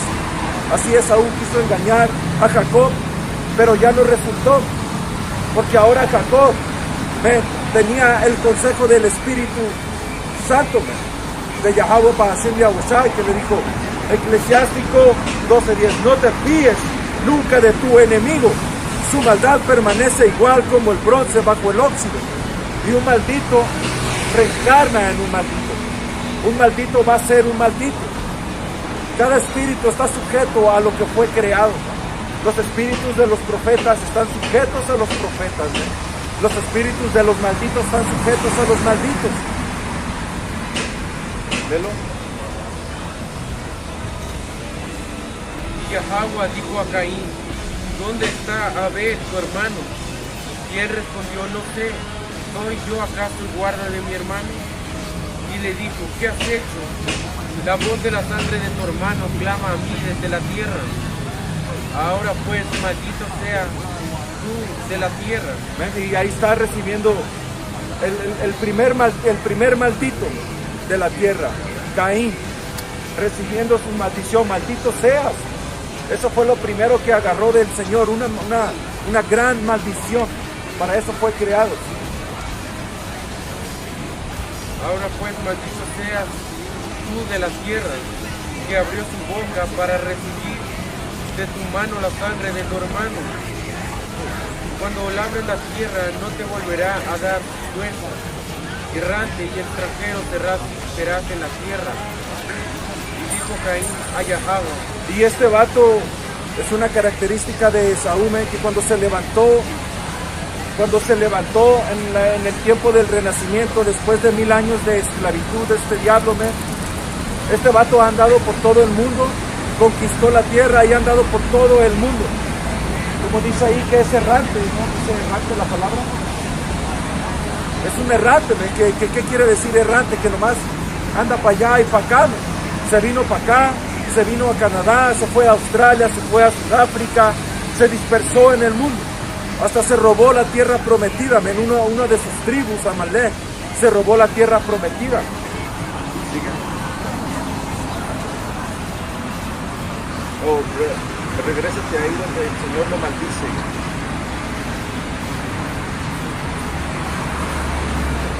Ahora pues, maldito seas tú de la tierra. Maldito seas tú de la tierra, porque era el primer asesino. Y vamos a la escritura en Proverbios 16:4. Todas las cosas hechas por el Señor tienen su propio fin, aún el impío para el día del mal. Ahora vamos a agarrar otra.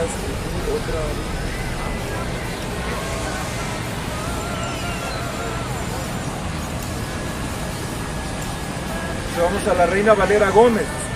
Todas las cosas ha hecho Yahweh para sí mismo, aún el impío para el día malo.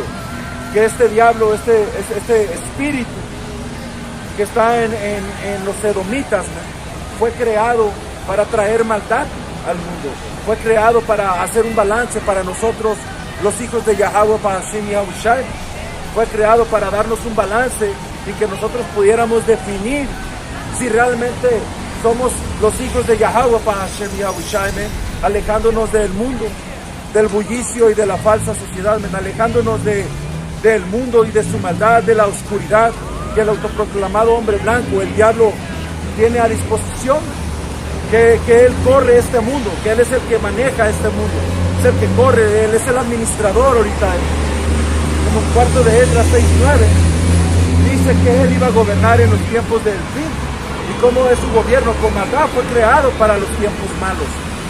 Este espíritu fue creado para engañar, para traer maldad, para traer rebelión, para enseñar rebelión a los hijos de Israel, a los hijos del Señor, traer confusión. Otra vez, todas las cosas ha hecho Yahweh para sí mismo, aún el impío para el día malo.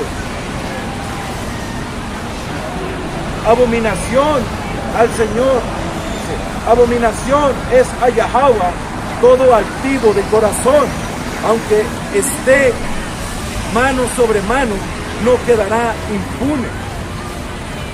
No va a quedar impune este diablo al fin del día, no se va a rescatar.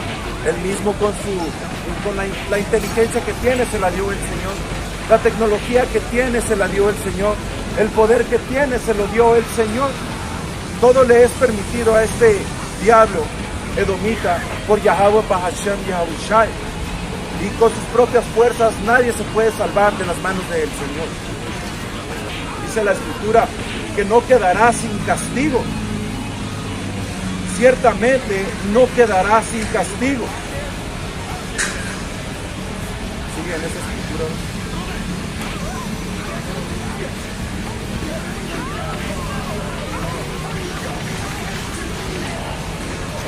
Cuando labres la tierra, no te volverá a dar sus fuerzas. Errante y extranjero serás en la tierra. Dijo Caín a Yahweh: grande es mi castigo para ser soportado. He aquí, me echas hoy de la tierra, y de su presencia me esconderé. Seré errante y extranjero en la tierra. Sucederá que cualquiera que me hallare me matare. Y respondió Yahweh: me matare. Porque Caín dijo al Señor: cualquiera que me halle, como yo cometí un gran sacrilegio en el jardín del Edén, que era lo más hermoso de todo el Edén, de toda la tierra. Este vato tenía miedo, porque al fin del día ese vato es cobarde. Tiene que venir con engaño. Tiene que venir con engaño, con anticipación a la guerra. Este gringo no puede ir a la guerra si no tiene un plan, si no se asegura su victoria, si no está asegurado que va a ganar. Tiene que aliarse con muchas naciones hoy en día como la OTAN y naciones, y iba contra puras naciones que no tenían poder. Pero ahora que el problema empezó contra Rusia y es otro edomita, otra raza de edomitas, ahora no entran en conflicto directamente con él, ahora no se apresuran a ir a aplacarlos, ni con China, otra nación poderosa, porque sabe que puede perder, porque no tiene el valor, las agallas, la valentía de ir frente a frente. Es un diablo. ¿Qué puedes esperar de un diablo? ¿Sí?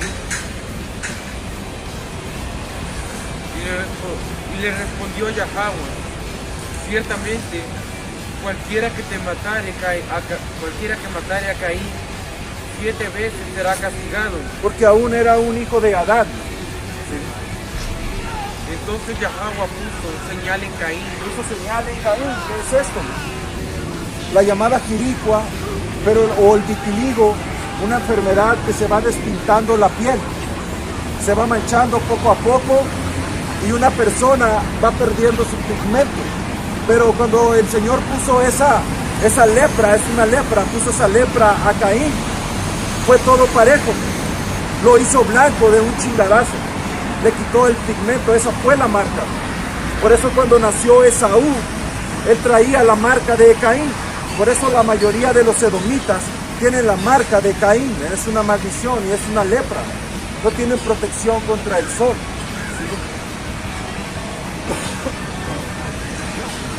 Entonces Yahweh puso señal en Caín para que no lo mataren cualquiera que le hallaren. Sí, hasta ahí. Génesis 25:30. Voy mejor porque no tengo. Y vamos a agarrar detalles de Esaú.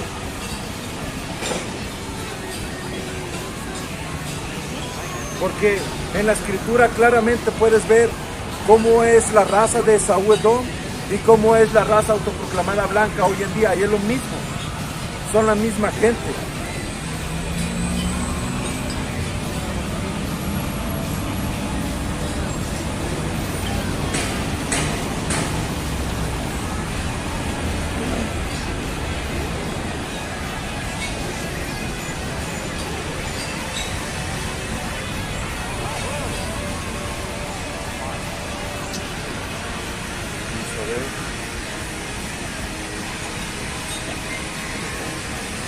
Génesis 25:27.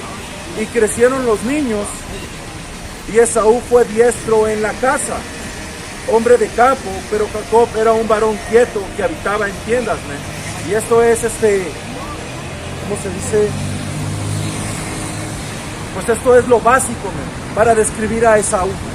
Es lo básico pero poderoso, man, porque normalmente un indígena o un israelita de la tribu de Judá del sur, eran hombres de casa, eran hombres que salían a buscar su comida y regresaban a la tienda y se la pasaban con su mujer y su familia tranquilamente ahí. No eran hombres de andar de peña en peña, de cerro en cerro. Un israelita, como dice aquí, los latinos son gente más de casa, son gente más calmados, gente más pacíficos. Pero ahora ya no hay distinción entre israelitas y edomitas, porque los edomitas han llenado con su filosofía de vivir una vida loca, desmadrosa, degenerada a nuestra gente. Ahora nuestra gente son peores que edomitas, peores que las naciones. Pero normalmente antes de que viniera toda esta contaminación, todas estas ideas, estas leyes gringas, pensamientos gringos, nuestra gente era más calmada, nuestra gente era, como dice aquí, de casa, armoniosos, pacíficos. Pero dice que Esaú, vamos a Esaú.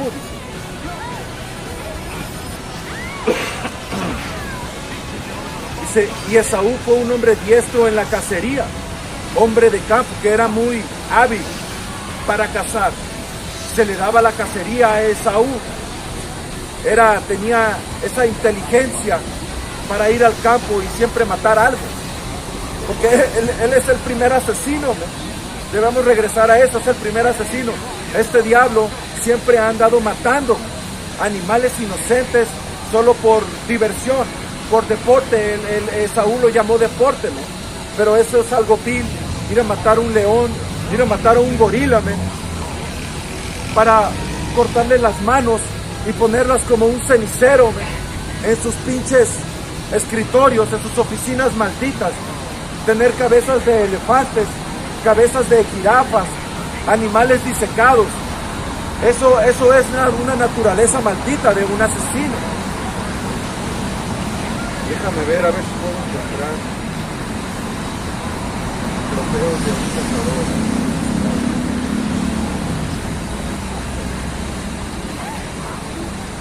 Déjame ver a ver si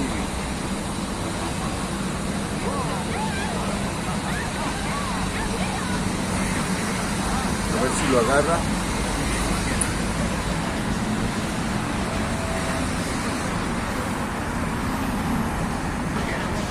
Ese es Esaú. Esa es la filosofía de Esaú. orgullo en ser un maldito. Él está orgulloso de ser un maldito, man. Él recibió maldición de Yahweh Bahashem Yahushai.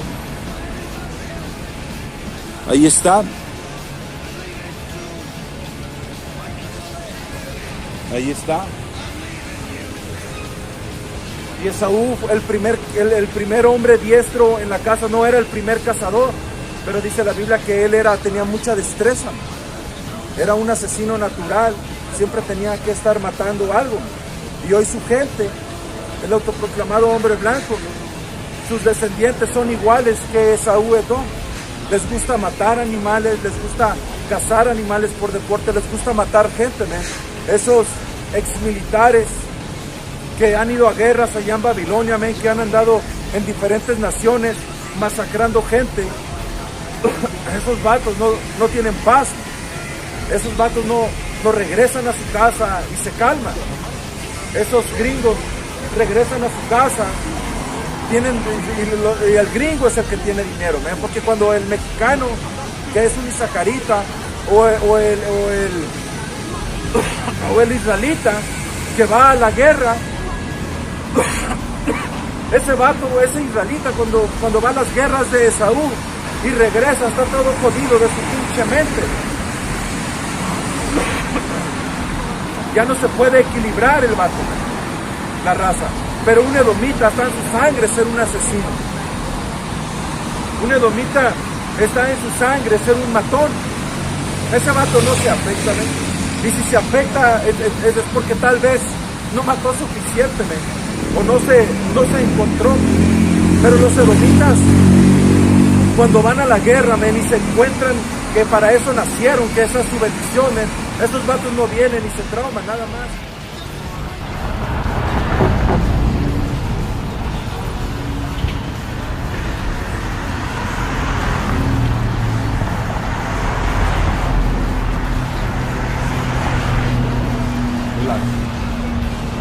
And Shalom. This is Brother Howard of GMS Toronto, coming back out here again on another Saturday to prophesy the downfall of this wicked kingdom. We'd like to give all praises and glory and honor unto Yahweh, Bahashem, Yahushai, Bahashem, double honors unto the elder apostles and the elders of GMS who do teach well, right? And to the brothers on the four corners of the earth who is going to do sincerity. Shalom to brothers as well. And continue to keep pushing, right? Like the brother Ashar just said, the year is almost done, which means we're almost out of here, man. We're another step closer to the downfall of this wicked society.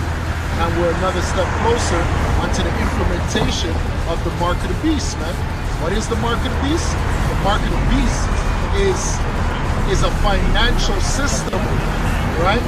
That's going to be able to track every single transaction of every single human being on this planet, just like your cell phone, just like your debit card. But this instrument is going to be placed in your body, like it says in Revelations, right? Can somebody get that in Revelations? I have Revelation 1. Yeah. Revelation 1:1 says the revelation of Yahweh Shai Mashiach, which God or Yahweh gave unto him. Right, and that's a part of prophecy, right? That's why it's so beautiful that we're in the book of the Revelation, right? Because now we're revealing. Just because you're a prophet doesn't mean that you're able to reveal. A lot of prophets weren't able to reveal the mysteries, right? They were given the mysteries, right? They wrote down the mysteries. You had some men that they were scribes, and they scribed certain words and information that was given to them by the Spirit of Yahweh Hashem Yahushai, but they didn't understand it. Well, we're in the time of understanding, right? The time of revealing. Go ahead. To show unto his servants things which must shortly come to pass. And one of the things that must shortly come to pass is going to be the mark of the beast. What is the mark of the beast? The mark of the beast is a financial a device that's able to be able to make purchases. It's able to track your movement. It's able to get your your health records. You're able to put every single thing on this device. Every single thing. Your passport, you're going to be able to travel with it. Your driver's license, every single thing is going to be able to go on that little device. Right? Go ahead. Revelation 13 and 15. And he had power to give life unto the image of the beast, that the image of the beast shall both speak and cause that as many as would not worship the image. That's right. And that power that's going to come behind that is going to be the military, man. It's going to be what we think that it's going to be a financial collapse. And once the financial collapse happens, then these world governments are going to push the new payment system. And just like how they push the Canadian dollar, the American dollar, and guess what? Do you have a choice but to use it? Can I make up a Hebrew Israelite dollar? No, nothing's gonna back it. I don't have no military to back it. I can't sign nothing into law for you people to recognize the Hebrew Israelite dollar, right? Go ahead. And he had power to give life unto the image of the beast. And did we not see the power? Did we not see the power of the beast 2 years ago? We just saw the power of the beast 2 years ago because the beast just shut down the globe. Were we able to shut down the globe? We can't shut down the globe, man. You people weren't even allowed to go to your jobs. You people lost your jobs if you never took the bites, the snake bites. You know why? Because the beast said so. Go ahead. And he had power to give life unto the image of the beast. That's right. That the image of the beast should both speak, and cause that as many as will not worship the image of the beast should be killed. That's right. And he causeth all, both small and great, rich and poor, free and bond. Hey, and that's I can't remember, the brothers were talking about this last week. I don't remember if the brother Kazak said it. I don't remember who said it, but there's no way to go around the system. You can only work with the system. You can't fight the system. And that goes for all of us. We can't be like, oh, we don't like the way things are going. We're going to do things. No, sir. You got to work with the system. There's ways around it. There's loopholes. And during that time, did we not find loopholes? We found loopholes. But can you go around the system? Can we just walk into their establishment and be like, no, we're not showing you nothing? No. We still have to show them something. Right? There was a way around it that you could show them a little bandulu, if you know what I'm talking about, but you have to work with the system. The system is the system. Go ahead. And because of all, both small and great, rich and poor, free and bond, to receive a mark. So if you don't believe this after what just happened 2 years ago, you know what you are? You're a fool. Because the beast just shut down the entire globe. And you're telling me when the beast, read that part again, huh? And because of all, both small and so great. what's the beast gonna do? The beast is gonna go up on a podium. Hi, good morning. How's everyone? Everyone doing good today? He's gonna have a flag here and a flag here. And who knows, their flag is probably gonna change. Because it's gonna be a unified flag. It might be a flag of the EU. It might be a flag of the United Nations. Because it's gonna be a global system soon. And they're gonna be very authoritative. And they're gonna be wearing nice, beautiful, expensive suits. And there's gonna be other government officials behind them. And they're gonna say, what up? And because of all, both small and great. You hear what he's gonna say? He's gonna go on the podium and he's gonna be like, hi, good morning. You all have to take this. This is gonna be our new way forward. What did they say about the vid? When we were moving forward, this is the way that we have to go to move forward. This is the new normal. This is the new normal. So when they come with that system, they're gonna look at you and they're gonna say it so pleasantly, and they're gonna be wearing their suits, and they're gonna say, hi guys, this is your new normal. And you're gonna think it's the best thing in the world, because they're gonna tell you you'll never have to lose debit cards again. You'll never lose cash again. No one, it's gonna be encrypted. It's gonna sound so amazing. Go ahead. Psalms 5:21. The words of his mouth were smoother than butter. That's how they're gonna come up.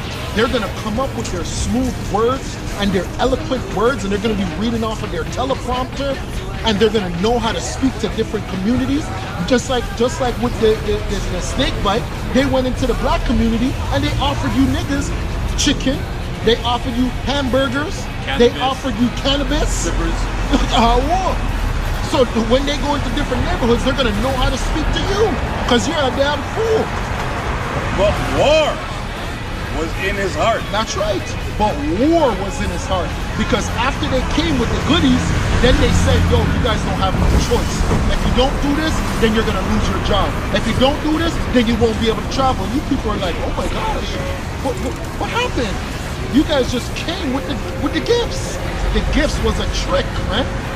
Like the brother just said, they offered you cannabis. What if something is so good for you? Why would they need to offer you cannabis?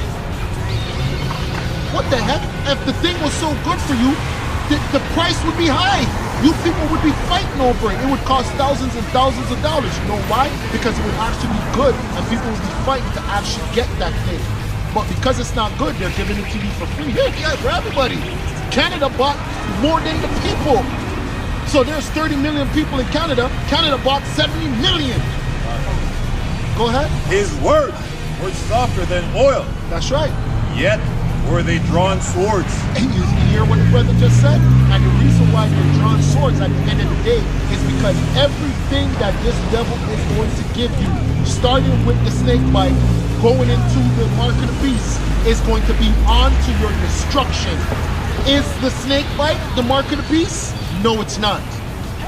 The snake bite is not the mark of the beast. It's connected with it. But it's not it. No, but it's in the flesh, but it's in the words. We're just going to keep it simple for people who are out there. Is a snake bite the mark of the beast? No, it's not.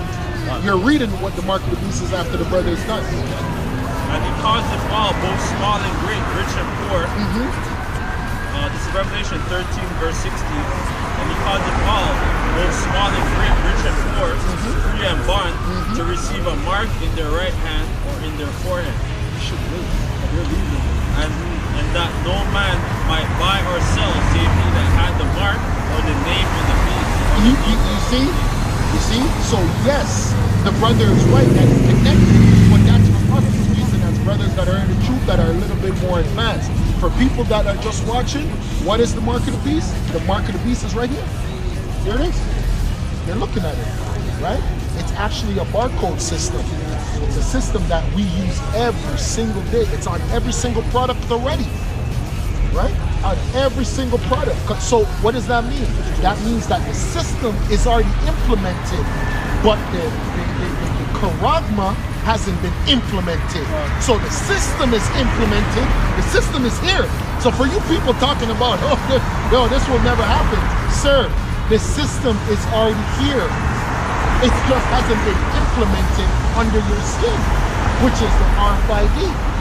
But it's here in the form of a barcode system. Go ahead. And it's gonna brand you forever. Basically. Forever. Indefinite, right? And it doesn't matter if you try to take it out. Yeah. Like Neo from the Matrix. Remember Neo from the Matrix? He went to go and take that thing out of his belly, but guess what? You've already been branded. I think you say the past 2 years, Isa just kill, printing money, and killing the economy in this place. You know, hyperinflation is a weapon.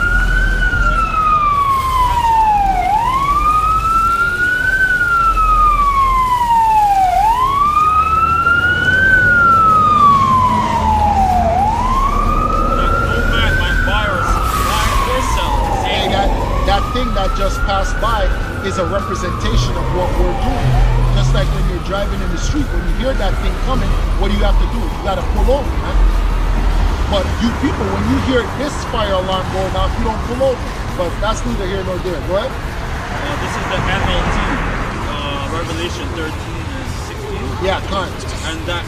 And no one could buy or sell anything without the mark, which was either the name of the beast or the number representing his name. Hey, how much more plainer can you get? Right? So sometimes these little demonic renditions of the Bible, right? these miscommunications, sometimes they go a little one deep or too deep, man. Right? And what they just did wasn't bad, man. All right, Grandma. All right.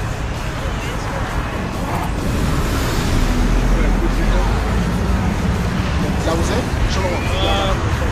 Yeah, you can go on that. Check it out. The book of Second Ezra, chapter 9, verse 1. It reads, He answered me then to say, measure thou time yearly in itself, and when thou seest part of the sign pass. And that's what the brothers are doing, right? You have certain brothers that we call this brother the news reporter. The reason why is because this brother always has the articles on what we're talking about, right? You have other brothers that they go deeper into other things, but this brother, he always goes deep into the charagma, right? Exactly what we're talking about. The 666, the mark, right? Go ahead. The RFID technology. Go ahead. Which I have told thee before, is true. Then shalt thou understand that it is the very same time wherein the highest will begin to visit the world which made. And that's how we know that we're in that time of the book of Revelation, because we have the system in place.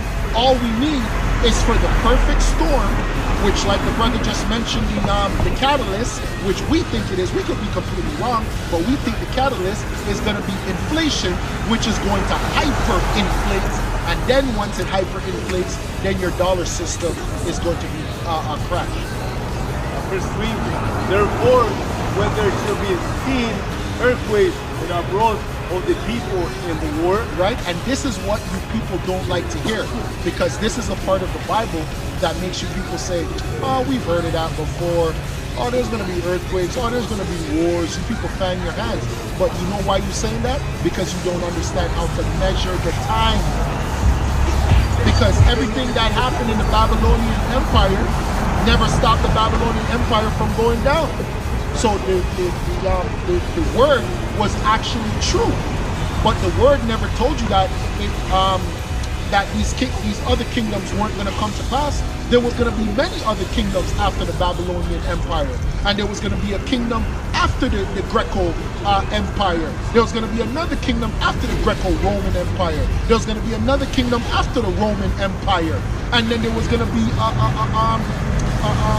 Israelites that were going to rise up under the banner of the Romans, but they were going to be calling themselves, Spartans. They were going to be calling themselves Vikings. They were going to be calling themselves Goths, Visigoths. In England, they were going to be calling themselves the Saxons. What are some of the other houses when you go into Europe? The Scot, exactly. The Jacobites. That's right. And then the Bible also told you there was going to be a revived Rome, right? Where that beast, that deadly wound of that beast was healed with the water. And now we're living during that time. So did the Bible lie? No, it didn't lie, man. It actually told the truth to the T. Precept? Yeah, go ahead. This is Acts chapter 1, verse 6.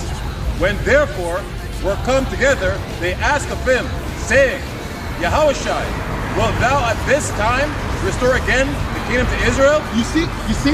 So that means at that time, those brothers are here today, they made prophecy, but they didn't understand the prophecy, right? The prophecy, the revealing wasn't at that time, because isn't there a part in the Daniel where it says, Daniel, seal up the book, right? So there was a time where the book was sealed, and then there would be a time where the book would be open or loosed.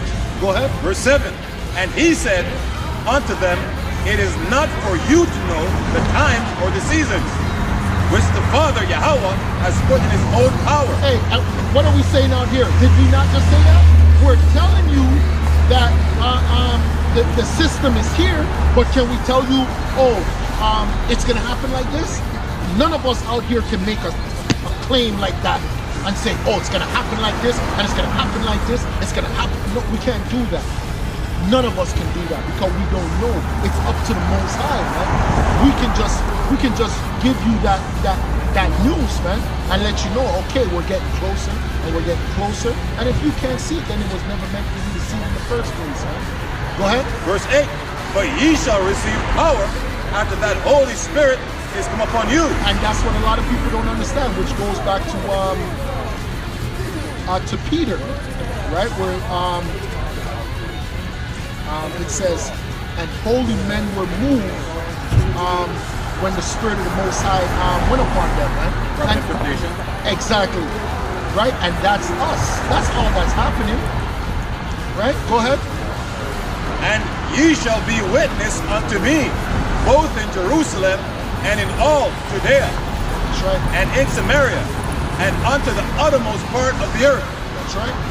And we're doing that now through the way of the internet, which the brothers always talk about, right? We get to the uttermost parts of the world through the internet, right? Go ahead. Back to 2 Ezra chapter 9, verse 4, we read, then thou will understand that the Most High spoke of those things before like of those things for the big days that were before thee. Hey, and that's why we're out here. We're out here because our eyes were open, they were peeled back, and we're like, wow, that's how powerful this book is? Because we never saw it when we were in the church system, because the church system never had to understand it. They still don't have to understand it. Right? Go ahead. Even from the beginning. Right, even from the beginning. So even from the beginning of our lives, which our lives is just minuscule compared to the scripture, right? Because the scriptures goes all the way back to what? Goes all the way back to Genesis. We're now here in Revelation, but the scriptures go all the way back to Genesis. Go ahead.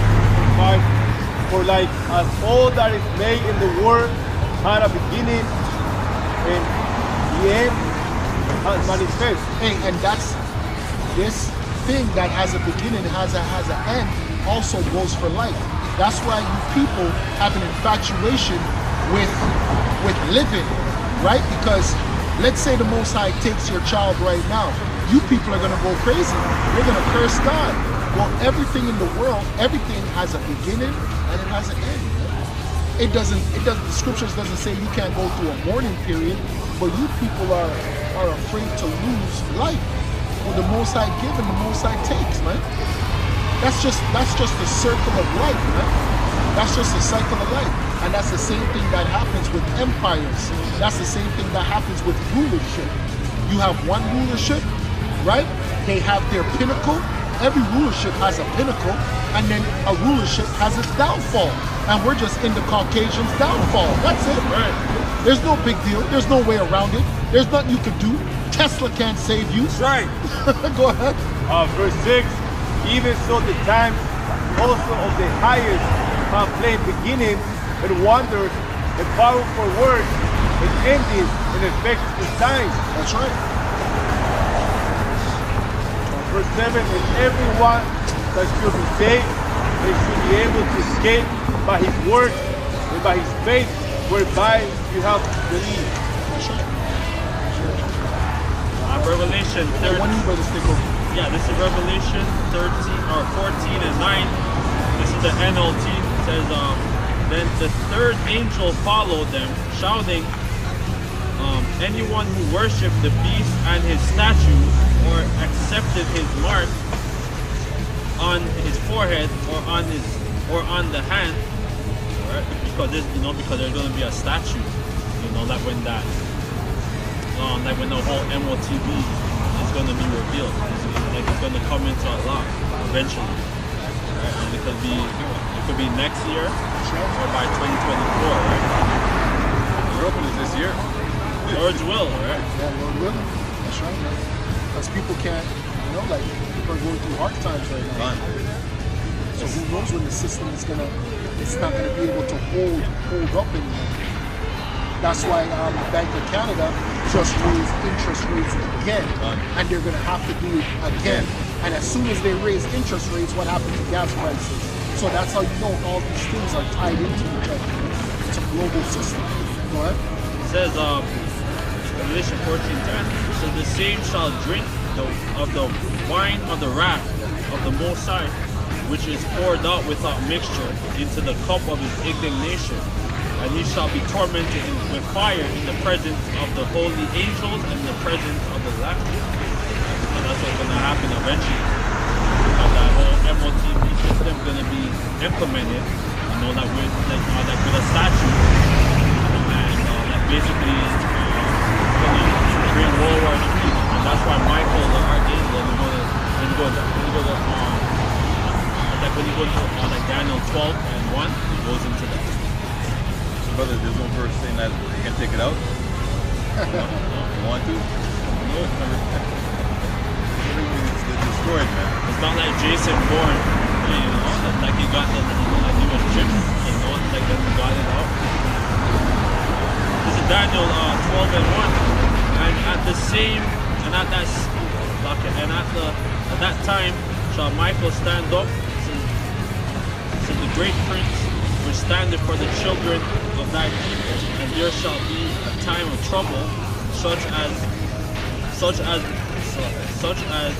was since there was a nation, even to the same time. Was there mechanical dog? Was there mechanical dogs in ancient days? Robot walking with guns, right? But now you can go on YouTube and put in DARPA engineering and see what these Edomites, these other nations who are in power, are making, man. So Daniel was seeing all these things, right? There was no drones flying around that's able to kill you, right? So this is what the prophet Daniel was talking about. Never has been such a time. Because in ancient world, you know, beef, or they just swords, spears, and maybe some firebrand men. But that's it. So the prophecies that never have seen nothing like this, man. It amuses us. Brother put us, he's got a dog walking with a police written on his chest. Get out of the way, police. And what? No, that's scary as hell, man. Right? David used a slingshot. God, you right? Let's do it. At the same time shall Michael stand up, says the great prince, which standeth for the children of thy people. That's right. So the people are the people of Israel. And it didn't say, and the nation had some guns buried, and said, rise up and take Talab. It didn't say that. It says it's still keeping being spiritual. It's saying Michael, which people will have to lead in this book, lead this report. That what? That we're going to be protected and be fight for by our Heavenly Father, who sent Michael the angel, the archangel, right? I have Michael. This is Maya Ka'ala. Michael, who is like God. That's right. So basically, he synchronizes with the Heavenly Power, right? So he's not the Heavenly Power, but he's like Him. So the Heavenly Father is about protecting us, right? So the same thing the Heavenly Father's Spirit is about, Michael's Spirit is in synchronicity with that. One of the chief or the first archangel, who is described as one who stands in the time of conflict for the children of Israel. See that? It's a one of, which means there's many, right? It could be more than one. It says one of. Yeah, but he's the chief. God. He's the chief. It says, and at the time shall Michael stand up, said the great prince, which standeth for the children of thy people, and there shall be a time of trouble, such as never was since there was a nation, even to that same time, and at that time thy people shall be delivered, everyone that shall be found written in the book. That's the one with the mark. So there'll be another mark. So if you're in this book, you know that there's two marks, right? Major marks. There's mark up there on the left, mark on the right. So the mark on the right would be the mark called the Palawah, right? The mark of exemption, right? Where the Moses is saying, these ones, leave them alone. But those ones, do as thou wilt, right? In that your spirit, do as thou wilt. So guess what? The Moses is putting over that spirit. Since you want to do as you will, all right, do whatever you want, right? And Moses is very far out. Like you're gonna die some messed up ways, man, right? But he says one way you're gonna die is dying of hunger, right? Ribs touching. And many of them that sleep in the dust of the earth shall awake, some to everlasting life, and some to everlasting shame. That's right. So some of us are gonna wake up to the truth, right, and repent, and some is gonna hear it, right? And tell us, say forward things, man. Stop. So what? You're gonna be in shame because at the end it shall speak. So there's a time. So no matter how you wanna hold on to time and think, time's on your side, there's sometimes on my side. Time ain't on your side, man. Because what? Doesn't matter how much you like summer, how much you like the fall. Guess what? It's going. It's here for a period, and it's gone. Right? I love summer. Okay. All right. And what?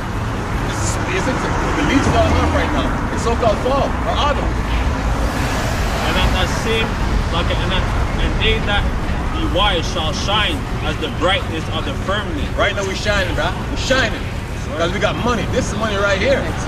Okay. We rich, man. That's right. And at that time, they that be wise shall shine as the brightness of the firmament. That's why everybody passed by and look. What's this? It's glittering. In the spirit, this is glittery, man. Okay?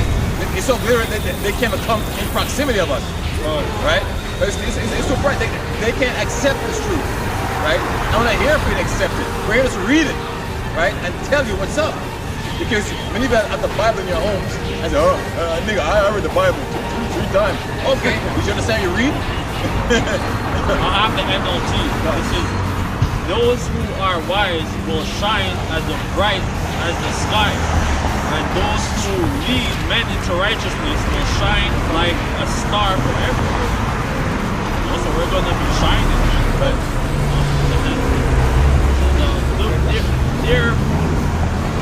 Those who are wise will shine as brightness as the sky, and those who lead men into righteousness will shine like a star forever. And that wise is going with fear. Fear of the Heavenly Father, man. Right? You can't be wise without fear of the Heavenly Father. Because once you know the Father exists, and you know His attributes, what He's about, if you're fearful, you're a fool. Alright?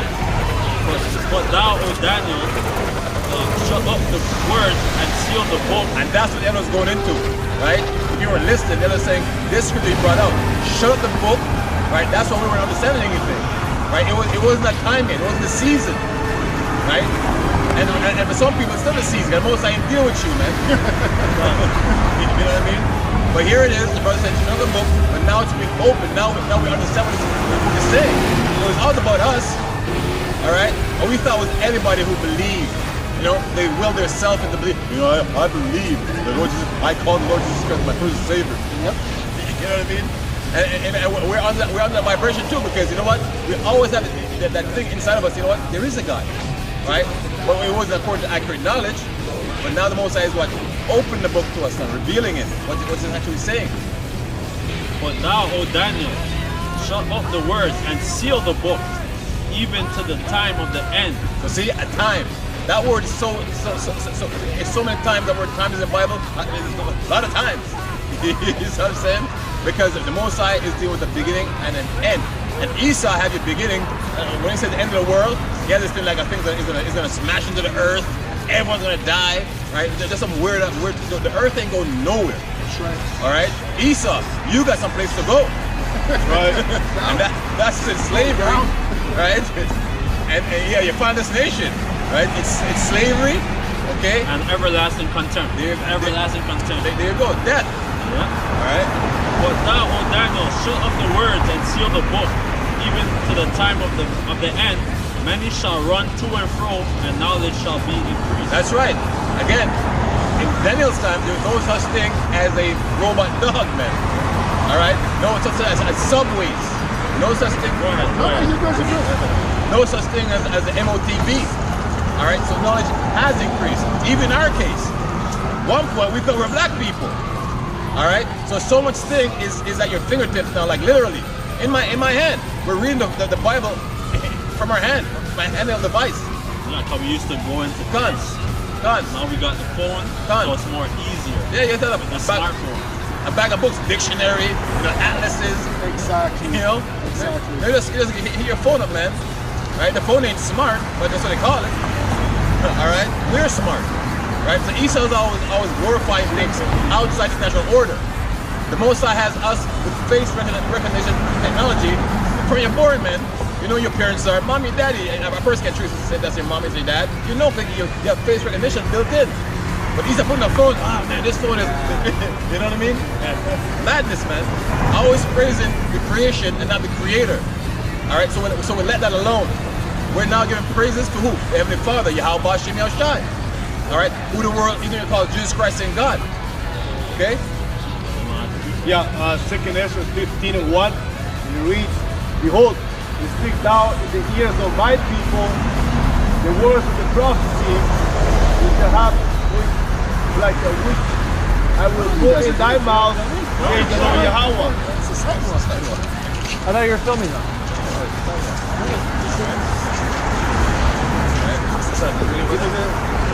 2nd Ezra 15:1, Behold, you speak thou in the ears of my people the words of the prophecy which I will put in thy mouth, says the Lord Yahweh. All right, so the Lord is saying to speak to his people in present of pronoun. Okay, so the Lord is separating, right, the world that he's made and the creation that he's made, but he speak to my people. Okay, Behold, speak thou in the ears of my people. So make them understand. So we have been doing this, speaking to the ear, and not everyone's listening. So basically, that ear is going to make them understand. Okay? Because we don't have questions, right? The earth is set up in a certain way that problems are solved by what? Questions and answers, right? Anything in a problem. Like the person who made an airplane had questions and answers. So you know what? I think we can fly. Now, you know, I think we can fly. A question, right? They say I with a bicycle with the wings. Guess what? He didn't make it. Okay, but you jump the Boeing 747 now, so the question has been answered. Maybe it doesn't take one answer, right? To answer, I mean, you need many answers to answer one question sometimes. All right. So the Lord says, speak in the ear of my people. So, hey, what the Israelite? How do you know? So you tell them, but how do you know? And it's based on repetition, right? That's what's it's all in the Bible, right? Because you need repetition. Repetition, and the Apostle Gabar said, is the father of skill. All right. Verse 3, fear not imagination against thee, lay not the incredulity of hey, Esau has some stuff set up for us, man. All right? The Lord said don't fear it. Because the Most High never gave us the spirit of fear. All right? He did say, though, to fear him. He said the beginning of the Lord, the fear of the Lord, the beginning of wisdom. So you must fear the Lord. But he also said, fear him that killed the body and the soul. Don't fear the one that's going to kill the body. Because it's Esau, man. That's his thing. I'll kill you. Okay, do your thing, Esau. Exactly. All right. I'll kill your children. That's right. You know, you can't eat. You can't come in here. You can't buy food. That's what the brother's going into. It says he causes all, both rich and poor, small and great. Because what? It leads back to eating. You know, shelter. All the necessities of life. Con. Which means this man is a god of death. Right. Okay, because he's not pro-life. That's why everything is contrary to life. Who was that Mo crying? Oh, it was you, Mo. Yeah, that's good. You know what I mean? Talking about you're gonna try and kill us and our kids. You can't have kids. You don't want kids because you chose a life contrary to having kids. Con. You know what I mean? Well, he's worried about kids. Con. You know what I mean? For prime reasons. Con. That's the only reason why he's worried about kids. Con. Lay not the incredulity of their trouble deep that speak against thee. That's right. So, you guys are preaching this nuclear missile stuff, and you think you're gonna get here? How? We call UFO. UFO, eh? Okay, right? So, if you're weak in the faith, a loser can come and laugh and scoff, and you might start shaking your faith. And well, you know what? It's kind of weird. How are we gonna believe in the UFO? You believe that, brother? And cause discord. But we believe that. Okay, that's our belief. It was a gift. That's a gift that was given to us. You can't make yourself believe that. All right, that's something that Heavenly Father has given you. It says wisdom and stability should be wisdom, knowledge at the time. But faith is a treasure. So it's a hint. It's a secret. Right? Treasures aren't out in the open. It's secret things, man. All right. Verse 5. Behold, saith the Lord Yahweh, I will bring plagues upon the world, the sword, famine, death and destruction. So the Lord says he's going to bring tulips, roses. That's what he said. He said plagues, and plague can be anything that kills you, right? It could be an army of a million ants. That's a plague. All right? So the Lord's going to bring it, man. The Lord is responsible for all death on the planet Earth. Nothing's above him. That's why it's called omnipotent, all-powerful. Everything that's happened to you, good or bad, the Lord controls it. Read Isaiah 45 and 7, get some understanding. He's the king of terror. That's right. So Bin Laden had nothing on the Lord. Who should set him up, right? Boko Haram, right? They say, oh, look what Boko Haram is doing. Who do you think programmed Boko Haram, if there's something you call that, or that's what Isa calls them, who do you think had them do that? The Most High. And we give all praise. We don't cry when someone dies. If it's a close family member, of course, we're in the flesh. But when that nigga get jacked up, do some dumbass shit, I'm like, hey, watch this, right? Break his neck, we laugh. Done. You know what I mean? Verse 6, for the wickedness have exceedingly polluted the whole earth. That's embarrassing, man. Right? The Lord is saying, it is so wicked. Right? It's excluded the whole earth. That's why there's nowhere to run to. Because the whole earth, the Lord has a controversy with the whole earth, man. All you damn wicked people, man, thinking you're good. Right? Talking about marry this and happy this. That's right. You know? That's right. Those are fix the guy's business, man, and show what's happy and marry all about. That's right. And their hurtful words are fulfilled. You know what's hurtful, man? They call a person black. Black people. What the hell is a black person, man? Exactly. Right? I hate black people. I'm like Kanye West in this situation. Black people should all die. Exactly. You know what I mean? We're dealing with Israelites, okay? And only a few of them too. Because some Israelites need to just go. Okay? When you don't know black people, man. Black people talking about when you see what the shirt says on the back, how about it says on the front? Exactly. Right? Something on the front. And when he said slavery is the choice, listen to the whole thing before you speak. Exactly. The man says slavery is the choice, meaning the contracts that you sign, you had a choice to choose that or not to choose it. That's what the man is saying. And by no means am I on his side. You know what I mean? I'm just making a report that what he said, right? Because you dumbass Negroes, right, just to talk shit, right? But we're here to defend the scriptures, the Bible. Right. All right? But hold on. It is a choice because at the end of the day, you niggas are choosing to still serve your devil hustlers. Done. Look at you. Even right now, forget about chattel slavery. Right now, you niggas get to wake up and find out who you are. Done. Just like the brother said, you're still calling yourself black. So it was a privileged choice, man. And it was a choice for us to be wicked, man. Done. So the man was right. Done. You know what they do? They're snipping this and I said, look, Jimmy said they hate black people and pump it. Hold on. When back in chattel slavery, when a lot of brothers start waking up to the Edomites and to how wicked they are, and they started to rebel, who was the one that snitched on us? Our own people. Our own people snitched on us, man. Still doing it. Every day. Still doing it. What the heck, man? Look at the character that what's his name played, man? Django, yeah. Samuel Jackson. Black. I have the word black on Edom Online. Black was under dark-skinned people. What it says the meaning means fierce, terrible, wicked in the 14th century. There you go. So even the word dark, right? Say I'm dark-skinned. The word dark is actually a negative term as well, because when you say, oh man, it's a dark time, there's a dark, this person's so dark, it means they're stupid. All right? So Esau has put his white supremacy in their language, in his diction, man. That's right. Right? You say, I'm proud to be black. You say, I'm proud to be right. We brother. So the meaning, fierce. So you're fierce, which is okay to be fierce. Terrible. Right? But terrible? How? Like the Most High. That in the righteous sense, yeah. Read. Wicked. Hey, that's you, Esau. That's all you all day. It said the figurative sense of comes from notion of without light. Morals. So no light means you have no knowledge, no sense, which is why you're saying what you're saying. That's right. Right? Because you watch cartoons and the caricature has an idea. What comes up? A light bulb. Yeah, I got an idea. Right. He's thinking. Shalom. Giving all praises to the Heavenly Father, Yahweh, Bahasham, Shai, Bahasham, Rachahakorash. Double honors to the apostles, the elders, at Great Millstone, who do well. peace and salutations as always to the elect.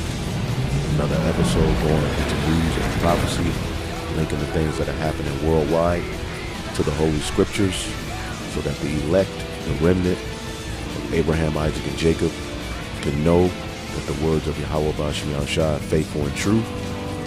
Right? He prepared himself for that great and dreadful day, the hour of temptation. Right? Also condemnation to the heathen nations, beginning with the rulers of this beast system, which are the biblical Edomites, okay, who are being revealed in this time. Also the heathen nations who are joined unto them,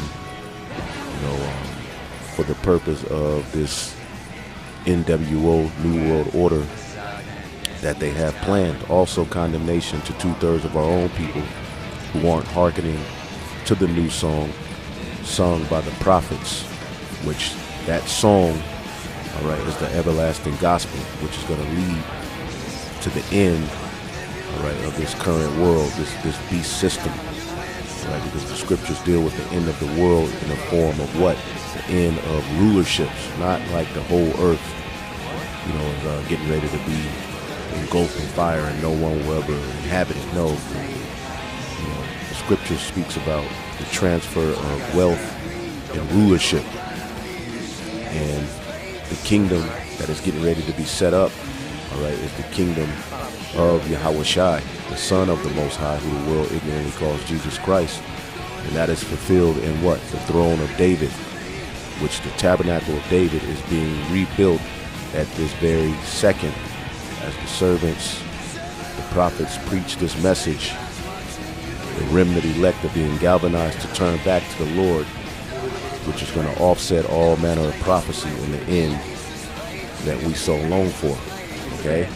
But it's going to be a very straight gate. Things are about to tighten up because, according to prophecy, at the very end of this man's beast system, he would try to establish world domination via his left-hand blessing and technology. And while they're throwing all of these enchantments and distractions in your face behind closed doors, they are moving forward with a very, very wicked plan, and it's going to require a lot of death, okay? A lot of people got to go in order for this to work, and they're setting it up, with these distractions to be able to use particular talking points, particular deceptions and enchantments to pass laws to where people can't speak on the things that they're doing. So things are about to tighten up. Tyranny is getting ready to be enforced. As the scriptures say, he spake as a lamb, right? The lamb is known as what? Meek, humble, trustworthy, not harmful, but it also said that what? At the end of it all, he speaks as a dragon. So he has two horns like a lamb. Okay, and he's been able to use, the system of, the Republicans, the Democrats to, lead people into this false sense of freedom. Okay, but through propaganda, everybody's rights are getting ready to be taken away. And this New World Order that we talk about is really nothing new. When you go into the scriptures, you read about Nimrod, which I have a 2-part lesson on that whole thing. Pretty much what he tried to do was, have a one world order, which the Heavenly Father wasn't with it. He tried to have a one world government. You hear about the Tower of Babel, which is pretty much what you see happening in a technological sense here. One world order, via a technocracy, to where technology and artificial intelligence and wisdom will govern and trace and track everything happening amongst human affairs, and you will be linked into that system, which is the 4th Industrial Revolution, via a device which John the Revelator saw. This beast system that rules today, issue it forth. All right, and when we hear this term that I have highlighted here, all right? We think that it's something new, but ultimately this has been tried before. It's just that now they have more technology, they have more power, they have more wealth, you know, and the Edomites are fulfilling their blessing given unto them by Isaac. You see, that he would rule with the sword, he would have the fatness of the earth, he would control the resources. Okay? And this is we're just about at the end of this world, which is why he's moving with such fervency, because he only has a short time to get this done. Now, I have this article here, which there's a lot in this article, so it's best, you know, if you're interested to look these articles up. This is off of Blacklisted News, and as you can see, the title of the article is "The Dark Origins of the DAVOSGR." Okay, and everything that you see happening ties to this, right? Because you know they have the World EC Forum, or the WEF, where all of these world leaders meet, you know, to talk about the plans of the future. And the plans of the future that they have is ultimately you having nothing and smiling about it. Okay, while they have the world resources, the land, and pretty much are going to be able to control how much you can have, how much you can eat, how much you can travel, and link it to a system that deals with carbon tracing. As a matter of fact, worldwide, you're starting to see this system be implemented. And it's coming here to America.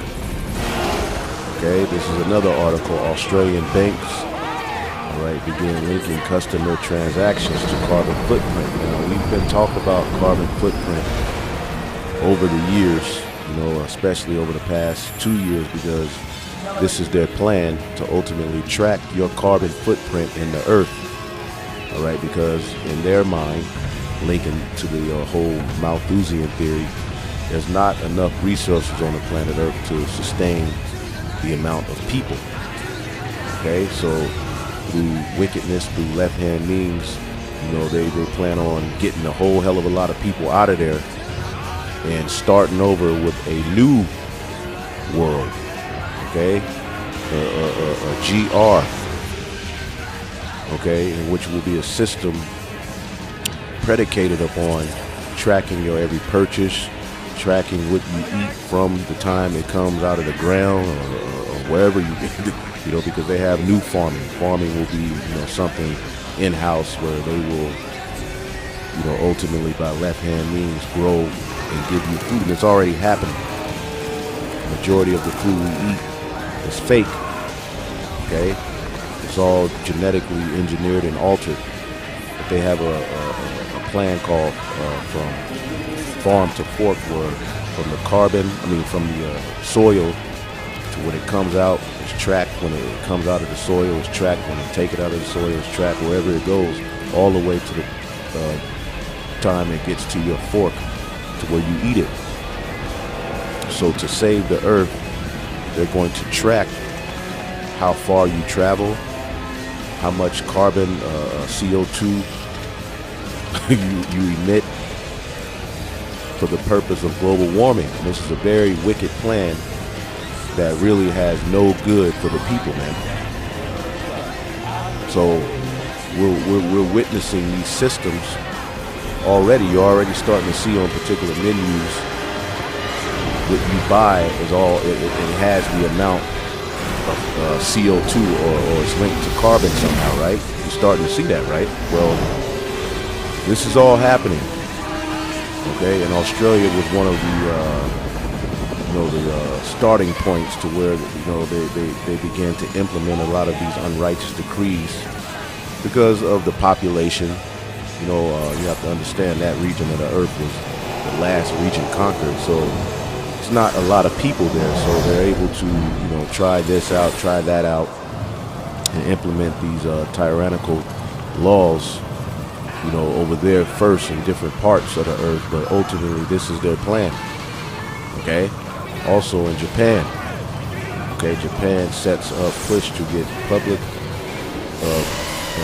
get the public buy-in to digital IDs. And we'll touch on these things, okay? But this is the plan that they're moving forward with, okay? And here in America, you see here, give me 1 second.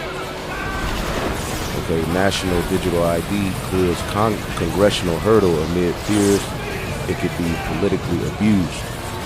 All right, so you can read here, it says, all right, a digital ID system for U.S. citizens is fast becoming a reality following a vote by the U.S. Senate Homeland Security and Government Affairs Committee to advance improving digital identity. So within this new world, you will have a digital ID, all right, and we know, and we'll show you how you will be linked to that. Digital IDs act as online, data-laden representations of human beings, right? And you will be linked with machine. Many analysts, such as the authors of the 2019 McKinsey Global Institute report, argue they could be the key to unlocking access to financial services, all right, how you buy and sell.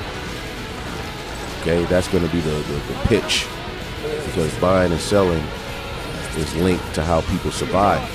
But there's far more that they have planned with this, okay? This technology. And they're going to transcend, all right, the concept of being human via their left-hand means, okay? Various government benefits and educational opportunities, which, you know, a universal basic income is becoming a reality as the economies are going to collapse. People are going to then be brought into a system to where this is how you get money every month. These are the jobs you can work, and it's going to lure you more and more into that system, all right, which John the Revelator saw. The system we're talking about. Let's read a little bit more of this and go back to the article I had at the start. And I'll get into a lesson. It says benefits and educational opportunities, as well as a number of other critical services. Some of the same analysts, however, also warn that the risk and potential of misuse of digital IDs are a real and deserve careful attention. Although the concerns about digital ID are real, it's important to separate the facts from the fear and the fiction. Right? You keep going. We'll go back to this, but I just wanted to bring this out to let you know that this is the system that we see being set up in the planet Earth. See, this is the new world that is to come, and things are going to change drastically now. To link this article to it all, you have the dark origins of DAVOS, the GR. See, which in Switzerland, all right, they've been meeting at the WEF, you know, for the purpose of the plans for this new world. See, and this talking point of carbon footprint has been at the forefront. Now to link it all right, just to get a little bit out of this article. But the truth is, Knights of Columbus, Opus Dei, Knights of Malta, Club of Rome, Council of 300, Council of Trent, Council on Foreign Relations, the list goes on. All of these are suborders of the Jesuit order, of the Holy Roman Empire, the leaders of today's Western world, the owners of the United Nations. America is their new world. Rome owns the world. Rome established the new world in which we live today. The New World Order has already been in place since the mid-40s. The NWO is not coming. It's been here for a long time. It says it's important to understand that there is not one single new or original idea. Okay, and that's scriptural. As a matter of fact, let's get that in the book of Ecclesiastes. One of my favorite books. We're going to get the book of Ecclesiastes, the first chapter. And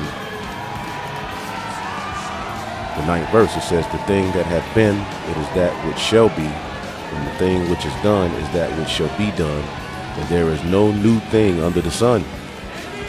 Right? So this NWO, this talk of a one world order, you can go into the scripture. The Greeks tried to do it. They said that everyone should leave their laws and serve them. That's in the book of Maccabees. It's even in the history that they brought everybody under a system of registry. Okay, a registry to where ultimately you had to have a brand to their particular god, Bacchus. It was under a different name at that time as well. You know, to prove that you had went through the necessary means and that you're ultimately you bowed the knee. You see, many tyrants of old have tried to do what these devils are trying to do now. All right, but as this guy Noah Harari says, now we have the technology to complete what the tyrants of old couldn't. And they're boldly proclaiming these things, and they're not hiding it anymore. Like the dude who was interviewing Klaus Schwab said, you know, he was asking, so you mean, you know, you're really gonna try to change people through, you know, altering, you know, their code and this and that? He said, absolutely, that's what I'm trying to do. That's what we're gonna do.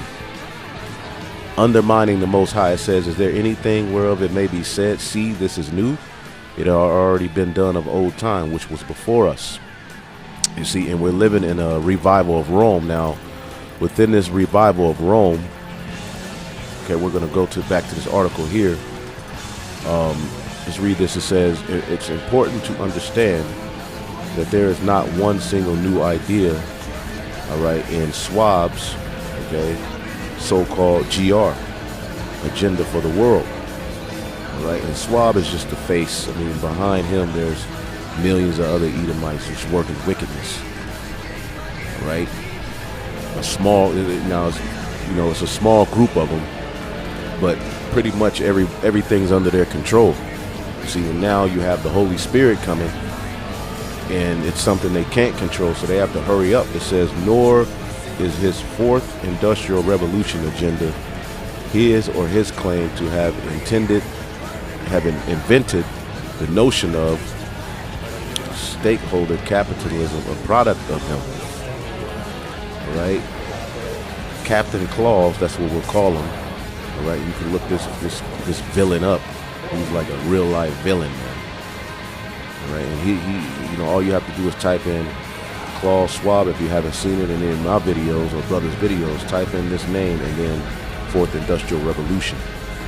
Okay, and you'll see what his plan for the world is. And while we're not in the time of mirth, it says Captain Claus is a little more than a slick PR agent for the global technocratic, because that's how this world is going to be ran, through technology agenda. Okay, he's not just a PR agent for a global technocratic agenda, a corporatist unity of power, of corporate power with government, including the UN, an agenda whose origins go back in the beginning of the 1970s and even earlier.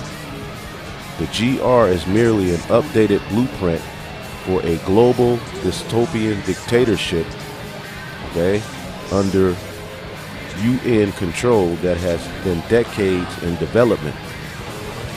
See, and it really goes back to Rome, as we're going to show you. The key actors with this guy, all right, the Rockefeller, which they got their hands in a lot of wickedness that pollutes this earth, and his protege, Maurice Strong. It says, in the beginning of 1970s, okay, there was arguably no one person more influential in world politics than the Rockefeller, then largely known as the chairman of Chase Manhattan. And this is the wicked, the scriptures. Okay, let's get that in the book of Micah, the 2nd chapter. This all is going to link us to Rome anyway, which shows you who's ruling, the Edomites. It says, Micah 2:1, woe to them that devise iniquity and work evil upon their beds. Their beds is their rest. They are in their rest. When the morning is light, they practice it because it is in the power of their hands. And they covet fields and take them by violence. See, they're able to covet fields, use propaganda, and then take the field by violence. See, using their media, justifying, invading, justifying waging wars on people. You see? And houses, and take them away, so that they oppress a man in his house, even a man in his heritage. Therefore, that's what they've done. All right, they've been able to pretty much own the land, own the earth, in the sense that you don't have ownership of the land you're on. So it's only so far you can go. They have ownership of it, and this is the beauty of the kingdom we're getting ready to get. We're gonna have ownership of the land under Yahawashi as joint heirs. We'll be sovereign. We'll be able to freely, righteously move throughout the earth without paperwork, without holdups. And wickedness won't be able to forward itself. So they've been able to oppress people. They've been able to oppress heritages, inheritance that has been passed down to people. All right, and then if you pointed out, they have the law to back them, to where you're punished or seen as a criminal. You can see it all is happening with this Kanye West thing. See, it's tacky, but this is all a part of the agenda that they have, to where you won't be able to say a goddamn thing about them by law. See, therefore thus saith the Lord, behold, against this family do I devise an evil, which ye shall not remove your necks, neither shall you go haughtily, for this time is evil. You're not going to get out of this one, because this is the time of your end. In that day shall one take up a parable against you, a shameful spewing. Everybody's cursing you out, because everybody is starting to see the reality of things. People are withdrawn from this devil. His lies are no longer working. Okay? And it's all a part of the Heavenly Father's plan. That's why he says, stand now with your enchantments. And people are lamenting with a doleful lamentation. People are crying out. People are worn out. People want to be able to enjoy life. When people are looking at the future and how high things are getting and the squeeze that's happening on the earth, and they're starting to notice the trends. So people are taking up a parable against you, and you small hats, you Amalekites, you wall humpers, you're at the center of attention right now because of this prophecy that we're reading. People are saying, we be utterly spoiled. He have changed the portion of my people. How have he removed it from me? Turn it away. He have divided our field. They own everything. And now you bring out the fact that they do, and you're hateful. Why? Because they're tied to the Bible, all right, via the biblical Edomites, the people whom the Lord hates. He totally disregards them. So now you're seeing this big push to get a control on HATE speech. Okay? Because this testimony we have calls him out, identifies him like nothing else can. Now, I'm going to jump here just to get this point. It says the Club of Rome. Okay? The Club of Rome. Now, he's just going to give you the history. Now, we always tell you that, everything you see is a rebirth of Rome. This system, this beast system, is a rebirth of Rome, which the rebirth of Rome, the Western Roman Empire fell, okay, for a period of 1,000 years. That's what you have, the Byzantine Empire. Okay, but after that 1,000 years, the deadly wound was healed. And this very system that we see in place is a fulfillment of that. The Renaissance all the way up to now has what? Healed that wound. Okay? And they've done a whole hell of a lot of wickedness. And they've been able to hide themselves and who they are under different terms, under these different organizations. But why would they call it the Club of Rome? Okay? Because according to prophecy, real quick, Revelation, the 13th chapter, all right, in the 3rd verse, and it says, I'll start at Revelation 13:2. It says, and the beast which I saw was like unto a leopard. John the Revelator saw a world rulership. All right, but it began with the Greeks. Daniel, the 7th chapter, links the leopard to the Greeks. The beginning of the Edomite power structure goes back to Alexander the Great. Okay, now before that, his father had been conquering, but he, all right, was pretty much the man. So this beast system is where you get democracy. There's a lot of customs that are in this world today that link you to the Greeks. See? But it was the Greco-Roman Empire. So it started with the Greeks. The first beast which I saw was likened to a leopard, and his feet were the feet of a bear. Okay, that's Russia. Okay, that bear, that great bear, is going to come out of hibernation, as you see it happening all throughout the news, and lead a war against this system, starting with an evil eye towards Babylon the Great over here in the West. And many of these various different countries, even within the beast system, are growing tired of Babylon the Great. So the feet of a bear is the end of this devil system. And that's going to be via Russia. They're going to lead the pack that leads to the end. It says in his mouth, as the mouth of a lion, and the dragon, meaning his fierce policies, his fierce way of ruling. And the dragon gave him his power and his seat and great authority. And the dragon represents Rome. Revelation, the 12th chapter, links the red dragon to the Roman Empire, Herod. Okay? So the dragon gave him his authority, as Rome is where he got the bulk of his power. See? And I saw one of his heads, verse 3, and I saw one of his heads as it were wounded unto death, and the deadly wound was healed. And all the world wondered after the beast. So the deadly wound was healed via the Renaissance, which Renaissance means rebirth. And when you go and get to the nitty-gritty of what was rebirthed into the earth at the time of the Renaissance, it was the classics, it was Rome. The mindset of Rome, the way of governing of Rome, the art, the architect, the philosophy, the ways of healing, all of it goes back to Rome. It was rebirthed into the earth, which who ran Rome? The Edomites. That's why when you go into history, it was Edom, Rome. So the deadly wound has been healed all the way up to where we are today, to where you have this talk of a GR. Now, in 1968, all right, we'll call this guy DR, all right, David Rock, founded a neo-Malthusian think tank. Now, at Friday's live show, we spoke about this guy, all right, Malthusian. I believe his name is Thomas Malthusian. I'll just look him up real quick. And pretty much, he was the, the Bill Gates of his day. Okay, around the 1800s. He's a big part. He's a part of the beast system as well. All right, and a lot of his philosophies are what are running this current NWO. Now, if you look it up real quick.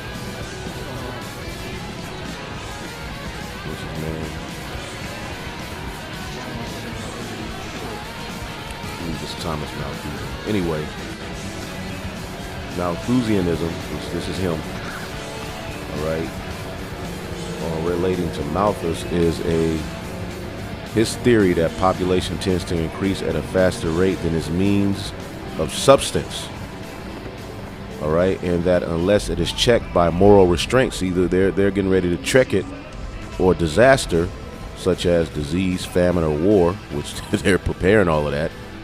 All right, widespread poverty and degradation are the results. So they have to, through disease, famine, and war, get control of this thing.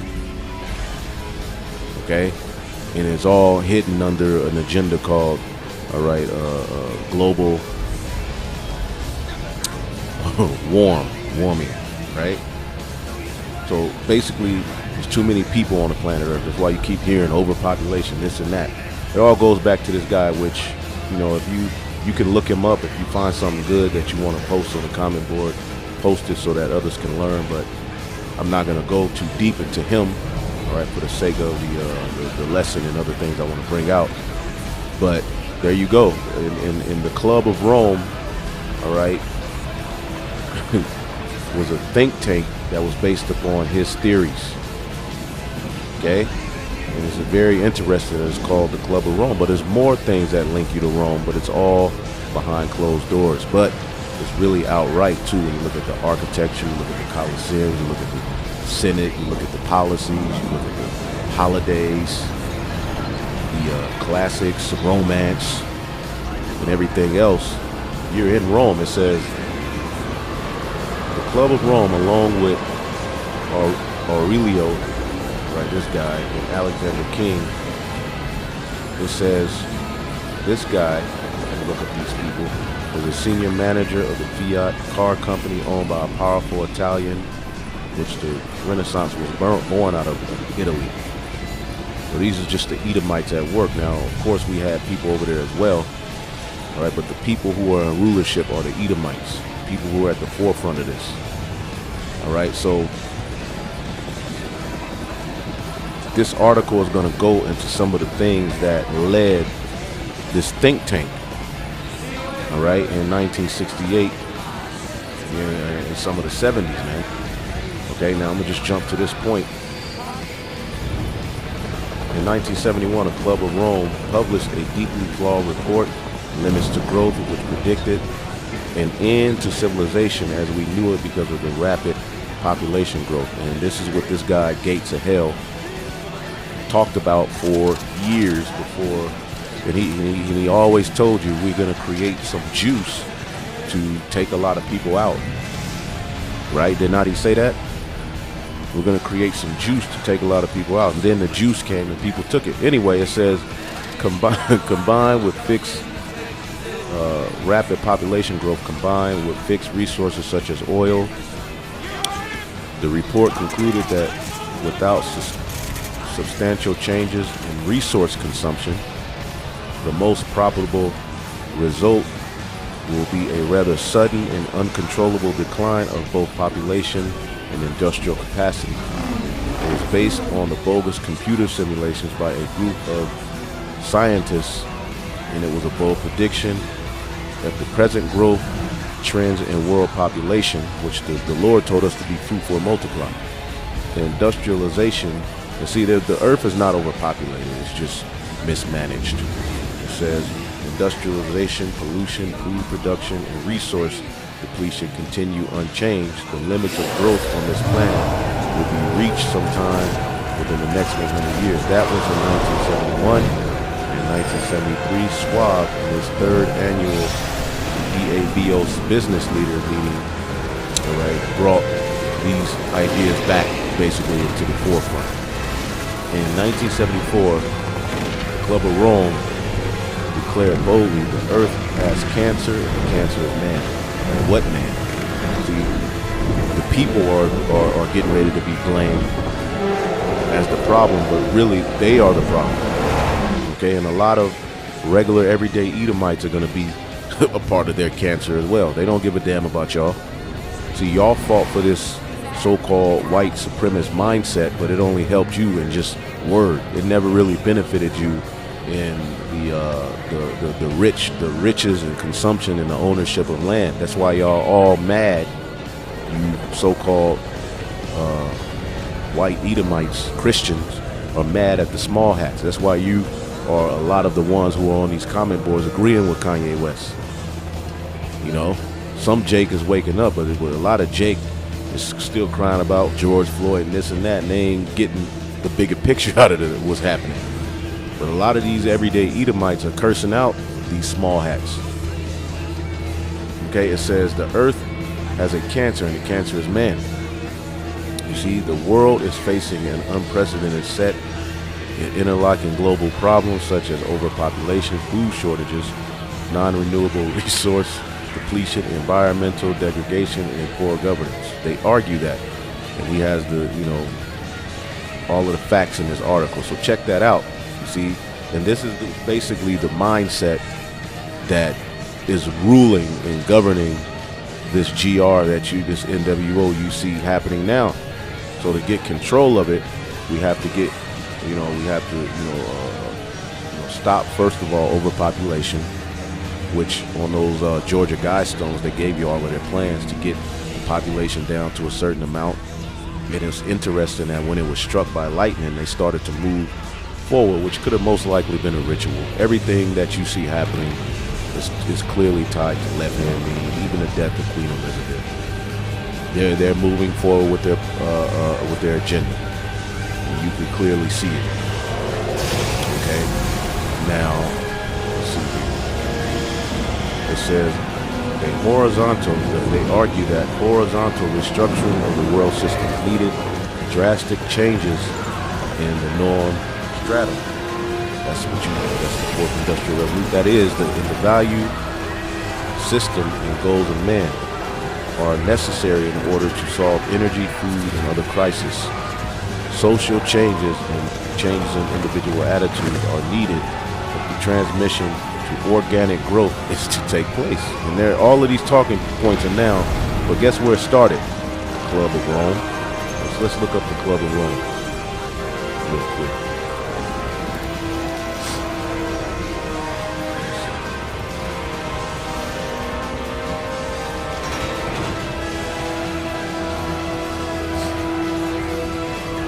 Club of Rome. You can do your own research. They have a homepage, a non-profit organization, intellectuals and business leaders whose goal is critical discussion of pressing global issues, founded in 1968. Yep. The Club of Rome was created to address multiple crises facing humanity and the planet. So it's very interesting that the very thing that runs this WEF meeting, all right, go back to something that was founded in 1968 called the Club of Rome, which that's ultimately what they're establishing in the earth. Let's go back to this article real quick, get a little bit more. I mean, it's so much in this article that it's hard to really, read the whole thing because we'll be here all day. But it gives you that history, okay? This is definitely a beautiful article.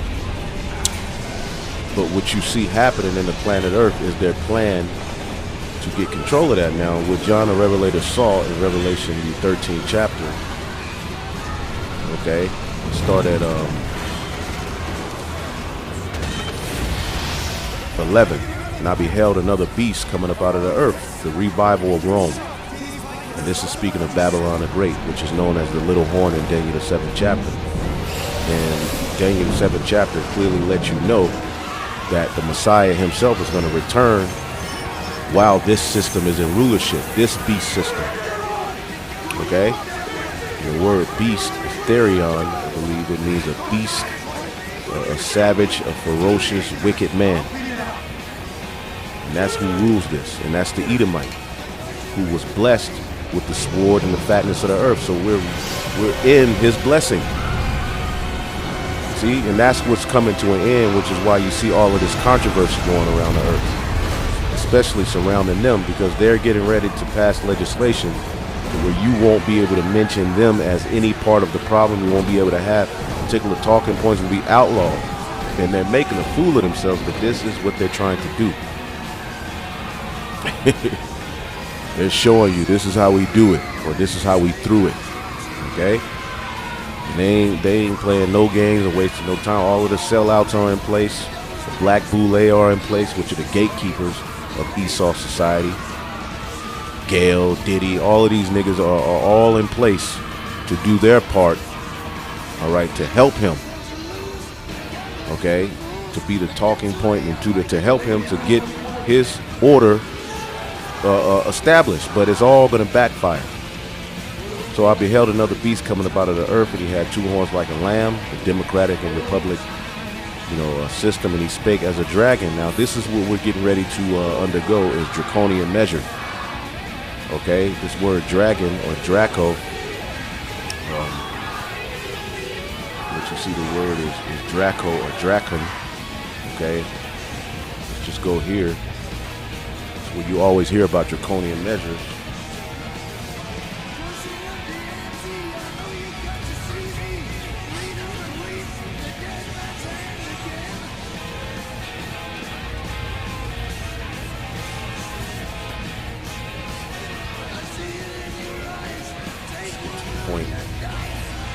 Draco, it says, was an Athenian lawgiver. Now remember, it said the beginning of this beast started with the Greeks. So you're going to see remnants of Greek culture and mindset that run this world today as well. But it's really Rome is what gave them their power. But it says Athenian lawgiver whose harsh legal code punished both trivial and serious crimes in Athens with death. All right, hence the continued worse of draconian to describe repressive legal measures. And this is what's happening in the planet Earth. So he had two horns like a lamb. He comes with these two systems that, you know, give you a false sense of freedom, a false sense of choice, a voice to follow after that you know, which is all witchcraft, you know. But in the end, he speaks as a dragon. Okay, everybody loses, and this is where they're going with it. Speaking as a dragon is the draconian measure, and he exercises all the power of the first beast before him, Rome, okay, and causes the earth and them which dwell therein to worship the first beast whose daily wound was healed. And that's ultimately where everybody worships. They worship Esau, they worship his system, and they really worship the gods and idols of ancient Rome. All right, knowingly or unknowingly, if you're bound the knee to the image of Baal, all right, via the system they've set up. See, and you think that this is civilization and nothing else can be without this civilization. It says, and he doeth great wonders, so that he maketh fire to come down from heaven in the sight, all right, of men. All right, and that happened when NATO struck Kosovo, Bosnia. That was the first, but it led to things like Nagasaki and Hiroshima, which when people saw that, they were like, wow. You see, this is the technology the Lord blessed them with. People were really convinced that the so-called white man was God. And he deceived them that dwell on the earth by means of those miracles which he had power to do in the sight of the beast, his technology. See? And like stuff like this, you know? This is going to have people in awe. Give me 1 second. Let me go to this article. Technology that lets us speak to our dead relatives have arrived. So you're going to be able to speak to, you know, Grandma Nadine, you know, and they already do this, you know, on all kind of levels. These elites, they got all kind of wickedness going on. When we find it all out, oh boy. But this is the type of stuff that they're doing. They're talking about, you know, the blind being able to see. All right. As a matter of fact, let's just type in healing blindness with technology.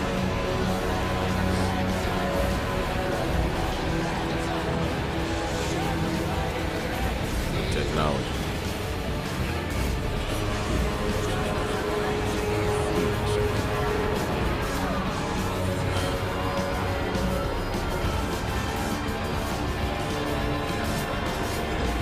Technology and application of science, and that's what you keep hearing. Healing.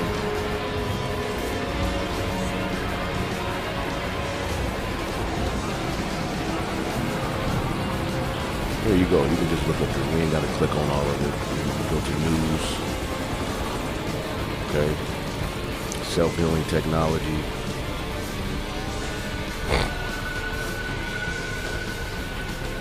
You know, it's going to be presented, you know, all of this technology is going to be presented as the new way of healing as well.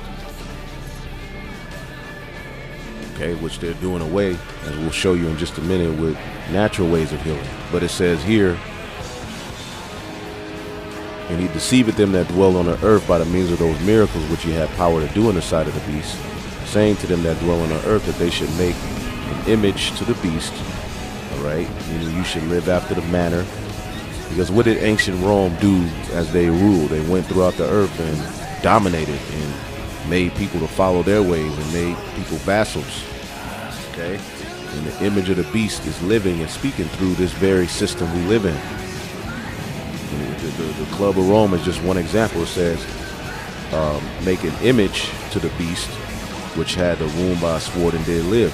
Ancient Rome. That's what they're establishing in the earth secretly. Right? Worldwide they want to establish it.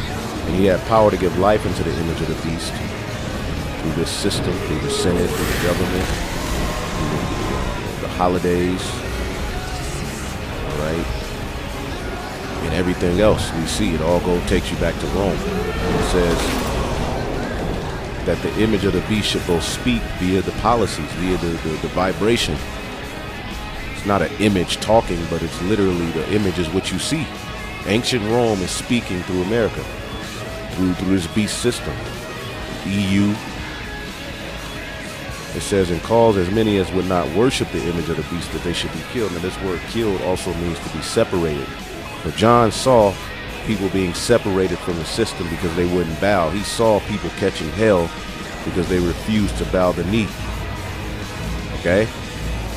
And he saw some of them being physically killed. It says, and he calls it all, this is the point, because while they're doing all of this madness, this is going to be the solution. He calls it all, both small and great, rich and poor, free and bond, okay, to receive a charagma in his right hand or in his forehead, that no man could buy or sell save he that has a mark or the name of the beast or the number of his name. So this is what we see being set up. This is the end game. This is the end result of what they're trying to do. Okay, to control and limit the amount of, of how far you travel and how much CO2 is being emitted. Because everything emits. All of the acts we commit. We're walking. We're running. That's putting CO2 into the atmosphere, and then the atmosphere eats it up and produces oxygen. You see? But they're saying that is causing, the earth to heat up. All right? And we no longer have enough resources to control all of these people. And you know who that's aimed at, you Israelites. You have the most children, right? So this is the John the Revelator saw them try to put a system in place, all right, to so-called bring in peace and safety. Let's go back here. But this very thing we see being set up in the earth has its origin in a system that links us to Rome. So we're right on point as concerning prophecy. So read the page. Didn't want to load. There you go. So there you go. But look that up. I'm pretty sure some other stuff in here as well. I mean, as I was reading it, there was some other stuff, but I just wanted to touch on that, because that's what's ultimately coming is hell. All right. Reminder: a peaceful culling is underway. Okay, and they're doing all of the the false flags and whatever as we told you, they were going to come with all manner of confusion and false flags to justify what they're getting ready to do. Okay, the Club of Rome was founded in 1968 to deliberately push, all right, a global climate terrorism agenda. See that? That's what it is. They're using the climate to usher it in, all right, in order to usher in the eventually planetary GR. Okay. Today, the WEF, look that up, and the UN, which recently said, you can't talk about this person, you can't talk about this kind of people, you can't believe in, conspiracies, and their various assets are the public faces of this psycho-climate change scam. One of the founders and thought leaders of the Club of Rome was sociopathic enough to agree to an interview where he admits, all right, their agenda. See that word? That's what this is all about. They're trying to be the Most High on earth. Now, the Most High has a plan of NWO. The Most High has a plan of cutting off particular seed lines. The Most High has a plan of, killing off a whole bunch of people. Well, he wants to do it in his way, based on his means, and he's going to find out soon that he's not the Most High. This is one of the talking points. It says we can have 1 billion people with freedom or 9 billion slaves. We're at over 7 billion right now, so we need to bring that down to 1 billion. See? And this is why in the book of Revelation, the 6th chapter, if I may. You know, this red horse, okay, who was given power, you know, that leads to famine, death, them coming after the men of the Lord, you know, and hard times on the planet Earth. See? This is Revelation 6:8. And I looked, and behold, a pale horse, and his name that sat on him was Death, and hell followed with him. They say 2023 will be the year of hell. And we're not bringing this out without the balance that the Heavenly Father is going to deliver us, but we're speaking this all into existence as well. It says, and hell followed with him, and power was given unto them over the fourth part of the earth to kill with the sword, and with hunger, and with death, and with the beasts of the earth. So there's a lot of death getting ready to happen. It's already happening. See, but they're going to use, you know, propaganda to wage war on the people and starve people out. And through that, they're going to, you know, use their power to bring you into that system to where, you know, people are going to be like, give me whatever I need to have in order to make it, in order to live, in order to have comfort. And this is where we're going to have to lean on the Lord, because this devil is going all the way out. Okay? It said, I hope that colon can be peaceful and slow and equal between rich and poor. No, you don't. Dennis Meadows, author of Limits of Growth, Club of Rome. See? So we're in Rome all over again, man. See? But it's all going to fail. Okay? Let's read this. It says, if history teaches us one lesson, it is that evil always loses in the end. Freedom, morality, right, and enlightened interdependence always triumphs. That is, until the next wave of evil gathers again. Well, the scriptures tell you, all right, that evil ain't going to rise again. Okay? The scriptures tell you affliction is not going to arise again. Let's get that real quick. This is it. You know, but it's easy. I mean, he is going to lose his mind. He is going to try it. It's in the book of, I believe, Malachi, Zephaniah.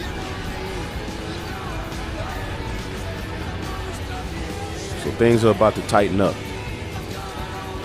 Nahum 1:9. What do ye imagine against Yahweh? Matter of fact, let's see if there's something else. We'll just jump to the point.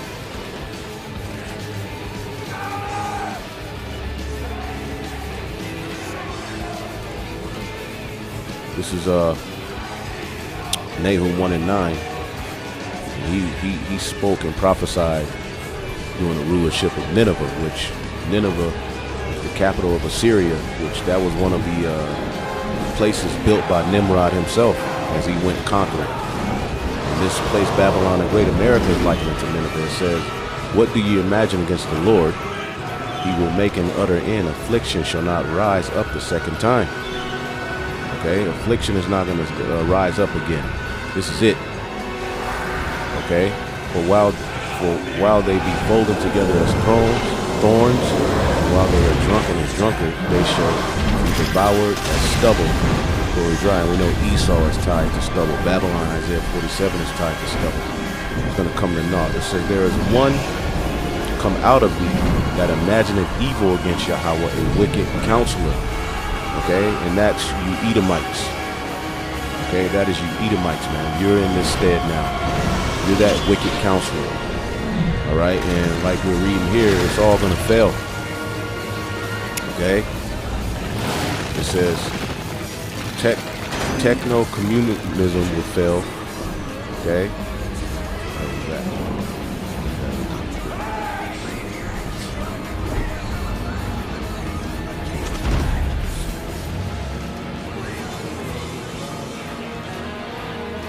Techno-communism. Okay, techno-communism. The way to a bright future, not politics. Techno-communism is the society of high scientific progress in the highest degree of humanistic. It is the world without borders, without ethnic tolerant world, integrated, scientific, aesthetic, multi-planetary, progressive, automated. Current time, the world is divided on the basis of inequality and the level of development, yada yada.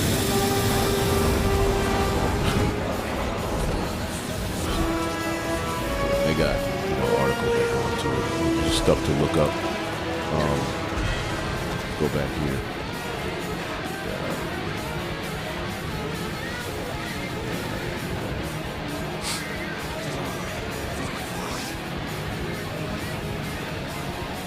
Here it says techno-communism will fail, the GR will fail, central bank digital currencies will fail, and the various psyops will fail. It's all going to fail. All right, but they're going to really, they're going to bring it on. The scriptures say when he was about to fill his belly, all right, then shall sudden destruction come. And mass included fear will no longer work on increasingly awakened populations. This is why they have to shut down particular mindset. There will be no fourth industrial revolution. All right, the fourth turning will make sure of that. But life will get worse before it gets better. Now he doesn't know, and he ain't speaking from the perspective of the kingdom coming. But we are. Yeah, it's gonna get worse before it gets better. Okay. P.S. When Captain Claus and his in-house jargon generators came up with their, all right, you won't have a goddamn thing and be smiling. You can see that quote here. Quote, they were simply ripping off Brave New World and its perma-high on Soma techno-communist Fabian society to wit.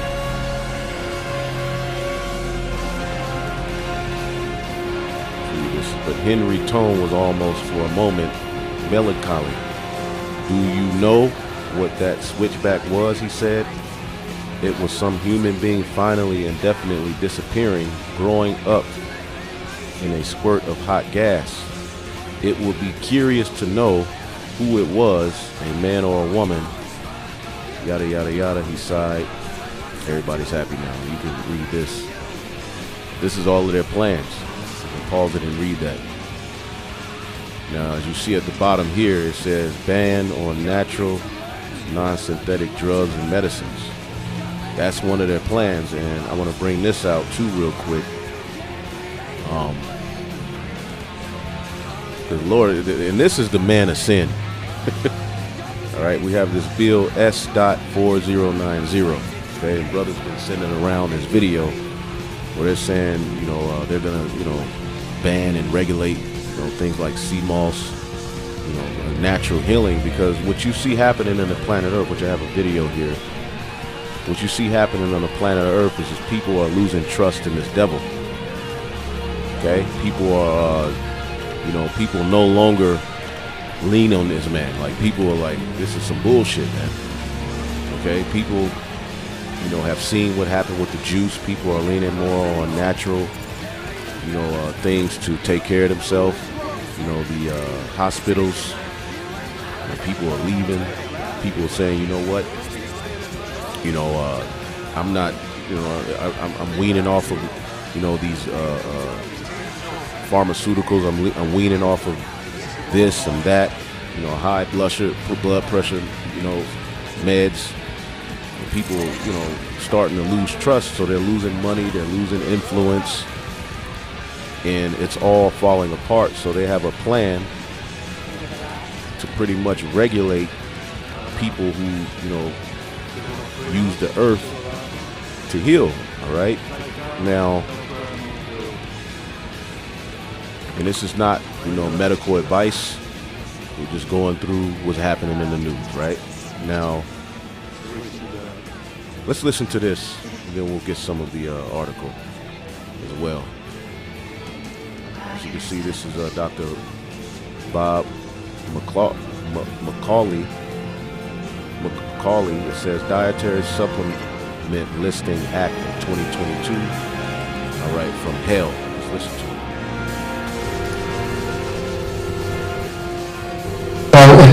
As if the federal government doesn't control enough of our lives, we're we're under the thumb of the federal government everywhere we turn. From the tires we put onto our car and the foods we put into our body. So what this is by two, a Republican and a Democrat. So this is bipartisan. Braun is the Republican and Dick Durbin, a Democrat. I wonder really who's paying them to put this out there. Somebody's paying these two guys, isn't it? You would think this would be in mainstream media and news, but they ain't talking about it. That's why they're trying to, shut people the hell up, because you go and type this in, S.4090, it'll come up, particular, government websites. But if you just go to news, nothing. Nothing. They ain't talking about that. They're shoving propaganda down your throat. Meanwhile, behind closed doors, they're moving in on all out control and tyranny. See? Now, we have a copy of it. All you have to do is go to their website. This is off of congress.gov. Okay, and what is it saying? To improve the transparency and availability of information regarding dietary supplements by amending, Federal Food, Drug, and Cosmetic Act to require manufacturers of dietary supplements to list dietary supplements with the FDA. And it sounds simple. You're just going to have to list it, but there's going to be more regulation. You have a business and you sell tinctures, you do this, that.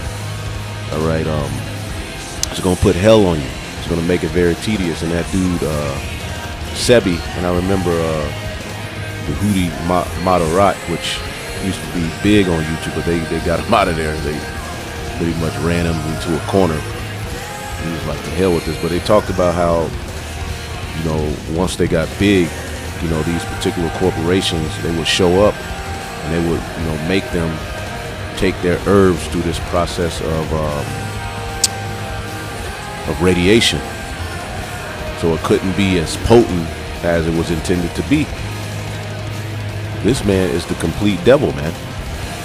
You see? So they're gonna be, let's hear him talk about it. But they're gonna be regulating more and more because they're losing. Okay, people are no longer, going to this man. There's, only so much you can say on this topic, on this platform. But what you see happening is this devil is he's losing this power, because what does the scripture say? Okay.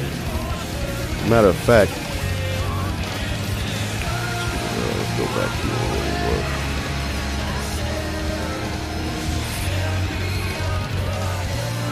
Let's go here.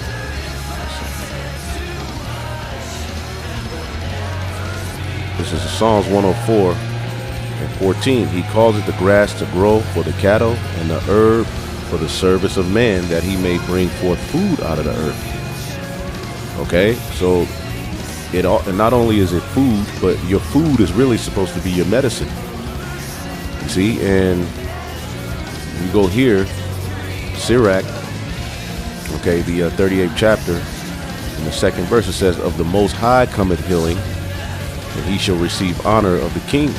Yahushai. "The skill of the physician shall lift up his head, and in the sight of great men he shall be in admiration." And the true physician is Yahushai, but he sets up, men on earth, all right, through the word of Yahweh Bashem Yahushai to heal as well. This word is the true healer. But within this doctrine and this gospel, you learn how to take care of yourself, which is things we were never taught, because they always wanted you so-called Negroes, Latinos, and Native Americans to be under their heads, to be controlled, not to think for yourself, not to use the Lord. And see, the remnant is going to lean on the Lord. See? So the remnant are being healed. Now, we all catch hell, but we're no longer leaning on you devils. And outside of the remnant, the people of the world are turning away from you devils. There's so much information out there letting them know that this system that you have set up is evil. Okay? And we know what the Rockefellers did. Okay, there's information out that they pretty much removed natural or nature, all right, things of nature as the true way of healing, and replaced it with, you know, petroleum-based medicines. Anyway, just get to the point. Verse 4, the Lord have created medicines out of the earth, and he that is wise will not abhor them. All right, and with all of the, because the, you know, the Food and Drug Administration, they regulate, you know, these particular herbs and stuff like that, but not like that. But they're getting ready to turn it up a notch. All right, as if, you know, things of nature are just destroying people. No, what's destroying people is Burger King. All right, the fast food. Okay, chemicals in the food.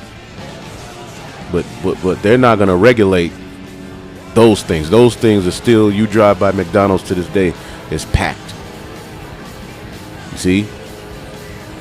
But no, they're gonna regulate the things that come out of the earth and put hell on people who have these particular businesses, all right, and who have influence. Okay? Let's listen to a little bit more. No doubt about it.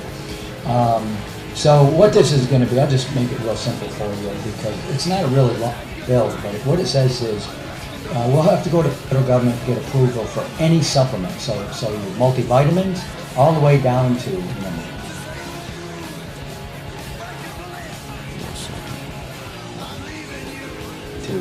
Mucuna, Mucopa, ashwagandha, you know, spirulina, chlorella, the kind of things that I sell.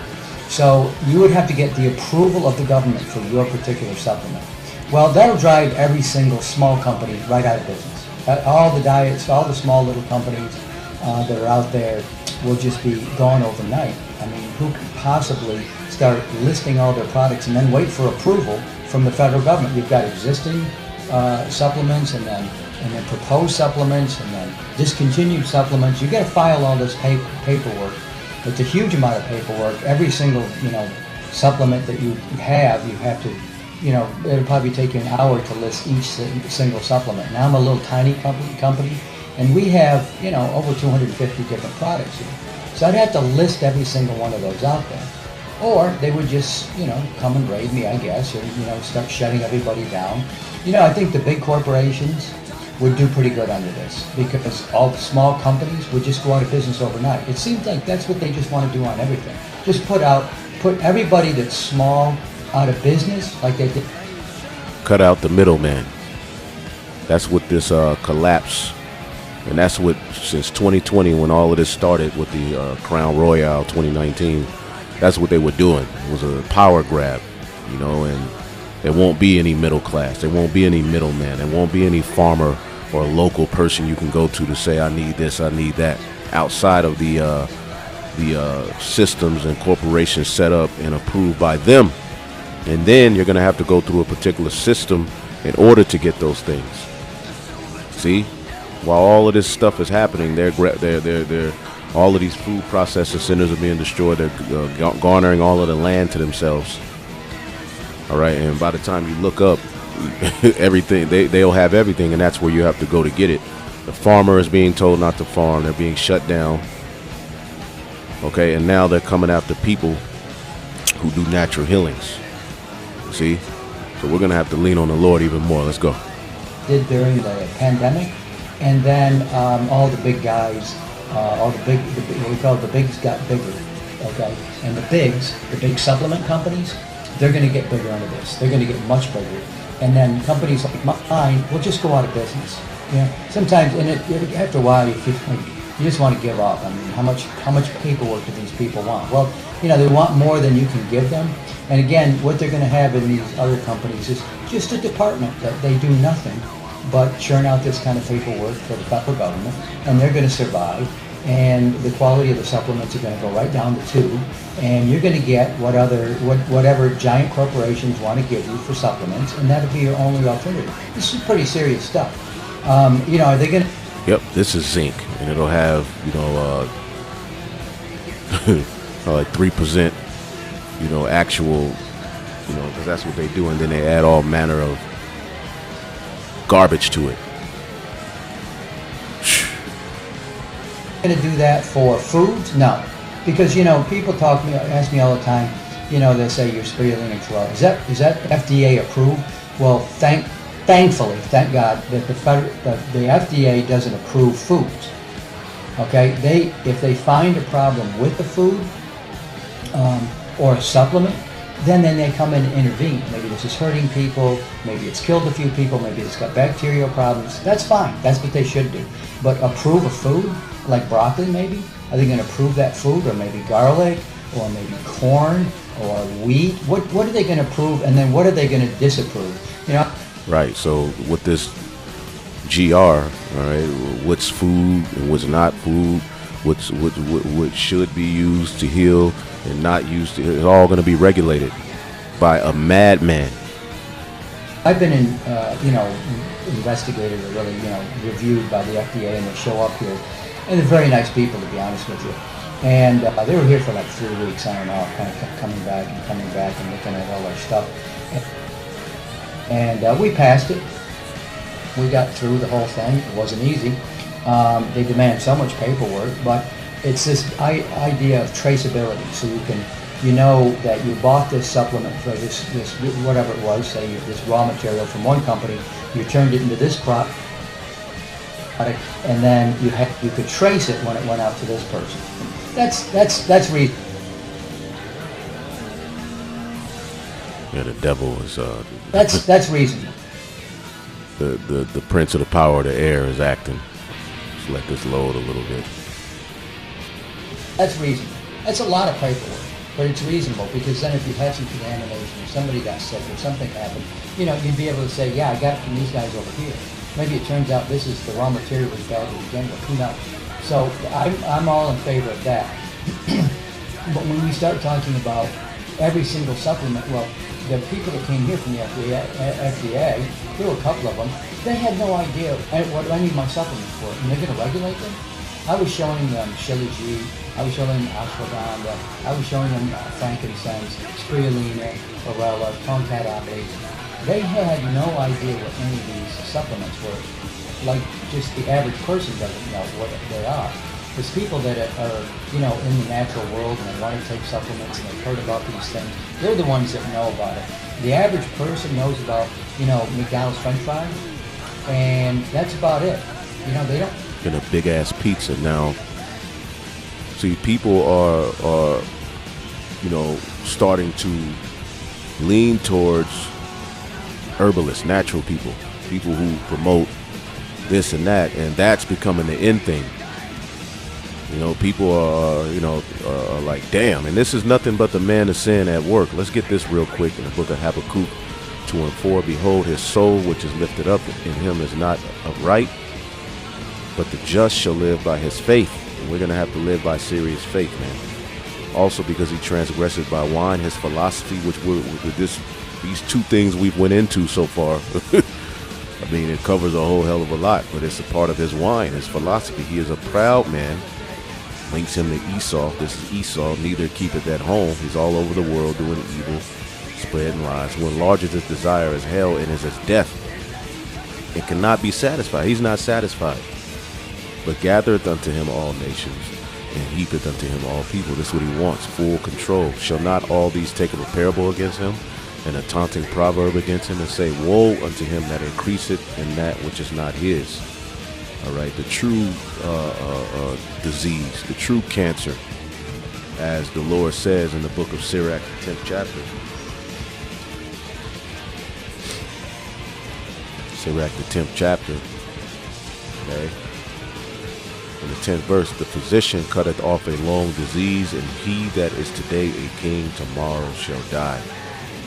Okay, like it says in the book of 1 Maccabees 2. Tap into that. And they were, he's, going into how we're going to be good, man. If we believe and stand for the covenant of our power, man. This is verse 62, 1 Maccabees 2:62. Fear not then the words of a sinful man, for his glory shall be dung and worms. Today he shall be lifted up, and tomorrow he shall not be found, because he has returned to his dust, and his thought is come to naught. And these are the thoughts of his mind, being spread. But now people are coming up against him. So he behind closed doors is, working all manner of evil, calling on his witches and warlocks. And we're in the Sabbath, Shabbat Shalom, and his holy day, his wicked holiday has been falling on the Sabbath. For a lot of his wicked holy days on the left-hand side have been falling on our Sabbaths. You had a few little dirty, weirdo children come up to ring the doorbell for the trick-or-treat. We're in a very demonic holiday, man. And what they do with these holidays, they put a little cute spin to it to make you think it's about candy and this and that. But no, that goes back to a very, very wicked, evil time, man, where they're calling on, the dead, calling on these particular gods and doing sacrifices and all manner of evil, man. The man of sin is being revealed. Daniel 7:25. He shall speak great words against the Most High, and shall wear out the saints of the Most High, and shall think to change times and laws. And he shall be given, and they shall be given unto his hand until a time and dividing of times. And we're at the end of that. Where, from 1619 to around the 60s, we were just depleted through. But the Lord has sent the Holy Spirit. Yeah, we're worn out. Yeah, we live in a system that's totally contrary to righteousness. But we have the Holy Spirit, man. And this is clearly the man of sin being revealed. Again, the end ain't going to come except, we had that falling away, 70 AD. And then in the latter times, the man of sin will be revealed. He who comes to do the bidding of Satan. Let's read this in 2 Thessalonians 2:9. We always go into this. But we told you we're going to be reading these same scriptures. There's way more. Okay, so that's why we go line up on line, precept upon precept. But there's particular scriptures that are going to hit. NLT, this man will come to do the work of Satan with counterfeit power and signs and miracles. See? Pseudoscience. He will come to do the work of Satan. What man? Well, okay, he even his own kind are calling him out. That's how wicked he is. Don't know about supplements, and these people didn't know anything about them. Frankly, they were very impressed with it. Wow, maybe I should tell my mother to take this one. Well, he said you should. She had some serious health challenges, but the idea of them coming in, we're going to register every single product with the federal government. No thanks. And then they're going to tell me whether it's approved or not. A lot of people are taking these, these natural things to their fathers, their mothers, and now, the mother and father are starting to listen and take, these things, and they're throwing away, the lisinopril, which if you're a Jake, and if you're listening to this and you take lisinopril, just know that Esau created that to specifically destroy you. So you want to, do the hawthorn, the cayenne pepper, stuff like that, which ultimately far more better for you, because you got to understand, when the Heavenly Father, through the Alahayim and the first fruit spirits, created all of this, it was created for us to enjoy. Okay? It was created to forward us. Okay? And when all of these things were created, notice that it said it was good. Okay? But instead of regulating all of the things that are destroying the people, he's for to go in on the things that are made to help the people on another level. Okay? This is very dangerous stuff, let me tell you something. They want to control every aspect of our lives. And, I've never made any kind of a political, and I don't consider this politics, but I'm in Michigan, so I'm going to call both my senators, and I'm going to say no to this. And that's what you should do. You should call your senators, because that's where it is right now. This is a Senate bill, the Dietary Supplement Listing Act. of 2022. Yep, and pretty soon with the right, false flag with the right propaganda, you won't have a say-so. And that's what this false sense of freedom and choice is leading to, tyranny. I don't know if it has a number. I think it's 403, but it doesn't matter. Mainly, if you just look that up online. And this was posted 4 months ago. All right, and only 2 comments. People ain't paying attention to this, but you go to a Kanye West or everybody's talking, and that's what they want, so they can label you and put you in this particular category. And then when they make their move, they already know who's who and what's what. See? But behind all of these enchantments, this devil is coming with it. Okay? This is off of Tyranny News. All right. Captain Claw's right-hand man calls for mass extinction event to usher in GR. Or you can read that. Germans take the streets to protest rising energy prices. See? All manner of uproars. And you just wait. Things are getting ready to tighten up. And 2023 is going to be challenging, but the elect are going to be all right. We were built and created, Lord willing, with that number to get the victory. Okay? Hundreds of woke Twitter employees flee to Facebook and Google so they can continue censoring users. Oh boy. So it's getting ready to be real annoying.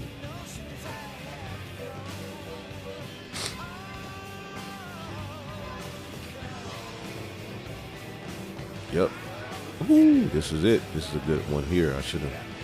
Big nature versus big pharma. The biggest war ever waged is being fought right now. See, these are the things that behind closed doors. Okay, Australia following communist China's footsteps with the digital ID system.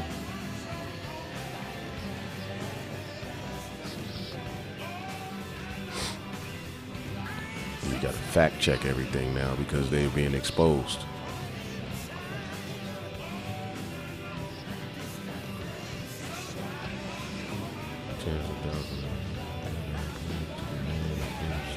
Yeah. I'm gonna have to bring this one out. Well, but not today.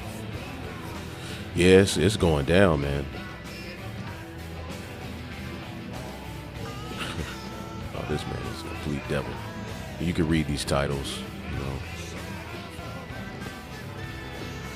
Joe Biden demands American children be mutilated by trans surgical procedures and chemical castration. A man with no brain wants children to have no reproductive organs. Like, what type of agenda is that?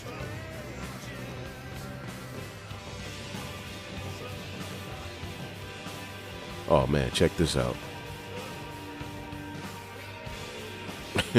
And while they're getting caught out there, they're just going to throw out more propaganda and distractions because they're getting caught. That whole juice thing was people are finding out, man. They really messed over people with that. New Zealand farmers demand cancellation of Prime Minister Ardern's plans to tax the burps and farts of livestock, because what does that do? That creates that CO2 emission. So yeah, this is how crazy they're going with it. New Zealand farmers hit the street in October to join a countrywide protest against Prime Minister Jacinda Ardern's proposal to place a tax on emissions from livestock in a bid to address the climate change issue. So nature is getting ready to be blamed. Okay, nature is the problem. The Heavenly Father, the way He created this earth and the way He created, species and creation, that's going to be the problem. Okay, and because cows burp and fart, that's leading to the earth heating up. You have to kill your livestock, or we'll just tax you all right, on their farts. And how are you going to track burps and farts? Well, hey, we have technology to do that.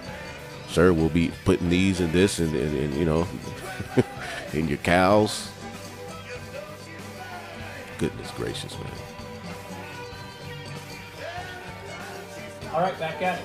It's been a while, but I'm going to get back to making videos. And what I wanted to start off with is what I've noticed over the past few months. It's kind of a coordinated effort to tell people like me or anybody who's criticizing the way the cattle market operates or beef market operates.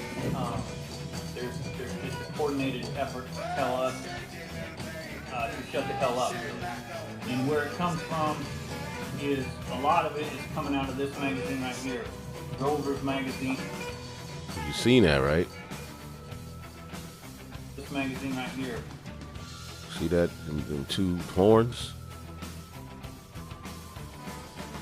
All right, but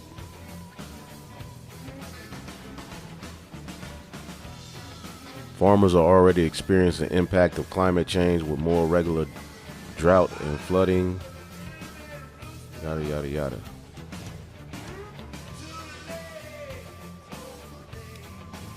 Yeah, these people are absolutely crazy, man. Who would have ever thought we would be here, you know? But there you go. Maybe we'll tap into this in another video, but there's a war. All right, they're at war with nature. Okay?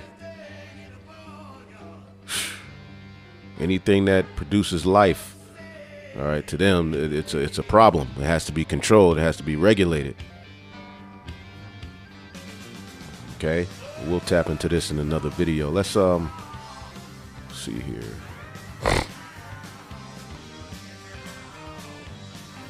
Yeah, we'll get into that on another one. Damn, I wanted to get into this. I didn't even get to this. Well, we'll just do another news and prophecy tomorrow. I mean, there's so much going on. You know, I had a whole video prepared to go into the anti-sim and how they're coming at us, but I was like, well, everybody's going into that. Let me tap into a little bit of what's going on in the world. Let's play a little bit of this, though. Well, have you been paying attention to what's happening in Europe with energy crisis and protests and climate lockdowns? Well, if you live in the United States, that's coming soon to a theater near you because the United States is facing an energy crisis of its own, ill-timed, just a few days before the election. This comes straight out of the mouth of the White House economic team, and yet the mainstream media is pretty much ignoring the story because they don't want it to hurt the Biden administration and Democrats in the upcoming weeks. So the White House economic advisor Brian Diaz says we are facing a diesel shortage.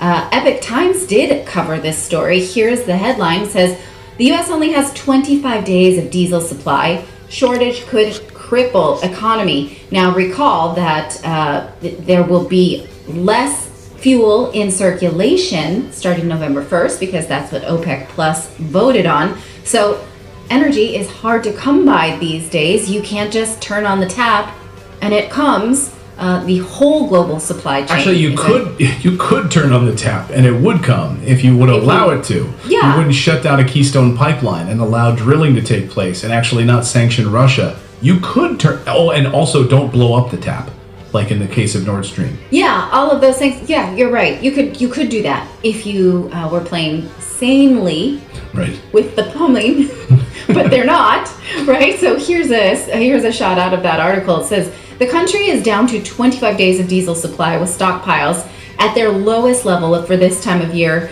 in records going back to 1993. In the Northeast, where more people burn fuel for home heating than anywhere else in the country, also use a lot of fossil fuels for cooking. Inventories are a third of their typical levels going into winter. National Economic Council Director Brian Deese called the levels unacceptably low.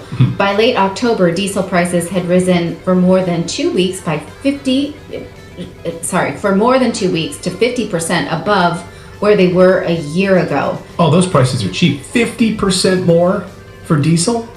Yes. Holy smokes. Now, most of your transport of the things that you know and love, most of the things that you can just reach out and touch around your desk where you're sitting right now, are shipped to you on trucks, most likely that run on diesel. So this means no more of that if things shut down, or at least much less of that. No gasoline transport of, delivery vehicles. No Amazon, no I got a Walmart. question though. That makes zero sense. You know why? Because it takes less to refine diesel than it does regular fuel. So how is that?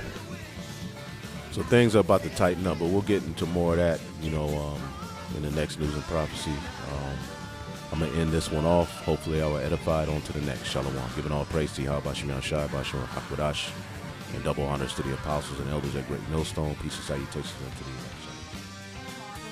10-17. He's tryna pull a publicity stunt. These rappers be pussy, they bleed once a month. Don't speak on my name, don't get put in the blunt. You can diss all you want, still won't get a response. It's still free to game till they get out the chance. Stop being around the bush and just get to the point. You wanna be me, I know what you want, but you ain't gotta pull no publicity stunt. Live by the gun, then you die by the gun.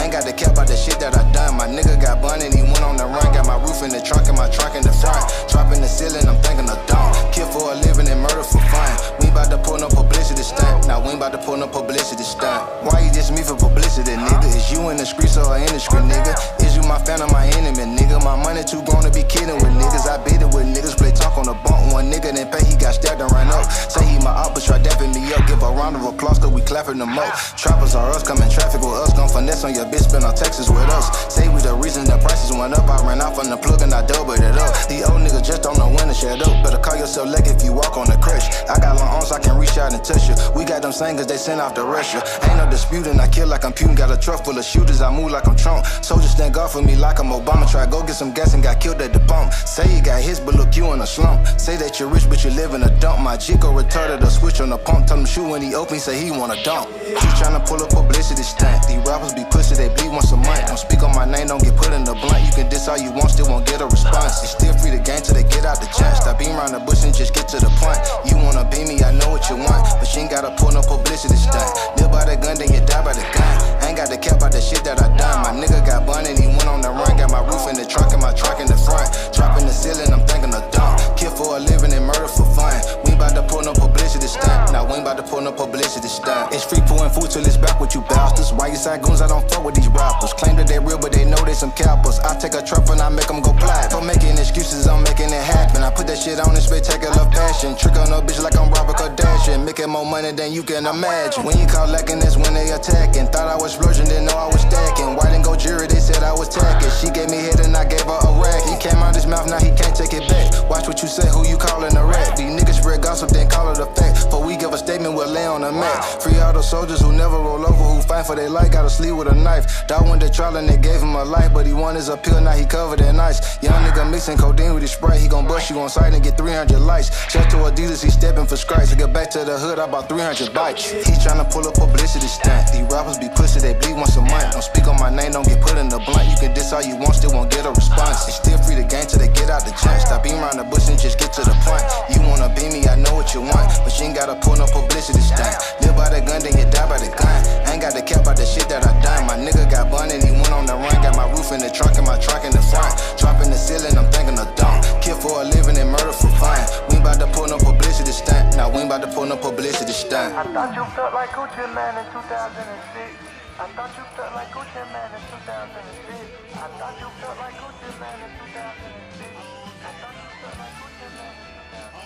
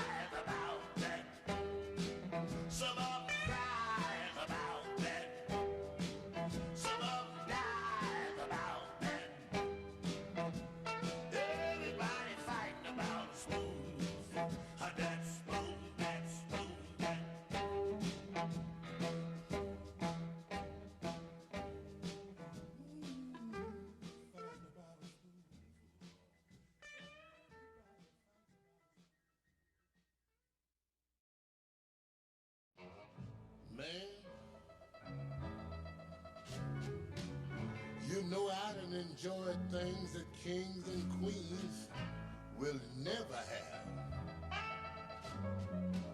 In fact, kings and queens can never get. And they don't even know about it. And good times,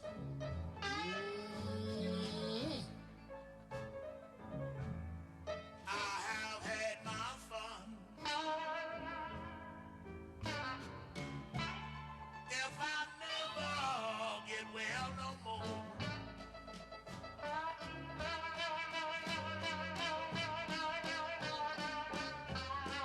I have had my fun. If I never get well no more,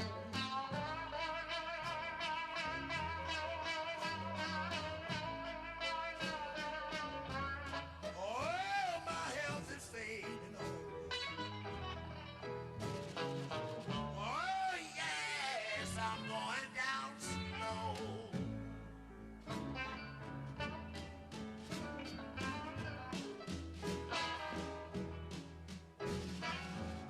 now look at here. I did not say I was a millionaire. But I said I have spent more money than a millionaire.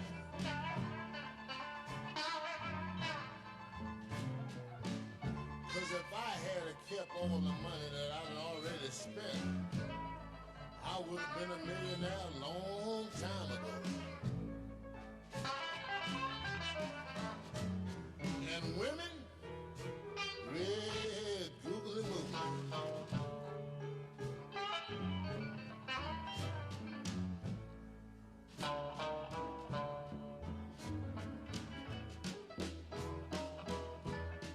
Please write my mama. Tell her the shape I'm in.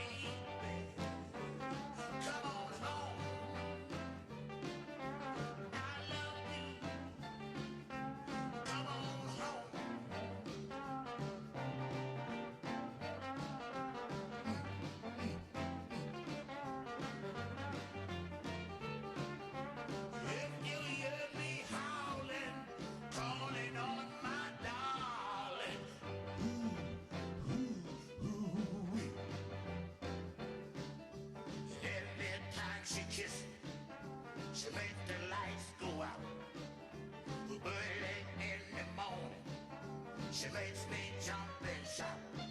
This bad love she got makes me laugh and cry. Makes me really know I'm too young to die.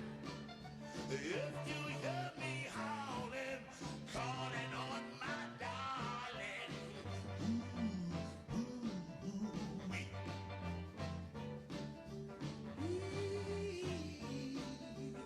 come on, I love you, pretty baby.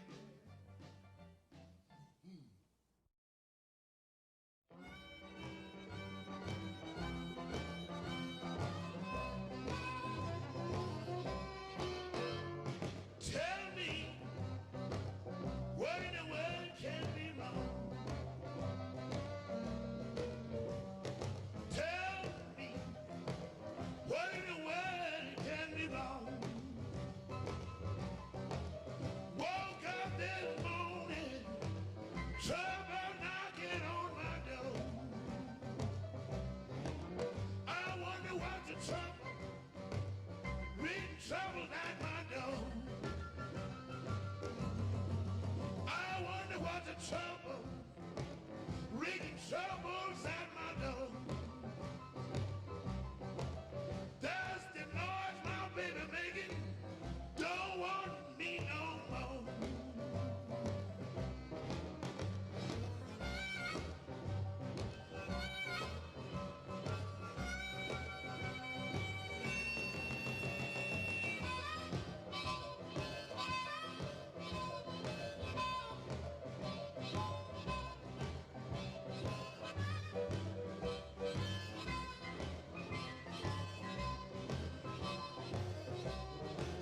I'll have to forget it and let this trouble pass.